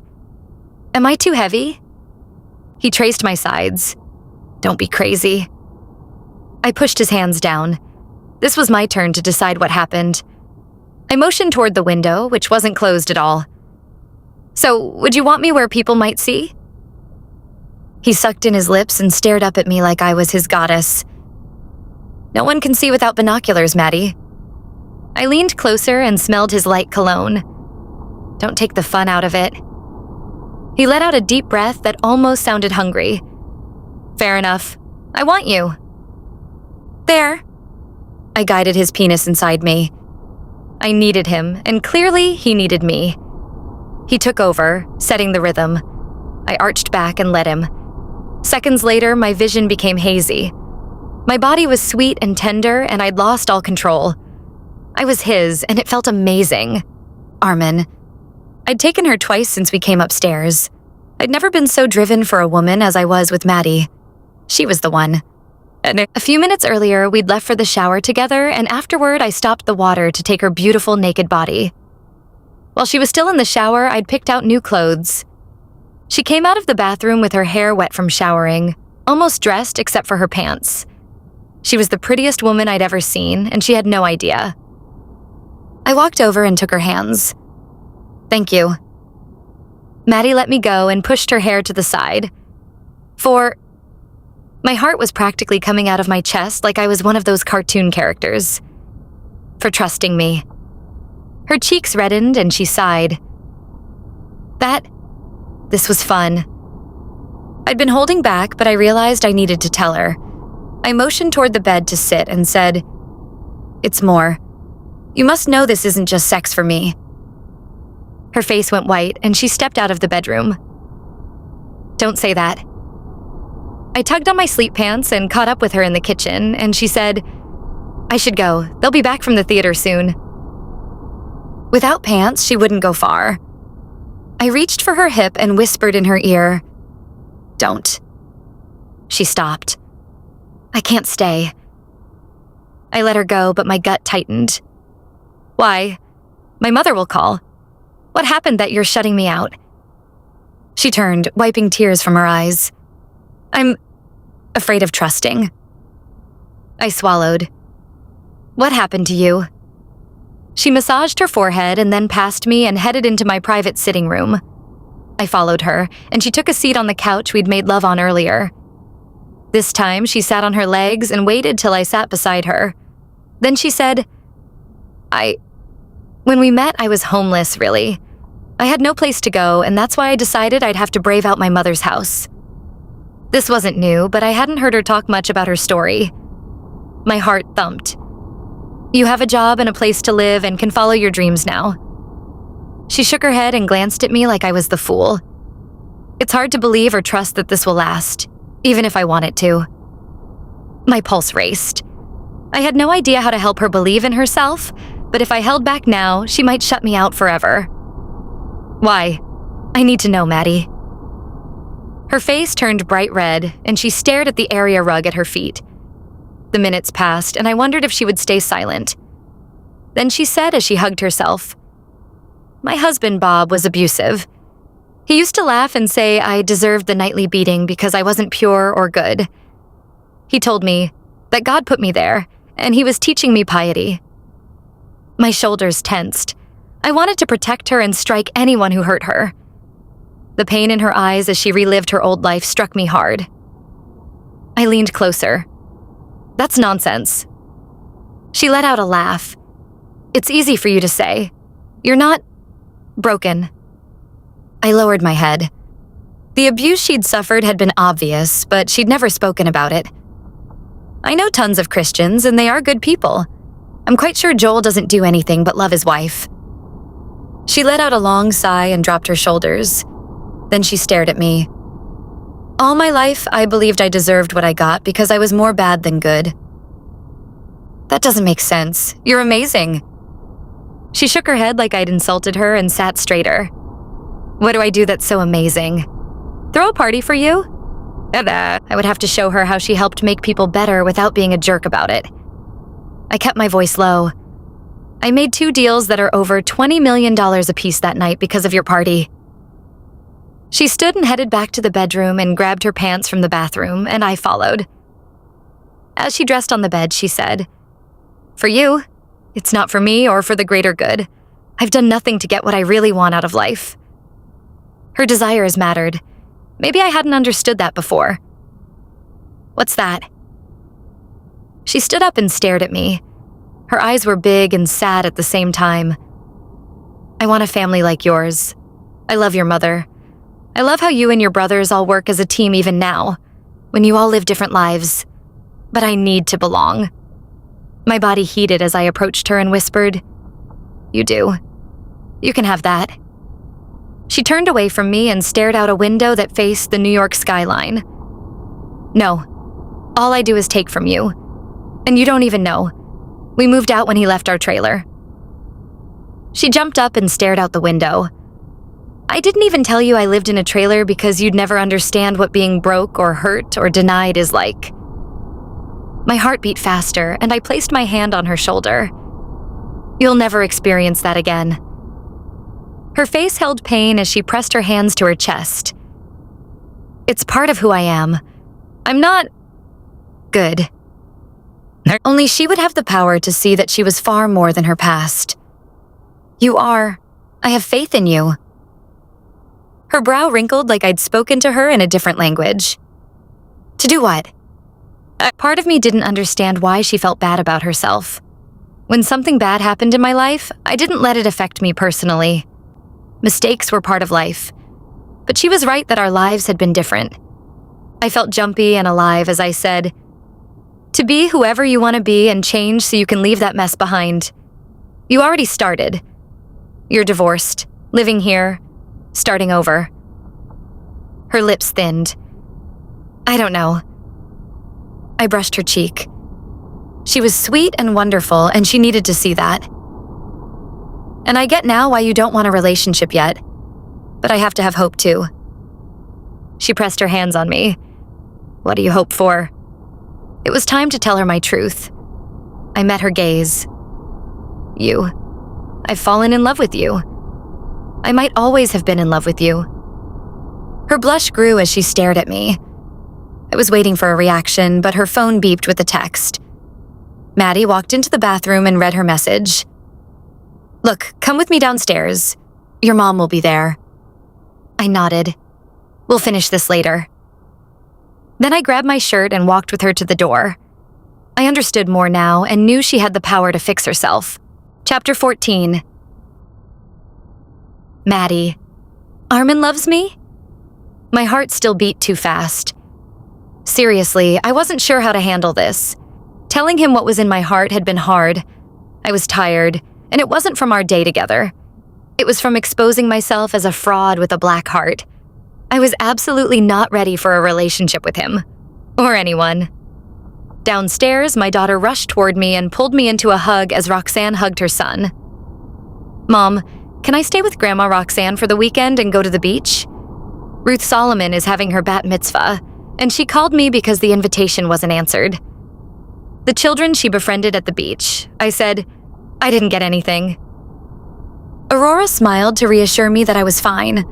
My daughter thought she took care of me, and sometimes our roles were reversed. She sent it to Grandma Catherine, and it's tomorrow. It was important to me that Aurora had friends. I needed her life to be different from mine in every way. I don't know. Will you have to miss school on Monday? Roxanne added fast. No, we'll be home tomorrow night once the party ends so she can get a full night's rest. I'll get her back on the helicopter if the traffic is too bad. The Norouzi family took care of each other and looked after us these days too, so I nodded. Okay, have fun. She hugged me. Thanks, Mom. Then she disappeared into her room and walked out a minute later with a dress I hadn't seen before. A blue beaded designer dress. She would look stunning in it. She handed it to Roxanne. They'd probably picked it out when they were out earlier. As Aurora hugged me goodbye, she said to the man behind me who'd taken my breath away earlier, Arman, watch out for her while I'm gone. Always. She hugged him. I was speechless. Her father had never once even held her or hugged her, and now she was acting like Arman was part of her family. Tears formed in my eyes. She too saw the Nourozis as the ideal. Aurora quipped to Arman, That's why I like you for my mom. He glanced at me. We'll talk more about that later. We walked Aurora and Roxanne to the door, and once they left, my apartment fell silent. I have to tell him my truth. Now. I turned to tell Arman that I would have to stop everything, but my lips quivered. He would think I wanted a kiss, which I did. My gut twisted, so I waved to him to follow me. Arman, please sit for tea. I then headed into the kitchen and boiled water with my electric kettle. My stomach hurt at the idea I'd never be near Arman again. I'd become addicted to his nearness. Telling him to go was impossible. The water boiled, and I made the tea and brought it out on a tray. I placed it between our seats, and he took a cup. Okay, what's going on? I pressed my lips together. I didn't want to tell him, but I forced myself. He had to know that I wasn't the one for him. My eyes moistened. I'm not capable of loving you or anyone right now. He didn't even blink. I can wait. My pulse sped up. This was harder than leaving Bob. I can't have you wait in hope. I want you physically, but I don't know if I can love you or give you a heart I'm not even sure exists inside me anymore. My eyes closed as he leaned closer and my lips opened. A moment later, we kissed and my heart stirred. I ached for him. The kiss ended and he said, "You're caring and full of heart. I can wait." I felt a new hope that one day I might be ready. I wanted Arman. I gulped my tea and saw he'd already finished his. I didn't offer a refill. I stood and walked over for him. If we continued on without love, then maybe this would be okay. I reached out and brushed his warm body. My fingers felt an energy that rushed to my soul. I met his brown eyes and melted a little. I needed him. He stood and I lifted his shirt. He helped me and then tossed it, and once again his muscular frame blew me away. He lowered his head and kissed me again. I sucked on his lips and the stirring inside me grew. I was his, but I couldn't give him the part of me that was dead. I removed my shirt and bra so he would know I offered him my body. It was all I had to give. His eyes widened and his gaze went to my nipples. My skin tingled. He lifted me onto the table and sucked on my breasts. I ran my hands through his hair as he lavished attention on me. My body was on fire as he worshipped my buds. When he finished, all I could do was sigh. He kissed me. I held him tight. In that moment, I wondered if loving him might change me for the better. Part of me hoped that could happen, and part of me didn't believe in fairy tales. I reached for his pants. If I proved that at least I could focus on him, maybe I would stop dreaming of the impossible and settle on the idea of forever being on my own. I ached for him. I tugged on his sides for him to get on the table. Luckily, it was solid wood and sturdy, just like Arman. He sat, and I removed his clothes entirely and the rest of mine. I was ready for him now. I needed to beat back my insecurity and focus on my core and how I needed him between my thighs. I touched him everywhere and felt the zaps in my skin and another feeling that wasn't just physical. It might be too late for me, but I hope not. I locked lips with him again.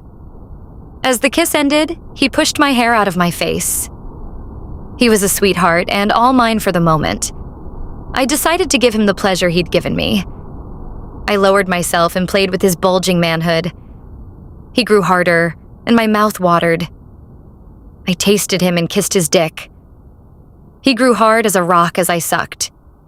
He moaned, but then he stopped me. Did I do something wrong? I climbed onto the table with him, determined to please him. I reached underneath myself and guided his penis into me. Sweet oblivion was close, and I needed it.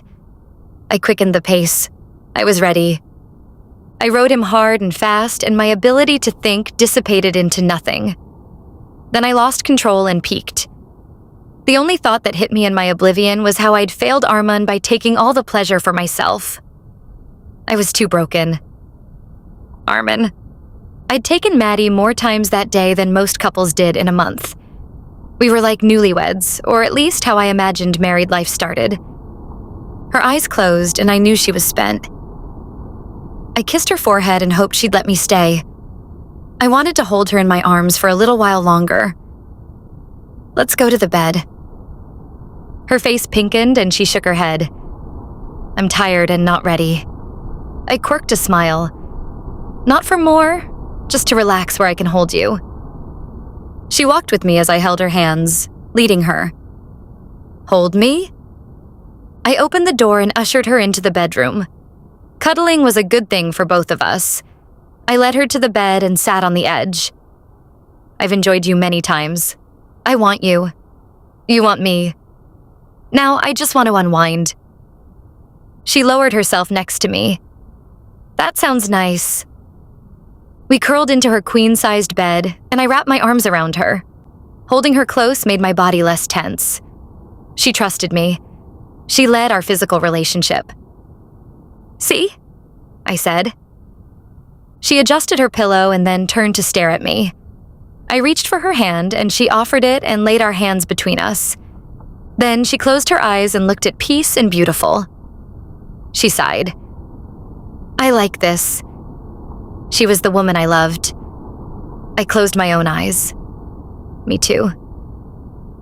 The only person in my bed at night was Aurora, and that's only when she had a bad dream. I opened my eyes and saw her staring at me. My lips longed for a taste, so I kissed her forehead and lay back down. My mom used to cuddle us too when we had a bad dream. I loved her warm milk with saffron. She traced my muscles like she was memorizing me. I never had that. I supposed milk with saffron was a Persian thing. I squeezed her palm gently. "I'll make it for you upstairs. It always knocked me out." She smiled. Must have been nice to grow up knowing someone had your back. Her words caught me off guard. I remembered how her father hadn't wanted me near her. I swallowed. "Your father was protective." She shook her head but didn't tense. "No, not really. There is a difference between having someone's back and having power over someone. He's the one that chose Bob for me and promised to never take me back. So Bob knew he had total control. My parents would never have done that. Maddie's father had been mean-spirited when I was a teenager, but I'd taken that as an act born out of love. I didn't know him beyond those moments when he'd insulted me. I said, "My mother wanted to pick out my bride, but she hasn't breathed a word about it since you came back." Her lids lowered. "I'm not bride material." "Don't worry about her. She likes you." I traced her arm. "Just think about who and what you want to do to help something bigger than yourself." She pouted as she gazed at me. "I don't know." She was the love of my life. I needed her to see some of the spark she had. "You said you wanted to give back to the world." She cuddled closer and held me tight. "Just hold me, Arman." With her on my chest, I felt like I was whole. "Get some rest." "You too?" A few minutes later, she dozed off. She trusted to have me in her bed. This was a better start than I'd hoped for. Chapter 15. Maddie, 3 days later. Sunday morning had come and gone fast. Arman got a call that he needed to go to London for a meeting. He asked if I wanted to go, but I said no, claiming it was about Aurora. It wasn't. If I couldn't please him, then I would never really know if he'd enjoyed himself. He'd said he enjoyed my company, but it was impossible to love someone who didn't give back. The last 2 days at work, I'd toyed with the idea of just leaving. However, Arman's nearness, my job, and my daughter's joy kept me there. I had to face the fact that it was on me to get my life together. When I came home from work the night before, I'd passed a flyer about meditation class that took place in the lobby of our building. It was free, and maybe meditation wasn't a sin like I'd been told. So that morning, I walked my daughter to school and then came back. I rocked on my feet outside the lobby's side room and then decided to just go for it and stepped inside. Other women were sitting in chairs or on the floor. I wasn't sure what I'd expected, but the class was mostly women with a few men around. A woman with curly hair rose from a floor mat and waved me closer. "Come in." My skin burned. I glanced around and realized everyone knew each other. No one seemed sinful. I tensed. I never meditated before. She pointed me to a chair. "Well, we all just want peace. You're welcome to join us." My father and Bob would both have commanded me to leave. Arman wouldn't. This was my choice. I decided to take the chair offered. The curly-haired woman said her name was Charity and then told us to close our eyes. At first, I just listened to her voice, but Bob's angry shouting vibrated in my ears. I flinched. When Charity said to close the door and look up to the heavens, though, I shut out Bob's memory. Then my shoulders were lighter. I controlled my breathing, and this time, it wasn't just darkness I saw in my mind. Charity guided us to take a shower in the clouds surrounded by angels. And then I let her lead me in my mind. Next thing I knew, she said to wiggle our toes and count backward. The class was over. I didn't feel evil. In fact, I was lighter. I waited to experience peace and opened my eyes. The others all packed up to go about their day as I collected my thoughts. Nothing about finding inner peace seemed bad at all. If I made the choices from now on, I'd be better off. It gave me hope that maybe I'd figure out how to please Arman and not just let our relationship consist of him giving me everything. Anything was possible, but I needed to get my life on track. I'd have to prove I could do that if I ever wanted to let myself really believe Arman. As the lobby's side room was nearly empty, I approached Charity. "This was nice. Thank you for the experience." She handed me a postcard. "We have a weekly meeting. If you want to do this again, come next week. Same time." If I stay here that long? I shook that thought out. I will. Great. She carried her mat out of the room. I didn't want a coffee that morning on my walk to work. People were rushing past me, but I kept my face up toward the clouds. Soon I'd see Arman again. And then I'd have to face my question of the last few days. Does he love me because he wants to rescue me? Or does he love me because of who I am? I made it to the office and past other employees. When I got to my desk, Arman popped out of his office and said, "You look peaceful." I felt a jolt. I hadn't seen him since the morning after he'd left my bed, and he hadn't called. I put my hand on my desk to feel something solid under my palm. "You're back from your trip." He walked closer, and I wondered if he'd kiss me. "We finished early, and I hurried home. I heard you have a meeting with Joel and Kendall." My knees knocked as he stood closer, and I longed for his touch. I tried to sound reasonable. "I do. Do you want to join us?" I half wanted to take my words back, but if I ignored him, I would never know if I could please him. He said, "Sounds good." He reached out and brushed my arm. "How's Aurora?" I glanced toward the rest of the office and wondered if I'd been branded as his. I couldn't be. I shrugged his hand off my arm just in case. "She's working hard to put herself out there. It's noble, really." He smiled, completely unfazed. "I can't wait to see her play." I glanced at the clock. No time for an email check. I straightened my shoulders and pointed to the door. "You want to go to that play?" "Sure." He walked out with me. If I could talk to him alone, maybe I could figure out how to ask him why he'd said he loved me. We made it to the elevator, and once the doors closed, I said, "You know, Aurora will be okay with just me." He stared down his nose. "You don't want me to go?" I massaged the back of my head. We hit the lobby level too fast, but I ignored my racing heart and said, "No, I do. She'd want you there, but you don't have to rescue us." Maybe he'll spill it on his own. He offered his arm, and I tentatively took it as we walked. He said, "Your daughter and you treat me like I'm part of the team and not just rich and entitled to whatever I want." Once we made the street, the question was still on my tongue, but I couldn't ask it. If he convinced me he loved me, so what? I wasn't ready for him. I wasn't worthy of him. And I wasn't exactly ready to always feel that joy I'd felt in his arms. We headed to the private museum of an old mansion owned by a business titan more than a century earlier. Inside, there was a fountain and a restful spot. Arman pointed. "There's Joel and Kendall." I'd lost my chance. Maybe that was good. I hugged the bride and went right into work mode. "So, now that we have this venue secured, I wanted to walk you both through the layout and get your input." We walked outside to a veranda with a private view of Central Park. There were trees and privacy, and enjoying nature was built into the design. I pointed behind us. "The house can host the wedding if the weather gets in the way." Kendall nodded. "That's perfect. It's gorgeous, and so is this view." A happy bride meant I was doing my job well. However, I went into seller mode in case her husband wasn't convinced. Private, but with Central Park as a backdrop. Joel looked like he was sold. Good. Kendall asked, "What kind of wedding would you want for yourself, Maddie?" My throat was tight. I glanced at Arman and imagined a life on the beach, near the cave as I walked toward him in a white dress. He could never know that thought. I wasn't free to love him back. With my gaze down, I said, "The beach.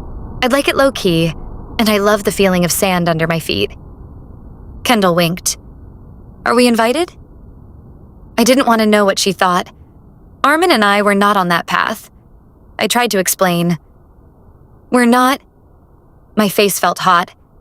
I needed to get my life together. I changed course. "Today is about you two. So we'd have the ceremony here, then move guests into the house for cocktail hour while the team sets up dinner and dancing under the stars." We walked inside the museum room that had once been a ballroom. But in case of bad weather, the ballroom can be used instead while the guests have cocktails near the fountain room. Joel said, "This is looking incredible, Maddie." Perfect. I had verbal confirmation from both parties. I glanced at Arman and waved. "I should get going. Feel free to stay and enjoy the dinner at the restaurant next door.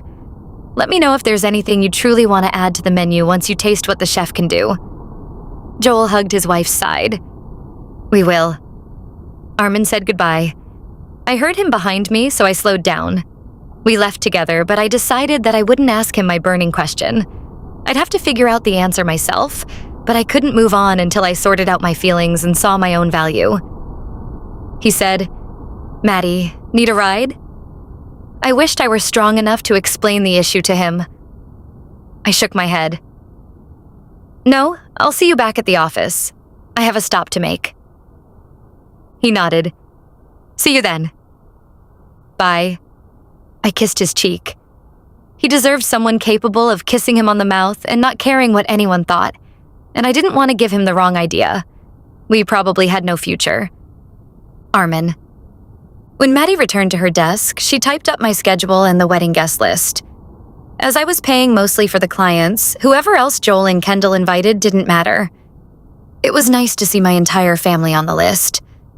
I approved it without reading too much and sent it back. The time on my wristwatch hit 5 o'clock and I stood. It was time to go. I'd been summoned to my mother's house.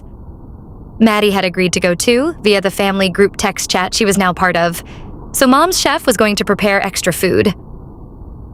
As I stepped out, I stopped at her desk, which smelled like the new floral perfume she was wearing that day. "Ready to go?" She pivoted her chair and bounced up to join me. "Absolutely, I'm excited to try new food." Maddie was beautiful, talented, and so different from when I'd laid eyes on her after not seeing her for so long. We strolled out of the office and I said, "Aurora's already there." I waited for her to get into the elevator and then joined her. "Your mom said the chef was the same person who cooks for you. But now that I look at the building, I realize your parents live so close to you." I hadn't realized. I don't think I ever came here. I just went to your beach house. Interesting. She hadn't said a word in the lobby of the office building, but as we headed onto the street, she almost babbled. I wondered if she was nervous and offered her my hand to hold. "Well, let's head through the park." She blinked as if she needed to think before she accepted. Then she took my hand. Neither of us said much as we made it to Central Park, then walked across to my parents' place instead of home. At the crosswalk, she said, "I knew you lived in Manhattan and had money. And logically, I get that you're secure. But sometimes I forget how impressive your last name must be. Don't stress about anyone in my family." The people who lived at our addresses did well for themselves. Maddie was probably shy about that. "My parents already adore you and have for years." She shrugged. She had no idea how easily she fit in my life. I wasn't sure how to show her that. We walked through the door and the butler offered us wine. We headed into the formal dining hall with enough room for us, even if we all had wives, and gave Roxanne 4 grandchildren apiece, as she'd once calculated. Aurora was already with my mother. She waved at us. We headed toward her, but my brother stepped in front of us. I said, "Hey, Cyrus, what's going on?" He glanced at the ceiling. "I found another dance competition to focus on, but I need to find a partner." Maddie said, "Dancing with another woman probably isn't going to win over Leah." I was trying not to talk about Leah. She isn't talking to me and refuses to answer calls, returns gifts I send, and wants to pretend I don't exist. sorry for bringing it up," she said. "Good. At least she's comfortable here. I needed her to relax." She seemed tense since I'd returned from my trip. My brother shrugged. "Not your fault. I need to find a way to break through to her. And I don't think that's a lawsuit like Jeff recommends."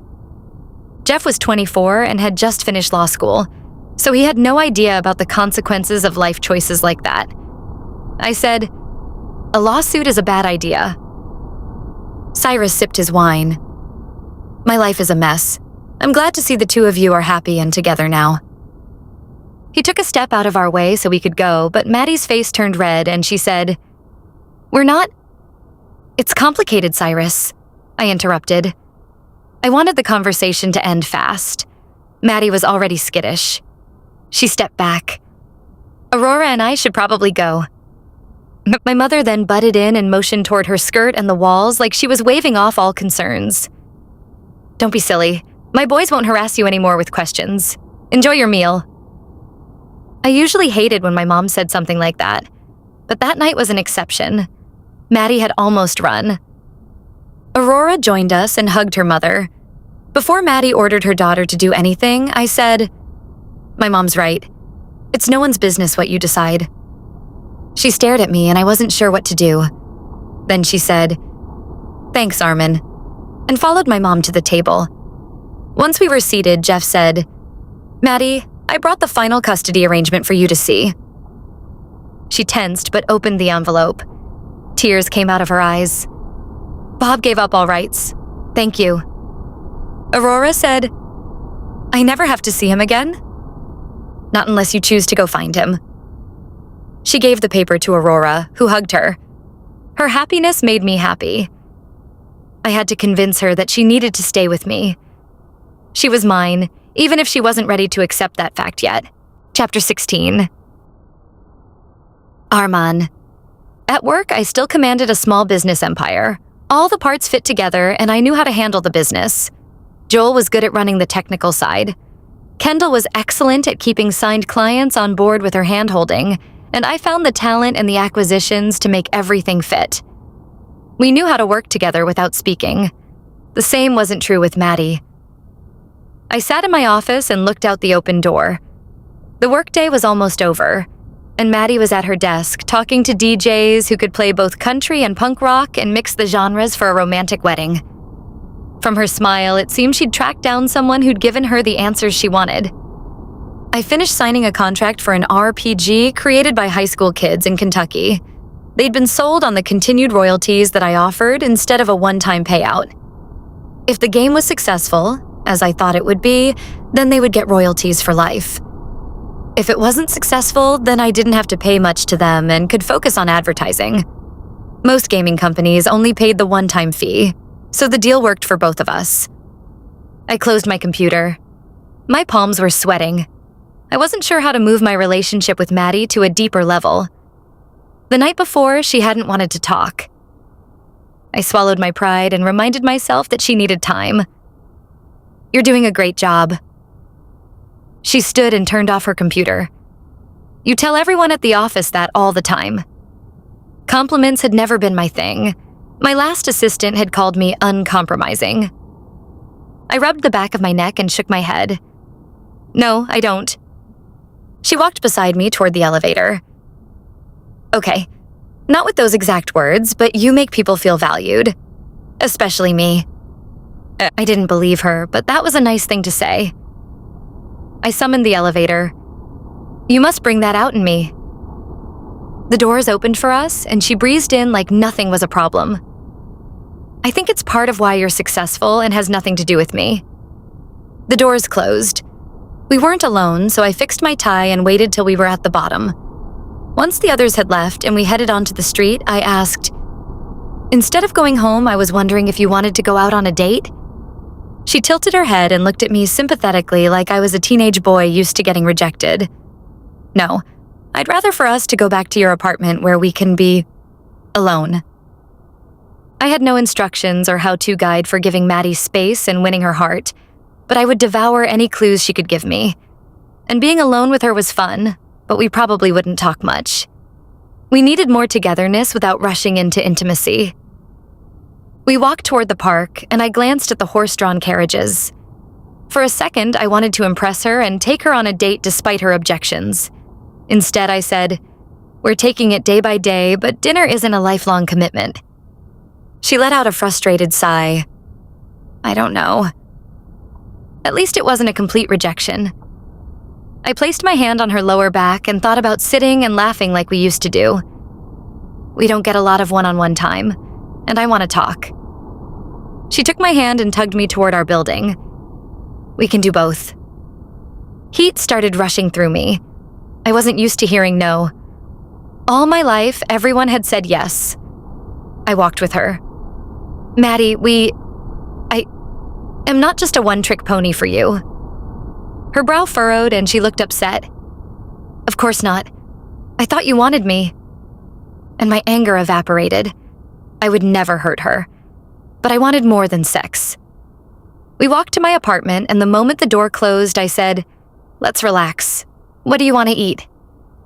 She curved her hands around my shoulders. "Later, I want this."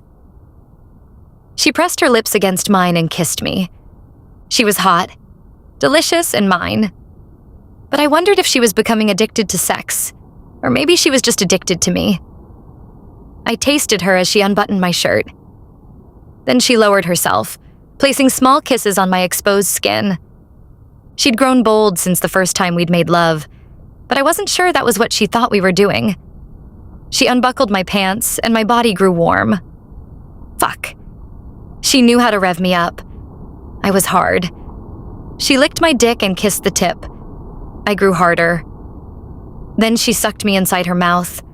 I wanted to explode inside her, but I knew this wasn't the way to her heart. My muscles tensed, but I tugged my cock out. Stop. Maddie sucked on her bottom lip as she went to stand. Was I doing it wrong? If only it were that simple. I caressed her cheek, wishing we were on the same page. No, it was good, but I can't do this. Why? I mean, you were getting hard. I was pretty sure it was the first time she'd ever discussed sex, but that wasn't how I wanted to be with her. I didn't want to hear her start talking dirty yet, because there was a gaping hole in my heart. I squeezed my eyes shut, ignoring the pulsing in my veins that screamed for me to take her. I mean, I can't just have sex with you. I love you, and I can't pretend I don't. Tears formed in her eyes. She glanced out the window, and her cheeks grew wet. Then she gazed back at me. I don't know what to do to please you, Arman. You're almost as important to me as my daughter. She loved Aurora. I hope she loved me too. I hugged her. Don't cry, Maddie. She curled into me and I held her. It was nice and almost felt like she loved me. I kissed her cheek and she trembled. Then I claimed her lips and she held me. I picked her up with an arm under her knees while kissing her and brought her to bed. If she wanted me, I would do anything for her. As I laid her down, I unbuttoned her shirt. She tugged it off along with her bra and then let me suck her nipples. She tasted sweet. I removed her pants and panties, then my own. She felt like she was ready. I grabbed a condom and pushed inside her warm center. I felt like I'd found my other half. I set the pace and her eyes rolled back. Lost in her orgasm, she didn't say much as I sped up. Her reddened face urged me on, and I found my release as well. As I collapsed onto the bed beside her, I wasn't sure if my ears heard or I just imagined Maddie whisper, "I love you." I hoped it was real, but I didn't ask. If I'd made it up, then I was heading for a major fall. Maddie. I'd whispered the truth. I hoped Arman hadn't heard me. The last person I would ever hurt was him. But I couldn't promise more if I knew for sure that I was incapable of giving him what he needed. My heart raced, which woke me up fast, though he still dozed. I sat up. I had to do something nice for him. I needed to apologize. In trying to keep my feelings out of our relationship, it was clear as sunshine on a sunny day that I'd hurt him. I'd never intended to break his heart while protecting my own. As Aurora and Roxanne had plans, we had plenty of time. I tossed his t-shirt on and walked barefoot through the penthouse as day faded to night in a pretty red color. I found ingredients for chicken and pasta. In my old life, this would have been a feast, but I was sure it was too simple for the man in his bedroom. I fried the chicken and boiled water. When the noodles cooked, I heard his footsteps. I glanced at the sky and hoped he would accept my apology. He walked in, and before he could ask, I pointed to the oven. "So, I'm cooking dinner." He looked sexy as fuck in those blue cotton pajama pants, and his muscles were all on display. My heart whispered that he was mine. He said, "You are?" Unlike him, I was broken, and I wasn't what he needed. I tensed and forged ahead. "You said you wanted to talk, and since Aurora will be home soon, I figured we can do that over a small dinner that doesn't need time to arrive." He laughed and came closer. My pulse quickened as he kissed my cheek. I don't remember the last time I ate home cooking. My gut twisted. I wasn't sure I should apologize.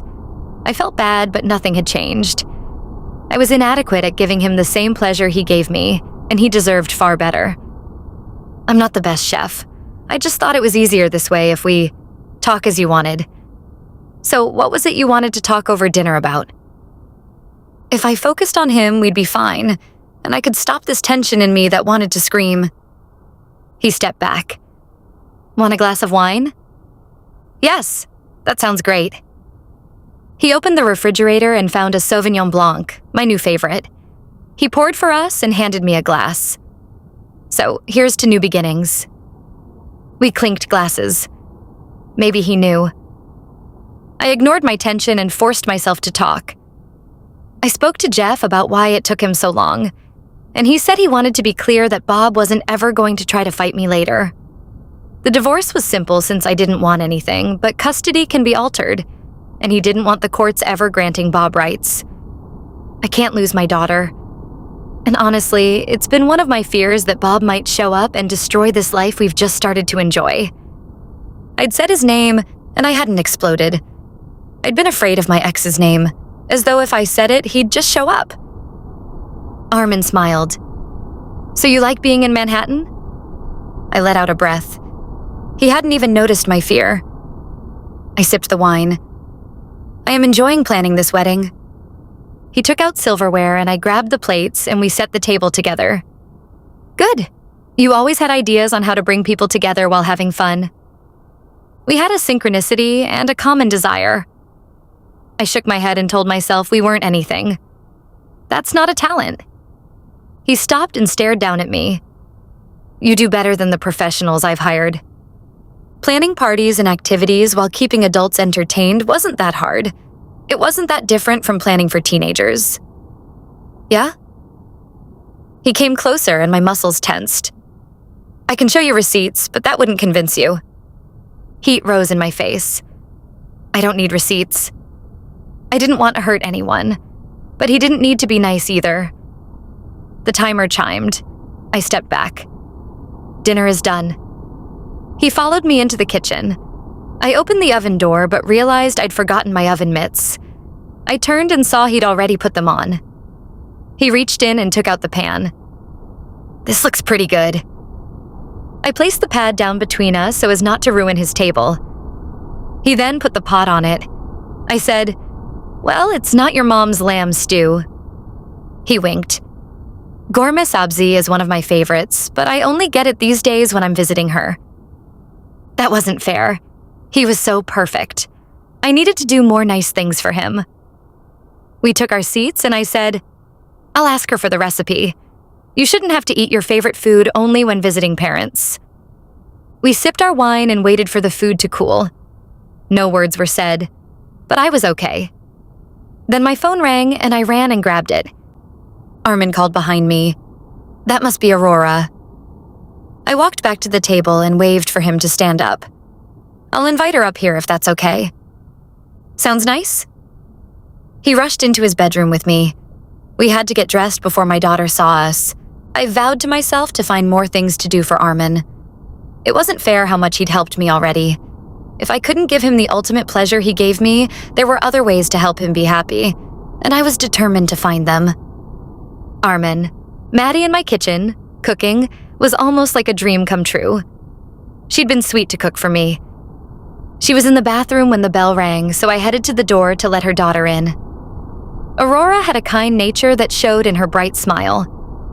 She reminded me of what Maddie had looked like as a teenager. I closed the door. "So, how was the play?" She dropped her backpack at the door and walked in with me as the water from her mother's shower cut off. The actress playing Antonia had to drop out, as her parents are moving her to Paris for the semester. Don Quixote's niece, who's trying to tell him he's normal and not chasing windmills? I shrugged. At least she's not sick.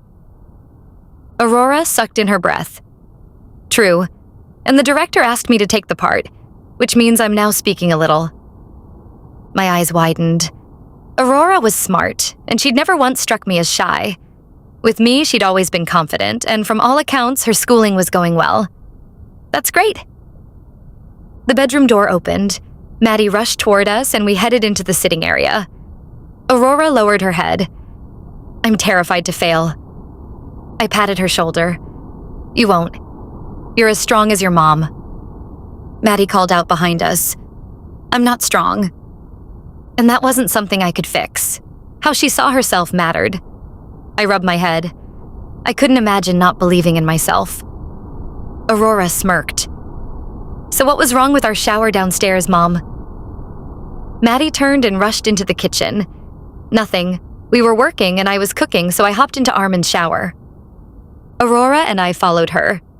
She said to Maddie, "Because you're working together," I answered from behind. Maddie was red-faced. I needed to back off, and so did her daughter. Don't push your mom. Aurora rocked on her feet. Maybe she needs to see that her life is great here with you. I'd been pushy, and if she had this at home with Aurora too, Maddie might never find peace. Maddie crossed her arms. Aurora! I grabbed the extra plate for the table. The silence between the two of them spoke volumes. As I left the kitchen, Aurora said, "Fine, let's just eat. Grandma Roxanne's promised to run lines with me tomorrow if that's okay, so I'll be home late." Their voices grew stronger, and I knew they were coming to join me. I wished I could back off with Maddie to give her time to sort out her feelings. Pushing made me weak, though I loved her, and hoped she loved me too. Maddie took her seat beside me as she said to her daughter, "That sounds nice. If you ever need my help." I put food on their plates. Or mine. "Thank you," Aurora said as I finished making her plate, and Maddie smiled at me. "I need to be happy and do this play without you hovering, Mom." Maddie flinched, but Aurora continued. "I love you, but we spent a lot of time not letting anyone in, and I'm hoping that starts to change for both of us." I thought of these two as my family. Hoping to break the tension, I said, "I have leftover cake in the refrigerator for when we finish this meal." Waiting was impossible for me. I wished every day of my life I could wake up beside Maddie and help guide Aurora, but the love in my heart wasn't enough. I had to figure out what I needed to do next fast. Chapter 17. Arman. Maddie texted that she'd have to leave work as Aurora had left her lunch at home.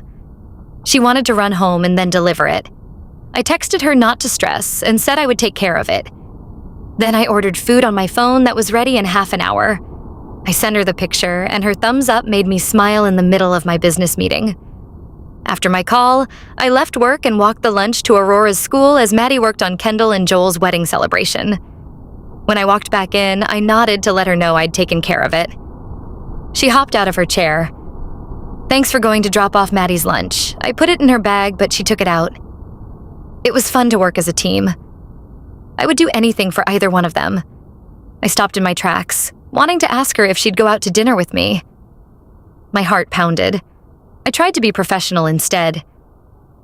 "I was happy to help, as you were clearly dealing with a wedding snag. Why were you late today?"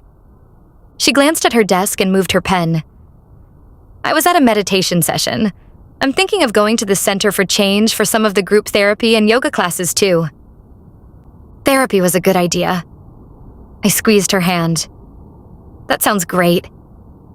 She let out a sigh. "It might be helpful. I've been liking the meditation." She took her hand back. "No, we have some meditation apps that could use a good review. If you want to join in the weekly meetings on those games too." Her eyes narrowed. "There are meditation games?" I nodded. More and more people were turning toward their consoles for all sorts of things, including exercise and meditation. And surprisingly, they make money. She sucked on her lip. "That's cool." It was time to go to work, but I didn't want to leave her side. I squared my shoulders and decided to ask her what I wanted. "So I was wondering if you wanted to go out with me after work." She rocked back and forth and her face went white. I was sure she would tell me no, but she gulped. Okay, that sounds exactly like what we need. Tonight then." My pulse sped up. Finally, I felt like I'd won. I tapped her desk. "I'll talk soon. Time to go to work." I headed back into my office to review the budget meeting notes. Then Joel, the accountants, and I all sat in on a meeting. Afterward, I organized the changes we'd agreed on, as Joel had to go to a tuxedo fitting. Hours ticked by, and I didn't have a moment to call a restaurant. At 3, my phone rang, and I recognized Cyrus's number. He immediately said, "Arman, just got off the phone with Pinder. He wants to talk about his will." I crossed my arms. "Why?" "Snip. Some of our adopted brothers don't believe they are in it, so he's getting copies made for everyone." "Is he sick and not telling us?" I asked the same question and he denied it. Then he promised to get a full physical, so I believe him. Cyrus was Pinder's doctor. I nodded. "Good. How are you?" "Setting up a 3-month leave at the hospital so my life can stop being in limbo and I have time to sort everything out." "Sounds more like you, the man with a plan." "So how's everything going with Maddie?" An email about a contract snag appeared, marked urgent. My shoulders tensed. "We're going out tonight. Not that I made a reservation yet." We would have to go wherever they had space for us. "Don't worry about it. I'm happy to hear you're falling in love." I massaged my brow. "It's just..." I heard his name called out by a nurse over a speaker. Cyrus quickly said, "Gotta go. I'm being paged." "Good luck." I focused on the urgent email and realized a subcontractor hadn't delivered. I forwarded the problem to a manager to take care of and returned to the monthly accounting report. We were exceeding profitability and would either split our stock shares and pay a dividend or invest in more risky games. I felt we needed to do both, and I wrote a proposal on a few games that seemed risky at first glance, but had a user experience that would keep gamers interested in the long term.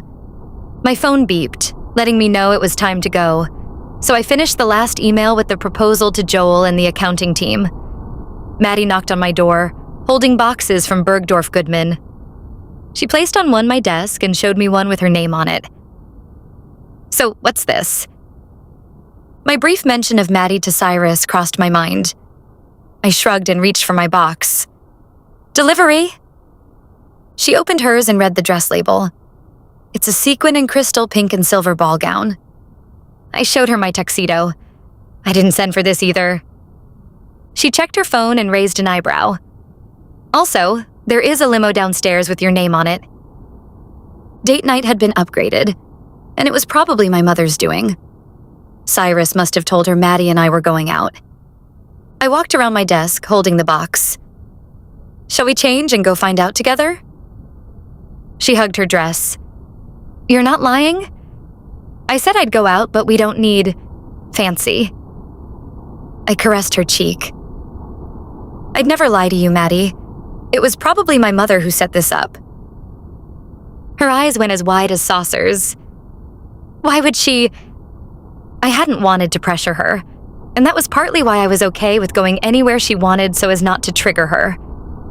I whispered, "My mother, father, and brothers all think of you as family." She sucked on her lip again. I wasn't sure what she would say. Then she said, "Give me 10 minutes." I changed in the private bathroom attached to my office. She'd bounced out before I could offer her the room. I fixed my tie and walked out. As I waited in the office hall, she stepped out of the side room, the dress floating at her feet and hugging her waist. It reminded me how perfect her breasts were. For a moment, I couldn't breathe. "You look gorgeous." She twirled. "Thank you, I feel pretty like this." I offered my arm so we could head out. "You're more than that. Let's find out what they planned." The elevator ride was fast, as most people had left for the weekend. As we approached the limo driver, he handed me an envelope. "What's this?" I read the first part of the itinerary and showed Maddie how my mother's signature was at the bottom. The driver held our door open. I waited for Maddie to get in, then I followed her. Our dinner starts on the helicopter for an aerial view of the city. She settled in. We fit together easily. My daughter talked about the helicopter ride with your mom, and I was slightly jealous. It sounded fun. We rode through the traffic with ease, and she curled her fingers in mine. This was good. It was more than I'd planned already. The limo stopped at the helicopter pad, and the smell of steaks sizzled in the air as the helicopter finished loading in the back. I waited at the door for Maddie. "Come." We headed into the helicopter, and the roar of the blades blasted in our ears until all the doors were closed. My phone beeped with a message from my mother. I opened it and read what she'd planned for the entire night. Once we were level and the noise was lower, a waiter served the champagne. When we were alone, Maddie said, "The city is truly magical up here." Her smile was as bright as the buildings. I swallowed. It's not the lights of the city that catch my eye. She pressed her hands to her heart. "Me? All of this feels too good to last." I put my phone down and she scooted closer. "Where are we heading?" The plan was dinner in the clouds and then more food and a spa service, though I told her the most important parts first. Dinner and a one-night hotel reservation at Glenmere, a country home that is now a hotel. It once housed Gilded Age royal visits. She stilled and her lips thinned. "What about Aurora?" "Fair enough. I'd thought we would just get pizza and a beer." I showed her the message. "She's to stay with my mother unless you want to head home early and pick her up." The helicopter headed over the bay, where there were fewer lights except those in the skyline. She handed me my phone back and then held up her glass to clink. "No, I'll stay. This was sweet of them, and we're talking, so it's a win-win for both of us." I hoped so. Flying in the air was just the beginning for us. Maddie. The ride was thrilling, and the meal made my mouth water. Honestly, the salad alone was more than I usually ate for dinner. For 10 years of my life, I'd watched everything I ate because Bob refused to allow me to get fat. Since I'd been with Arman, all he'd done was ensure that I had food, water, shelter, and clothes, and a job so I could get all those things for myself. He treated me like I was important. If life was a fairy tale, he qualified as a prince amongst men. The steak arrived, and it was easy to cut. My mouth watered. I ate a small piece. It went down smoothly. "This is delicious." He put his napkin on the table. "We'll tell the staff to compliment the chef." I laughed. We ate in easy silence. In the air, I could believe romance might be in my life forever, and if I married Arman, my life would never be the same. We could soar, fly, or sail off into the sunset like little girls were told was possible. I could half imagine we'd fly off to Tahiti if I gave him a clue that was what I wanted. I laughed to myself as I finished my meal and then sat back. "Is everyone in your family as romantic as you are?" His face turned a little pink and he shook his head. "I didn't do anything today. I thought we'd keep it low-key like when we went out to dinner in Virgin Cove. If he'd told me we were going out like this, I would have said no. We both knew it." I shrugged. That would have been nice too. Then I sipped my wine. Like him, his family was amazing. They weren't just rich and entitled. They were down to earth and the best people I'd ever met. Roxanne treated me better than my own mom did. And Arman was from the same stock. My heart raced. This wasn't who I was. This wasn't my life. I put the glass down and tried to ignore the tension building in my gut. He laughed. "If I'd thought you'd accept all this planning, I'd have pulled out all the stops." "Right. Maybe this is the weekly standby date the Norouzi men know how to do to impress women." That thought grounded me. though I sipped my wine and then confidently said, "And here I thought I was the creative one when it came to planning activities." He winked.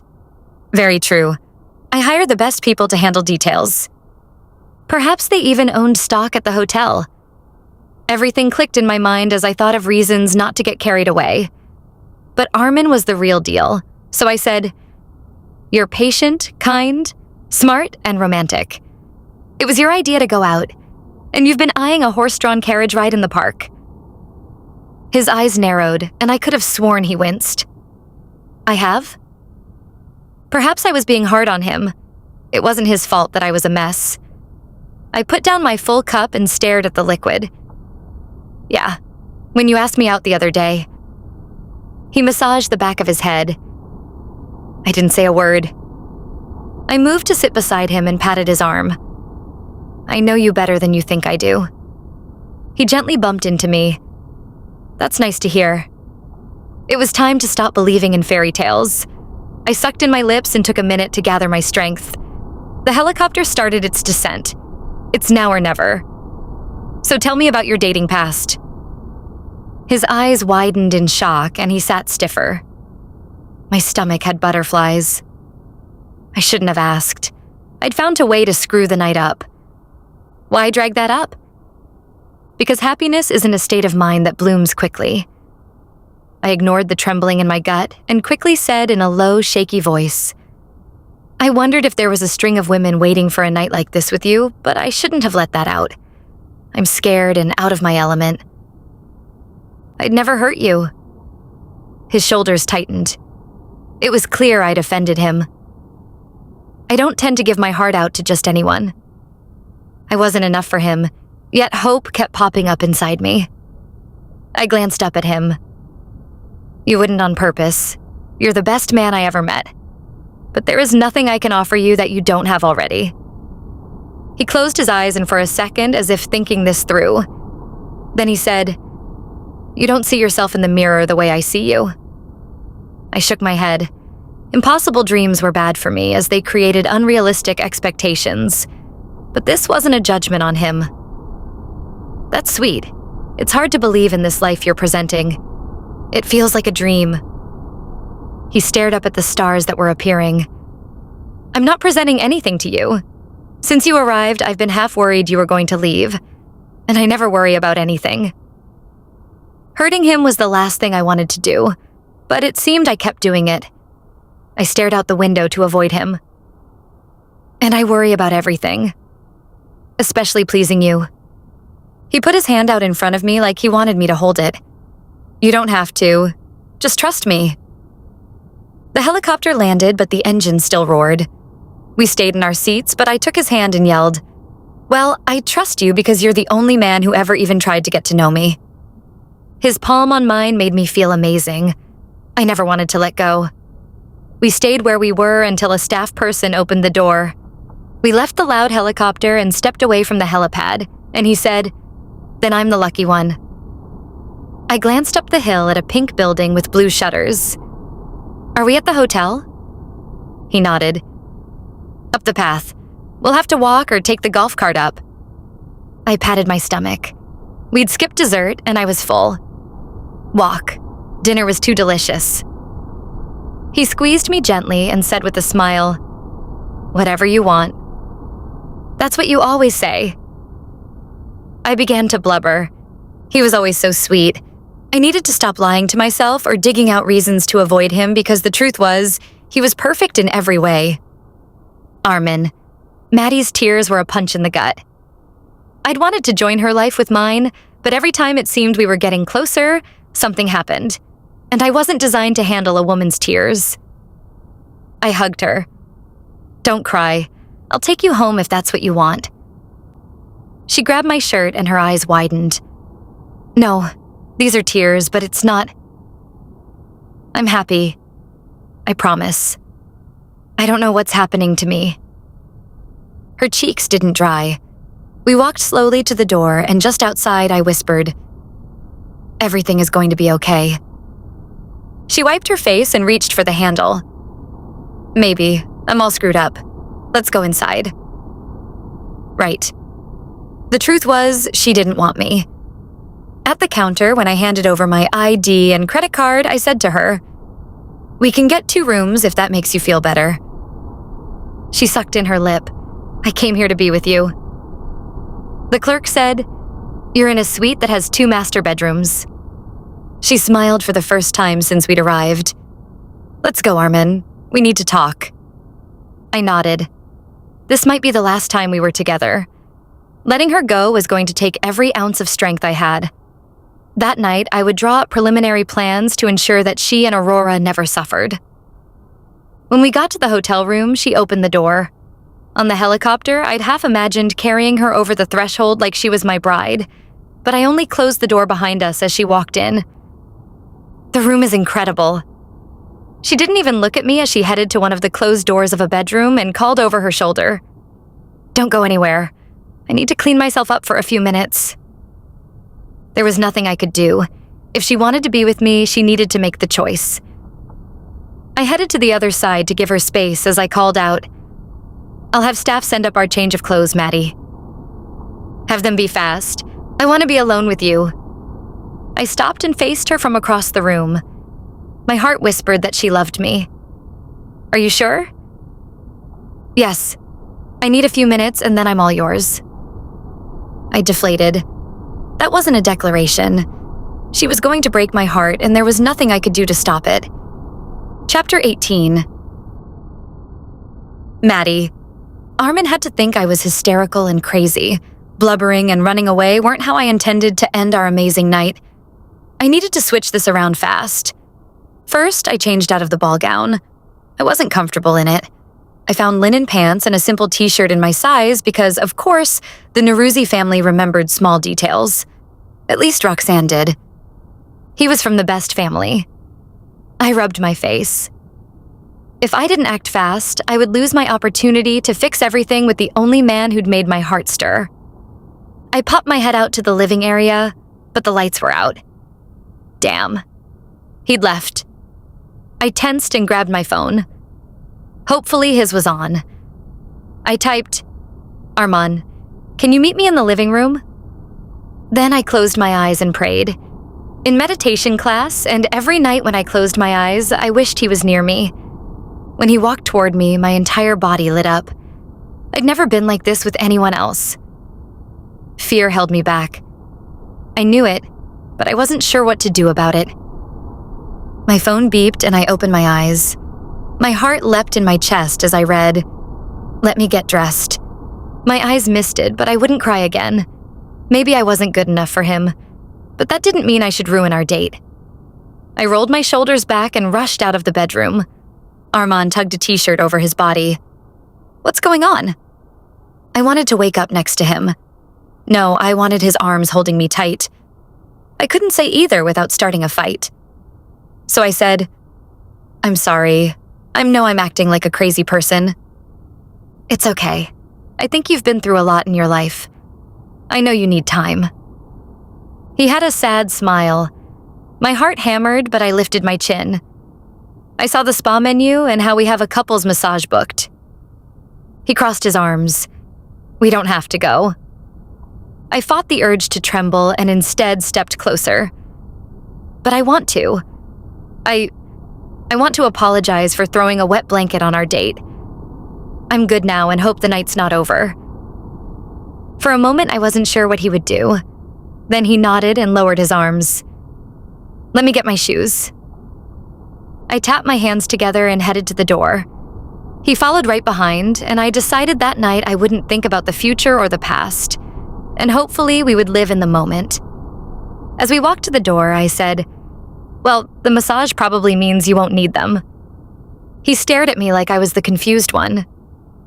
"Only you get to see my heels." I let out a giggle as we headed down the hall. "I had no idea the soles of your feet were that private to you." His shoulders slumped and he smiled. "You're in a better mood." I swallowed. It was time to explain, so I stopped and faced him. I needed to splash some water on my face, but I'm better now and looking forward to a spa. We walked down the stairs together. He placed his hand on my lower back and we entered the spa. I glanced around the room and stared at the bubbling fountain. After we checked in, we were shown around. The spa had blue decor with a hot tub and a cool pool on either side. Arman asked me, "Have you ever had a massage?" My cheeks felt hot, and I said in a low voice, "No." We were left in a changing room that had 2 separate doors. He lifted off his t-shirt, revealing his hard muscles. I wanted to press against him and hold him tight. I licked my lips. I'm glad we are doing this together. I checked that the door to our suite was closed and then lifted my shirt. Me too. He tossed me a white towel and pointed to our pants, and I untied the strings. "Did you think I'd go without you?" A full-blown laugh escaped me. I hung my clothes up and then winked at him. "Maybe, and since you are the hottest guy I've ever seen, I can't have you going alone.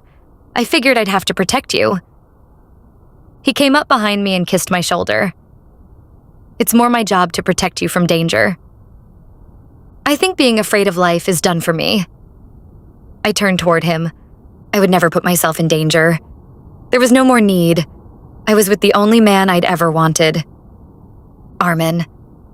The music and massage seemed to quiet Maddie. A team of masseuses worked on our backs, and it sounded like she snored a little. Once they were done, she turned and stared at me, more relaxed than I'd ever seen her. She didn't breathe a word as we headed back to the changing room. There was a couch, and I was half tempted to strip that robe off her, but the sheer joy on her face caught me off guard. I took my time and didn't rush to the locker. "So, how was it?" She curled up on the couch next to me and placed her knees at my side like we were sharing a secret. "Amazing. I never knew a woman could push my muscles that deep."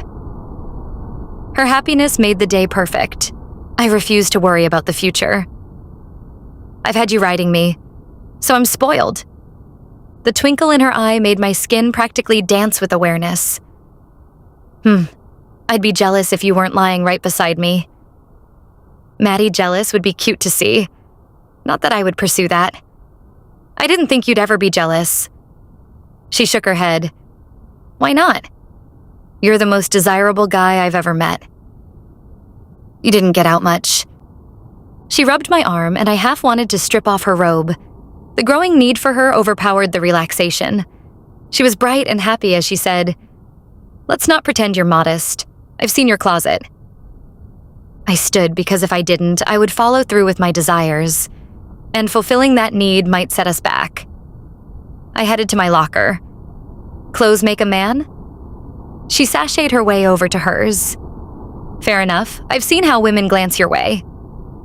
As I offered her a bathing suit with the hotel logo on it, I asked, "Want to go for a swim?" She took it from me. "Sounds fun, and I'm sure you worked out the logistics."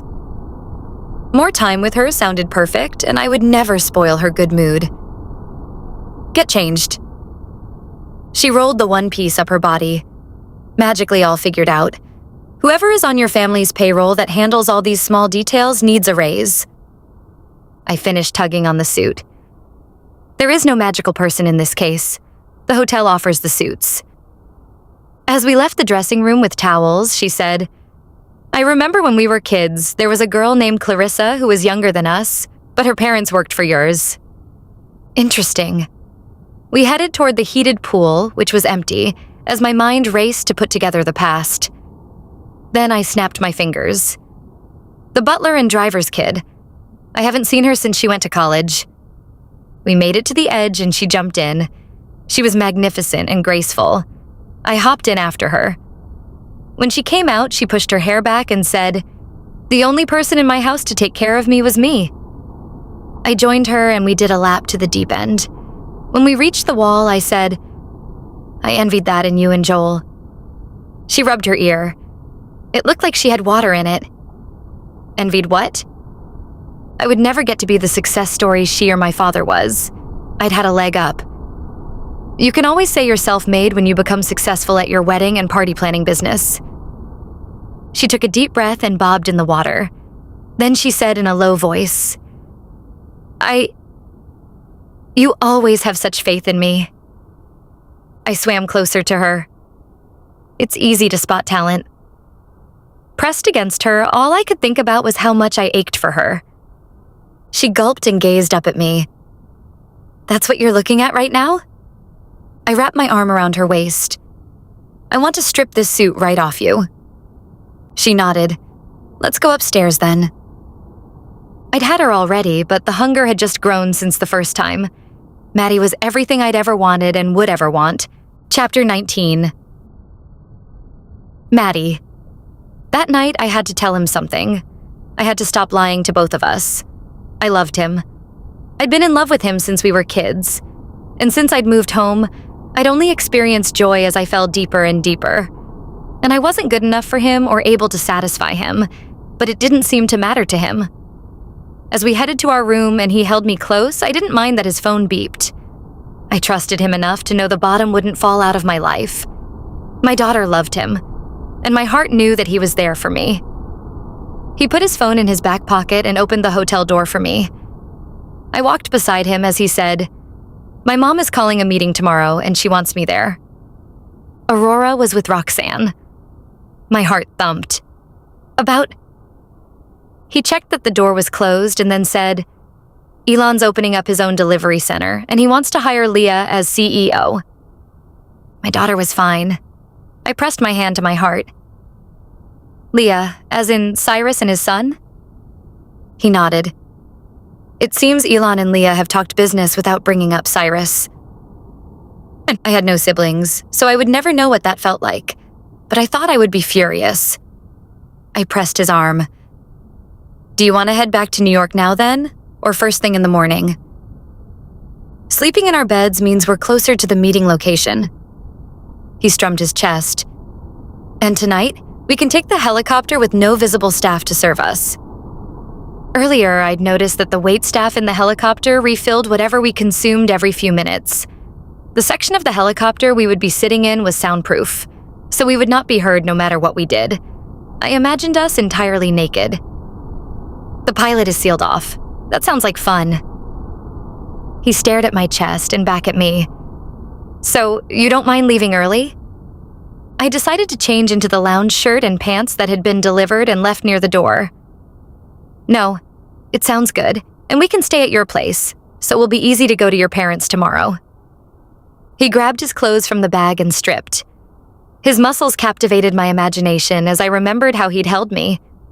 He said, "The hotel will carry our belongings." I waved him off. Then I folded my dress into the bag my other clothes had been delivered in and rushed to his room. His tuxedo shirt had been tossed on the floor, but in less than 1 minute, I packed it. He took the bags from me and we headed out, holding hands. Being together was nice, but I still needed to confess that his love wasn't one-sided.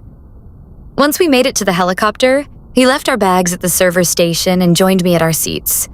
The pilot locked the door and then went to the front. As the engine roared, I patted the seat next to me. The bench seat is pretty comfy. He squeezed my thigh. "We'll have to hold off until we're level." My pulse grew faster. He wanted more of me. It was time I showed him how I felt. I traced his chest and whispered, "I don't know if I can keep my hands off you that long." He turned and stared into my eyes.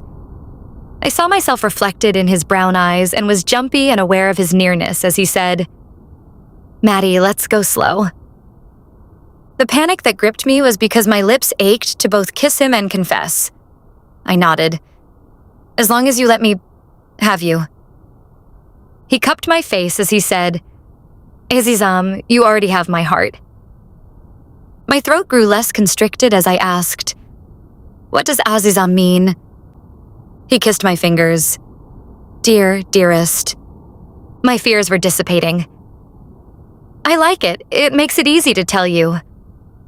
This was it. I loved him. Yet the words refused to come out. He blinked. "What?" I ached to tell him, but I said instead, "Honey bun, I've been falling for you pretty much every second of every day we've seen each other." He came closer and his eyes closed. "Honey bun? If I get a nickname, so do you." His lips met mine and I forgot where we were or anything else. I lit up in his embrace and I didn't want it to end. I reached lower and pushed my hand into his pants. A moment later, I brushed against his hardening manhood. So, do you like this? His breathing was short. Don't speed me up. I let him go, saying, I want you to take total control. He held my inner thigh. I'll let you lead. His lips were so close to me. I never want to do anything that might trigger you. I swallowed. Love was on the tip of my tongue, but the word was stuck there. I would have to show him. I held him tight. You're my Azazam too, though I do like honey bun for you. Either way, I trust you. His lips curved up in a smile. Say that again. Azizam. The foreign word came out a little differently from the way he said it. Call me whatever you want. You're sticky sweet to me, so I'm picking honey bun. He laughed, but then his lips met mine, and I forgot the rest of the world. I was his, Arman. I needed to savor the taste of her lips on mine. I wanted to tell her again how much I loved her, but I held my tongue. She responded with tenderness that stirred my heart and whispered she loved me too. My muscles tensed. As we flew back to New York, alone in the clouds, we had plenty of time. My cock grew harder. When the kiss ended and we took air, I caressed her cheek and squeezed her hand. Maggie was the sweetest, kindest woman I'd ever met, and no one could ever replace her. Our kiss resumed. The air was dark, but it didn't matter because we were the only two people in the world. Being in love made lovemaking even better than I'd thought it would. My hand went up her arm. My hunger for her grew, and I pushed her hair behind her head. Do you want me? Yes. She reached for my shirt. I leaned back and let her take it off. She took a minute to lift it, and then it was my turn. She'd left what happened up to me, and her trust was something to cherish. My breathing grew harder as I rolled her shirt off her and then reached behind. She stared at me with pools of desire and nodded. Then I kissed her shoulder and removed her bra, and I saw her glorious nipples that I needed to tease. She sucked on her bottom lip. I stopped. What? She smiled and reached for my pants. Fair enough. Naked is better. My testicles swelled. We unbuttoned and tossed the rest of our clothes on the floor. I hugged her while I stroked her back. If words weren't good, I would show her how I felt. She lay back on our bench and I tasted her body.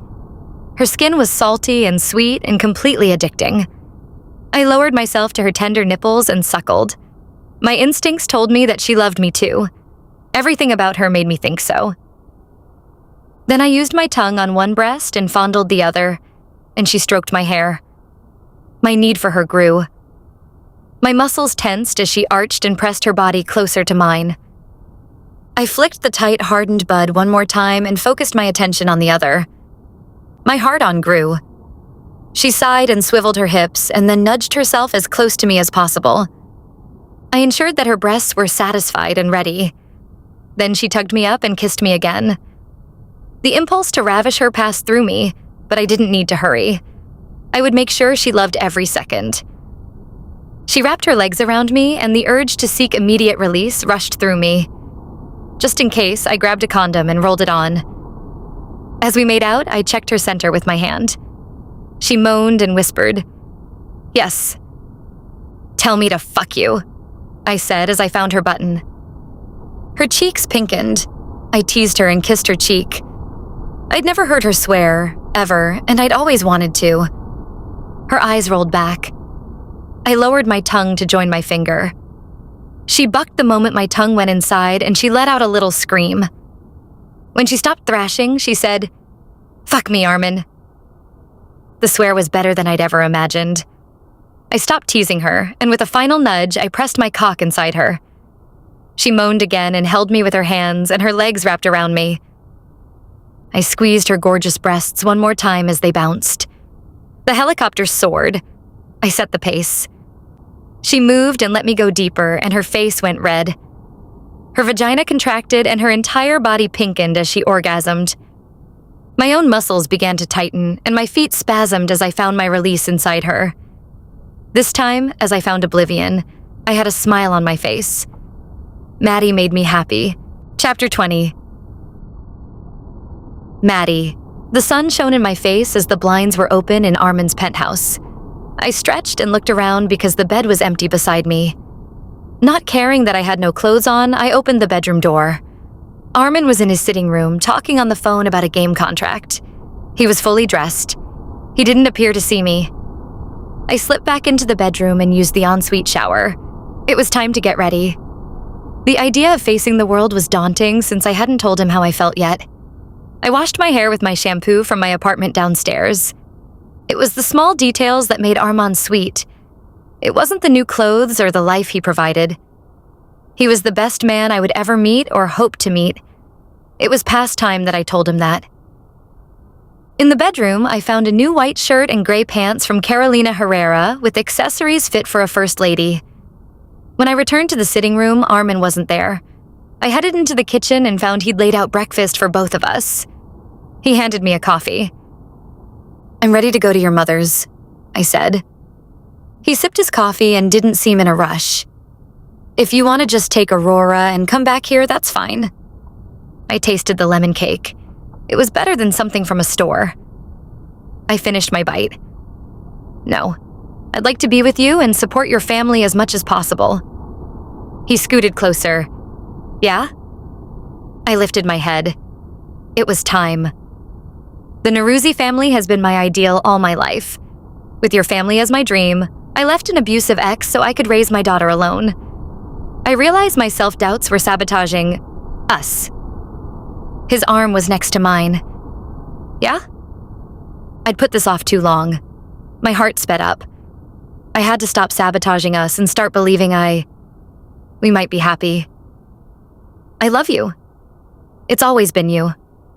The years in between gave me my daughter, but I'm grateful that at the end of my journey, I get to be with you, if you want that." His lips met mine and my skin felt electric.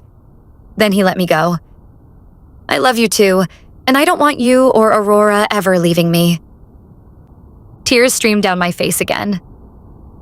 "I know I can't satisfy you like you deserve." "What?" "In bed. With you, I lose myself and never seem to stay alert to ensure that you're satisfied." "I've never had better. Every time with you has blown me away." "Your face constricts," I said, though my heart skipped. "I'm releasing inside you." He kissed my forehead. "It's a physical and emotional release. I've orgasmed every time with you." I was wrong about everything. Relief washed over me and I could breathe easier. I hugged him. Then I wiped my face. "Good. Guess we'd better head out to be there for your family." I let him go so I could grab a pair of shoes, but he held my waist. "Wait." My stomach nodded as if this was the end, but I brushed that negative thought right out as I turned. His brown eyes were warm embers that spoke to my soul. "What's going on?" "I just want to know what changed your mind. I worked hard to not be pushy with you." I laughed. He was wonderful. I hugged him back. "You didn't push. I've been going to the meditation classes and that massage was pretty awesome." He looked offended. "So it was the massage?" My soul grew brighter and I shook my head and kissed his cheek. "No, it was mostly you. I can't imagine not being with you anymore and I need to stop self-sabotaging. I hope you can forgive me." He traced my back and hips. "There is nothing to forgive." My body warmed. I was a different person with him. I motioned with my head. "Well, we do have a few hours before we have to be there." "We can be fast," he said, and we headed back to the bedroom. With him, life was perfect. A whole new world for me started for me that day. Chapter 21. Maddie. In my new luxury brand clothes, I felt like one of those women I'd seen on old TV shows where they spent their days discussing designers and shoes and men and sex. Of course, I hadn't been allowed to watch those shows, but I watched them when I was alone. Now, my life was better than any high-drama show. Arman loved me, and I loved him. I stepped away from the mirror and saw him step out of his bedroom, wearing slacks and a button-down shirt. I smiled and took a step to join him as my phone rang. I glanced at the number. It was the Montana Sheriff's Office.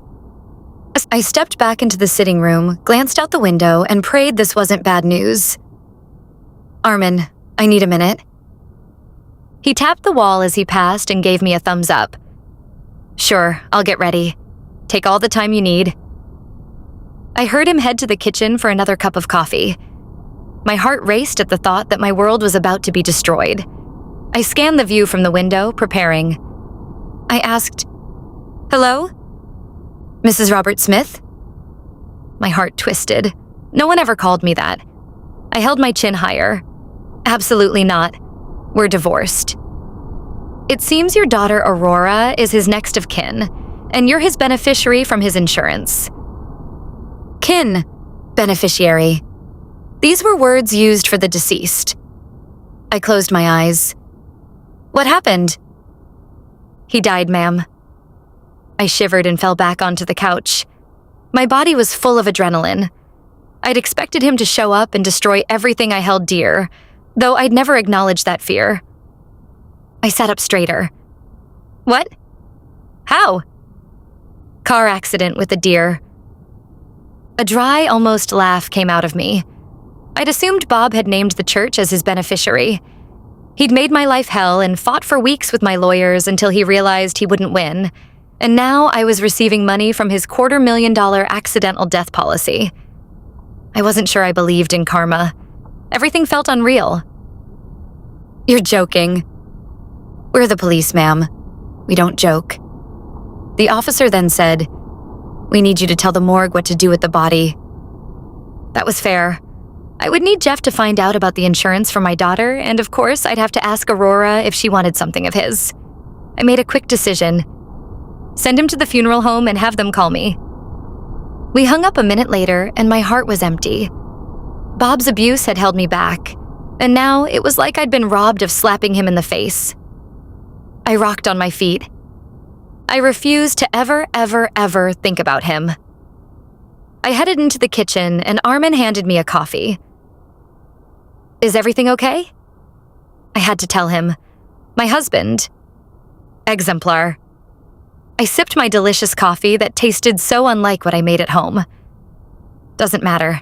He's dead. He put his cup down. What happened? I took a deep breath.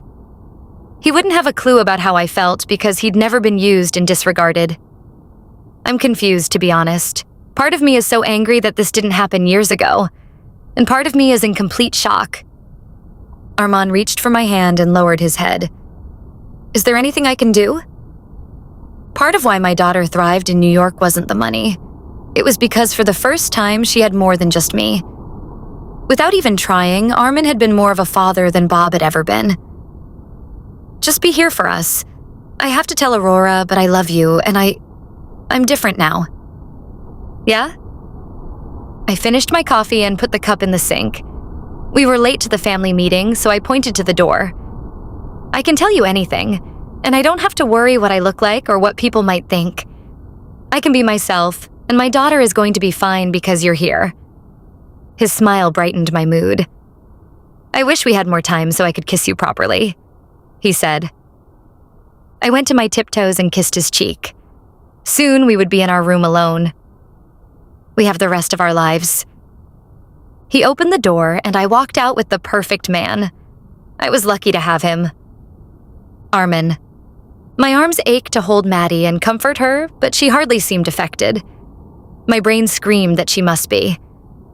The news about her ex had come out of left field, and based on the past few months, I knew that Maddie tried and failed to compartmentalize and ignore her feelings. The night before, she'd made me happy. I just wanted to do the same for her, so I decided I would wait to see how I could help. The elevator opened and we stepped in. As the doors closed, she said, "Now that Bob is dead, we'll have to go to Montana to collect whatever Aurora wants." I placed my hand on her lower back. We can fly in on the family jet. Her eyes widened. You want to come? My heart beat wildly for her. I nodded. I want to be there for you. She cupped my face as the doors opened on the first floor. You already are. I think I need to go by myself, but the jet will be fast. I took her arm and we headed out. Done. If there is anything else? No, I'll settle whatever and come right back to you. The second we made it outside, her mother, Catherine, stepped in front of us. Madeleine. She let go of me, and immediately I felt the lack. Mom, what are you doing here? Her mother fixed her gray hair. I came to find you in Aurora. I wasn't sure what to do other than stand tall. Maddie's mother had never said anything overtly rude to my face, but I had no idea what she'd said behind closed doors. Just in case, I'd send her a present for the holidays to help her warm up to me. Maddie crossed her arms. Why? Catherine lowered her head. Because first I was diagnosed with bipolar disorder, and it makes me this angry person that needs religion to stay sane. And then when I'm calm, all I want to be is to be your mom and to help and be accepting. I love you and your daughter. Maddie's eyes teared up and she hugged her mom. I smiled. Forgiveness and family were beautiful. Maddie let her go. It took me a long time to understand your sickness didn't have to be mine. Lately I've panicked over all the wrong things, but I'm getting better. And you should know, Arman is officially my boyfriend. My shoulders perked. She'd claimed me as her own, though I was probably too old to be a boyfriend. Okay, I'm happy for you. Catherine gave me an unblinking gaze and her skin was ashen as she said to Maddie, It's just that I've never wanted to hurt you or for you to suffer. I asked, Do you want to stay and have lunch and see Aurora? Maddie's eyes flitted to me. We're late. My mother would understand. I said, She can stay. Catherine backed up. I don't want to impose. Maddie reached out and took her mom's arm. Actually, Mom, I have to fly to Montana tomorrow. If you want to come and see my life there, you're welcome to join me. Catherine gazed at me. How long will we be? We're going and coming back the same day. He died and I need to find a lawyer and finalize everything with a funeral home. I don't think it will take long. Without thinking, I said, I'll have Jeff ensure that the legal work is smooth. Thanks. Mention to have him check for who's getting the life insurance. I want to prepare my daughter if it's her. On it, I said, and texted Jeff. Her mother said, Then I'll go. We headed back into the building, but this time we went to Maddie's apartment. Now that she loved me, I wanted her to move in with me, but I kept my mouth shut. She opened the door and said to her mother, Stay in my place until we get back. Catherine asked, Where are you going? Maddie said, To pick up Aurora, and we have a meeting. Catherine glanced around and her eyes were wide as saucers. Okay, thank you. If Maddie didn't take me to Montana, at least she would have someone with her. As we talked to Catherine, we learned that my mother had organized a vacation with a botanist to learn about gardening for Catherine and our gardener, all expenses paid. All I knew about Catherine was that she grew flowers, so I thought the vacation would be right up her alley. But I showed the text message to Maddie first, so she could make the final call about whether to extend the invitation to her mother. Maddie nodded, then walked beside me across the park, and I curved my arm around her and reached up. She laughed as I traced her armpit, and she shook her head. Arman, you're tickling me. I stopped and smiled. I liked when you said I was your boyfriend. We are exclusive. We were more than that. I needed to ask her to be mine forever. I'm in for whatever you can handle. She reached around and took my hand in hers. Just love me. It's enough for anything. I walked with her, and as we neared my mother's door, I said, Let's get Aurora. The butler let us in, and my mother called out from the dining room. Arman, you're late. We headed in, and I saw most of my brothers sitting there quietly. Cyrus and Elon were center stage. No one said a word. I held my head high.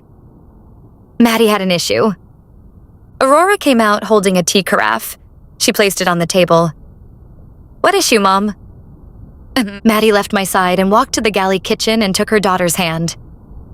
I followed, but then stood outside the archway between rooms. Maddie's voice was clear to everyone. Your father died. My mother's hand went to her heart. Aurora asked, How? And walked back into sight. Maddie followed. He was in an accident with a deer. Aurora spun around and Maddie hugged her. Roxanne clasped her hands. Whatever you and Maddie need will help. I would get the story later on what had happened with Cyrus and Elon. I said, I promised her the jet already. Aurora straightened and tensed. I don't want to go to Montana, Mom. I never want to go there. Maddie took a step forward. Okay, you can stay here with Arman. And me. Roxanne hugged her. Maddie said, Thanks, it's just for the day. I'll leave tomorrow morning and be back before dinner. I squeezed her palm and realized that no matter what happened, as long as we talked everything through, love was enough. Chapter 22. Maddie. The night before, we'd slept in my apartment. I'd tossed and turned and hadn't found much comfort. I wanted to ask Arman if he wanted to move in together permanently. His penthouse had a bedroom he never used, which would be perfect for Aurora. We would get to live as a family, and I would get to be with the man I loved. Arman dropped Aurora off at his mother's, brought us breakfast, and we drove in the limo to the airport. We hadn't said much of anything, and I hoped he knew that the only reason for the change was my mother, who would head back to the beach once the trip was complete. I kissed him goodbye and walked onto the plane with my mom. It was metal, an ordinary cylinder shape, but inside the cream walls, cushioned sofa, bar area, and desk chairs that spun around were the opposite of the stationary, uncomfortable seats I'd sat in when I moved to Montana. I refused to dwell on my thoughts, so I poured us orange juice and coffees. Then I handed them to her as she slid into a dining area. Mom, thanks for coming today. She held onto the table dear life. I've never been on a private jet. I took the seat opposite her. Me either. It's our first time together. She uncurled her hands. Do you love Arman? The pilot started the engine. I stared at her and didn't blink. Yes, very much. We took our drinks and went to sit in the leather chairs that had seatbelts. I put my coffee on the tray beside me and buckled, and my mother did the same thing. Then I sipped my coffee. My mother said, You're throwing all of Jesus' teachings out the window. I choked on my drink. Years before, my father had used this line on me. I lowered my arm, though it didn't shake, and met her blue eyes. No, I'm not. I've been going to a meditation group. We're all different faiths in there, but we all want the world to be better for our children, to be good people, and to let our hearts guide us. Religion doesn't define the heart of a man or a woman. Working with plants keeps me centered. She pressed her lips together as we flew through the sky. I finished my coffee. 18-year-old me had cared about what she thought, but I'd been on my own or protecting my daughter for years now. And being with Arman taught me I'd be okay expressing myself. She broke the silence. Plants grow better with kindness, which isn't something I ever surrounded you with. I'm happy now. My heart stirred. I undid my seatbelt. Mom, I wish you would see how happy Arman makes me and Aurora. I stood and went to the galley and found an apple. I grabbed one as my mother said behind me. I'll try. I showed her the apple, and she nodded, so I handed it to her and then grabbed another for me. We returned to our seats and ate in silence. Soon we'd be back in Montana. The drive back to New York had taken days, and I'd been afraid of filling my tank, as we were two females traveling alone. Now, I was in the lap of luxury and comfort. My mother carried our stuff to the sink. I helped her clean up, though we didn't need to wash anything. As we finished, she said, Can I ask a different question? I waved for us to sit as the pilot signaled that we needed to be sitting down with seatbelts buckled. We buckled in, and I said, Sure. What? She sat back and closed her eyes. Why did you name your daughter after a cartoon princess? A laugh escaped me. This might be the first time in years I'd laughed near my mom, if it had ever happened. As we descended, I said, I didn't. She's named after the dawn.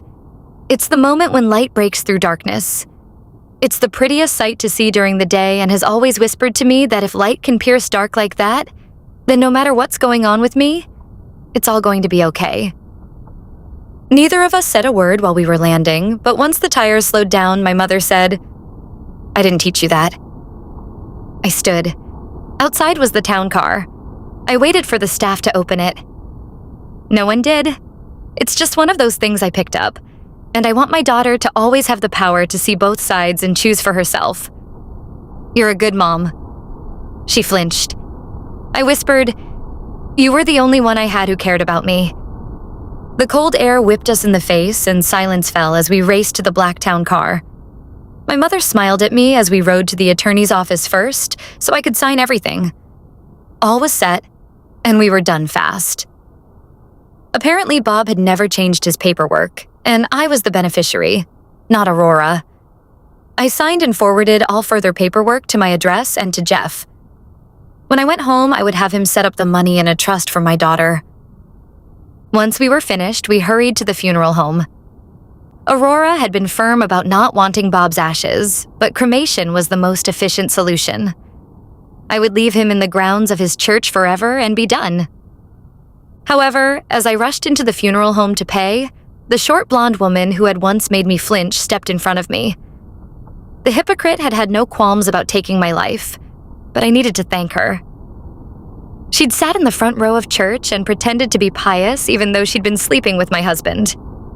She lifted her chin as if she ruled the world. How dare you show your face here? Silence gripped my throat. I couldn't speak for a second. My mother edged forward. Who are you? I'm Evelyn. She pressed her hand to her heart. I refused to let her or anyone stop my words or prevent my happiness. I said, Bob's girlfriend. She let out a huff. Fiancé, and you shouldn't be here. My mother made a tisk sound she'd perfected during years of service for the church. I heard about you from Reverend Jerry, young lady. Now I know what the adulteress who lied about my daughter's goodness looks like. Evelyn's eyes turned red. Excuse me? The last person who needed to fight my battles was my mom, but her standing up for me felt nice. I gripped her arm. Mom, stay out of this. She patted my hand. You handle your business, honey. I'll ensure that the trash stays out of your way. Wow. I hadn't been honey since I was 10. I turned to face the last reminder of my past. I opened my lips to tell her to leave, but then I stopped. She'd cared about Bob, and I didn't care. This was my last day in this town. I let out a sigh. Evelyn, do you want his ashes? Her eyes widened. Seriously? I nodded. She could have all the memories of Bob. My daughter doesn't want me to bring him home, and you said you loved him. I was going to drop his ashes around the church, but you can have him if you want. Her mouth widened as if I'd said something shocking. Doesn't want? What kind of daughter did you raise? Once upon a time, her words would have stung, but I was done being judged. I didn't care what she thought, and I would never see her again. You don't even have children, and if you ever do, then you'll learn how to parent. You can pick up the ashes when you're ready. I'm on my way back to New York. And Arman. I wanted to say his name. Though he wasn't there, I could feel him in my heart. I met with the funeral home, paid the bill, and signed the agreement. The process took 5 minutes. Then I was free. I stepped out into the frigid air that had soaked into my bones for years and headed to the car with my mom. All my life, I'd never thought freedom was possible. Now, I had a town car, Arman, Aurora, and my mom. We slipped in and our driver took off. As the funeral home became a distant visual behind us, I said, You were great with Evelyn. She shook her head. I wish I'd said something like that to your father when he wanted to marry you off. I guess we all have regrets. I refuse to let the past decide my future, though. I wish you could see how wonderful a good guy in your life can be. Arman doesn't try to control me at all. He only tries to help. I'm happy for you. I want you to have everything you ever want. She settled into her seat. Now that I had my life on track and everything that happened was my choice, life was better. And Arman made me happy just thinking about him. Nothing stood in our way now. Maddie. Evening was descending on New York when we arrived. My mom had decided to join Roxanne and take the vacation. Apparently, Fred, The gardener and my mom were both eager to learn from the botanist and looking forward to the 2-week course. This meant I headed home to Arman and Aurora by myself. Traffic was slow, but finally I stepped out of the car and ran into the building. Aurora and Arman were upstairs in his penthouse, so I took the elevator there. Aurora answered the door, but she immediately mumbled something and rushed off. I headed into the kitchen, and Arman's warm, inviting brown eyes captured my attention. I hugged him. "Thank you for today with my mom." Then he kissed me, and I forgot the world. I was with the one man I loved. When the kiss ended, he showed me that dinner was set for us. "I hope your mom enjoys riding back in the helicopter with my mom." While I hadn't eaten much that day, I wasn't hungry. I cupped his face. "Her being here gave me closure, but being with you makes everything better." His muscles tensed as I let him go. "I don't want to go another night without you at my side." Perfect. We were on the same page. It was time I spoke up. I took a deep breath. "Me too, Arman. It's why I'm hoping we can move in together." He flinched as if I'd slapped him. My heart pounded. I would never push him. He took my hand in his. "I'm hoping for something else." I'd gone too far. I rocked on my heels and then decided that whatever he said, my answer would be yes. "Oh well, that's okay. What is it?" His entire body tensed. "I want no hope." No, I shouldn't start the sentence with I. Then he froze. My lips quirked. "Are you nervous? I've never seen that in you." He went down on one knee. I grew excited as he took out a ring from his back pocket. "I'm not. Marry me, Maddie. I've loved you all my life, and I don't just want to live together. I want us to be a family." Tears formed in my eyes as I took the box from his hand. "Yes." He stood up. "Yes?" The simple diamond was perfect for me. I hated pretentious jewelry. I slipped it on my finger. "I'll marry you. We have to talk to Aurora, but I think she'll be happy." His face brightened. She helped me pick the ring. I hadn't expected that. I tilted my head. "You talked to her?" He linked our fingers together. She saw that the jeweler had called me and asked me if she could come. She said if I asked with this ring, it was a sure thing. I laughed and wrapped my arms around him. I'd wanted to be in his arms since I arrived. Guess I'm starting on the second wedding for my portfolio. Portfolio? I'd meant to tell him earlier. I've signed up to get a certificate at the community college, and I have to plan 3 weddings in total to graduate. He winked. "I'm sure my mom will enlist your help when she finds brides for my brothers. I just hope they are as happy as we are." My eyes fluttered closed. He kissed me, and I knew nothing would ever stop us from being together. I loved him. He loved me. And this was just the beginning of us. Chapter 23. Cyrus. My phone call went unanswered. Fixing the past had taken over my life. I'd filled out the form for dropping out of the dance competition, and I would mail it the next day. It was time to end the past and somehow patch together a future. The yellow flowers of the wedding were cheery and bright, and the opposite of what I felt. I hung up the phone and headed back to my family table. As I made my way across the room, I bumped into Maddie, who was soon to be my sister. "You did a great job." She nodded. "Thanks, I'm just glad Joel and Kendall are happy." We both looked at the couple, who were dancing effortlessly together. "So I'm excited to have you as a sister." Then she pointed to table 4. "You're probably wanted over there." Standing shoulder to shoulder with me, she asked under her breath, "Are you talking to Elon now?" I'd never stopped talking to him, despite the fact that my mother had called a family intervention meeting. I'd been disappointed, but my mess wasn't his fault. "Yeah, we're having a beer in a few minutes." Maddie patted my shoulder. "Good. Family is important." I winked. "You sound like my mother." She directed me forward. "She's the best. I'm modeling my life after her example." My strict plan to marry later and follow my parents' example had blown up in my face. I said, She's disappointed in me. She sighed. I'm sure there's a way for you to talk to Leah. Doubtful. She hadn't responded to me. It was like she didn't want me to exist or want me there. But I wouldn't burden Maddie with that. Next week, my plan goes into action. Arman waved for her from the other side of the room. I pointed. And you're needed over there. Maddie walked me to my seat.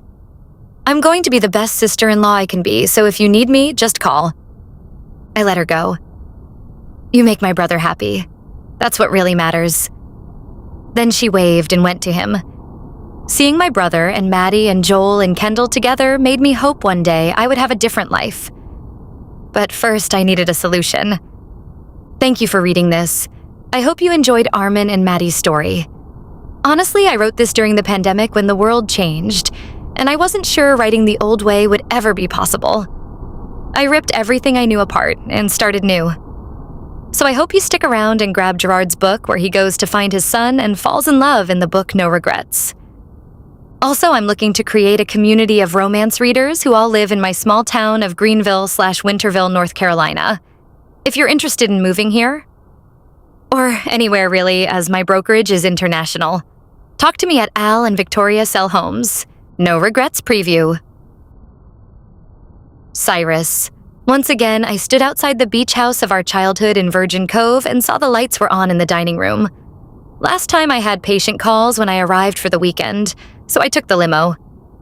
This time I parked my Aston Martin, the sleek, low-slung beauty that always made me wish I was more of a James Bond than a heart surgeon. As soon as I heard laughter, I headed to the door and let myself in to avoid having the butler announce me. He saw me and directed the staff to get my numerous bags, which was why I was late. Unlike the others, who only intended to stay the weekend, I was here for an indefinite stay. As I entered the dining room, I saw my 11 brothers, along with the wives of 2 of them, and Arman's new stepdaughter, who he'd claimed as his own. Just as Mama and Pinder had claimed all of us as theirs, even if half my brothers were adopted. We all looked different, but on the inside, this group of men, along with Mama and Pinder, were my rock. Tonight, my brother Arman practically glowed, his happiness reflected in everyone. He'd always been the golden son. I walked over to him, squeezed his shoulder, and asked, "So, when's the wedding?" He jumped to his feet and hugged me while my mother beamed, and for the first time all week, my soul was at ease. So far, all attempts to get Leah to speak to me about our infant son had failed, but now I'd cleared my schedule at the hospital, and I would not leave Virgin Cove without having that discussion and holding my son. Arman's fiancé and soon-to-be bride, Maddie, answered my wedding question. Well, first we have Joel and Kendall's formal New York wedding, which I'm planning, and Arman and I want our wedding here, at the beach. Joel and Kendall had privately eloped months ago, and now would have their formal wedding this month. Arman asked, "So, Mama, can we host it at the house?" I glanced at Maddie, who probably believed she'd be able to manage something low-key, but in the Norouzi family, our celebrations of birthdays, accomplishments, and now weddings made the world stop and take notice. Mama said quickly, "Whatever you want. We might have some guest yacht parking problems, but we'll figure it out." "We will," Arman said, and hugged his soon-to-be bride. Maddie then addressed us like she was already part of the family, telling us to sit as she said, "And I want to do as much of the planning as I can. I need to have 3 weddings in my portfolio to get my wedding planner certificate." As soon as Pinder, Parvi Norouzi to the rest of the world, and Mama, Roxanne, scooted their chairs in, the servers brought in our champagne and salads. I took my seat opposite Arman and beside Warren, though we still filled only a fraction of this dining room my mother was determined to fill with family. Mama held up her glass and said, "Maybe Cyrus will be next." My face heated as I said, "Let's not discuss me. Isn't Warren's birthday coming up? Does it have to be weddings?" Maddie's eyes twinkled when she reminded me, "I need to plan 3 weddings to get my certificate." I glanced at her. As a girl, she'd been like the sister I never had, and now she'd been withjoined to Arman for a few years, it seemed she wanted to be my sister again, by teasing me mercilessly. Warren shook his head and said, "Don't make a big deal of my birthday." I laughed and held my glass up to toast. Warren, everything in your life is a big deal. He rolled his eyes like he was annoyed, and adrenaline rushed that I'd hit my goal. Then Warren said, "No, but Cyrus, don't be so serious all the time." Score 1 for him. Overthinking has always been one of my negative traits. Pinder lifted his glass and said, "To Maddie for rejoining us, and to Kendall for sticking with Joel." "Finally," Kerr called from the middle of the table while Charles and Jeff laughed.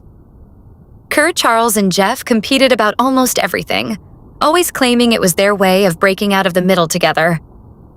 We lifted our glasses and sipped our champagne. Then my phone beeped. Leah had returned the gift I sent to her apartment along with my note requesting a time to talk in person. Now I was in town. It was time to knock on her door. I put my napkin on the table and said, "With that, I have to go." Mama asked, "Is everything okay?" I'd told them about my plan to stay in the house once everyone departed, since Mama and Pinder planned to yacht to the Panama Canal for their second honeymoon. I put my napkin back in my lap and picked up my fork to finish eating as I said, "I just have to, you know." Once I finished, staff took our plates and other staff put the Persian eggplant stew, koresh badamjan, in front of us. I glanced at Joel and his new wife, who'd never eaten our food before, and she reminded me of some of my brothers when they first moved in with us. Joel was showing her the correct spoon. Hopefully at least my son would grow up eating delicious meals, even if Leah never wanted to see me again. I needed to find a way to mend the gaping wound in my heart. We ate, and for a few minutes no one spoke to me. And as the food filled my belly, I began to hope that soon I'd have the answers I needed. Pinder asked, "Can any of us help?" They did not need to cancel their second honeymoon trip to help me work things out with Leah about my son. I finished my wine now as I said, "I don't know what I can do to get her to open her door and talk to me. Even though that she moved here, a small town, knowing it's our family home." Mama added, "At least she told you. Your son is still quite small."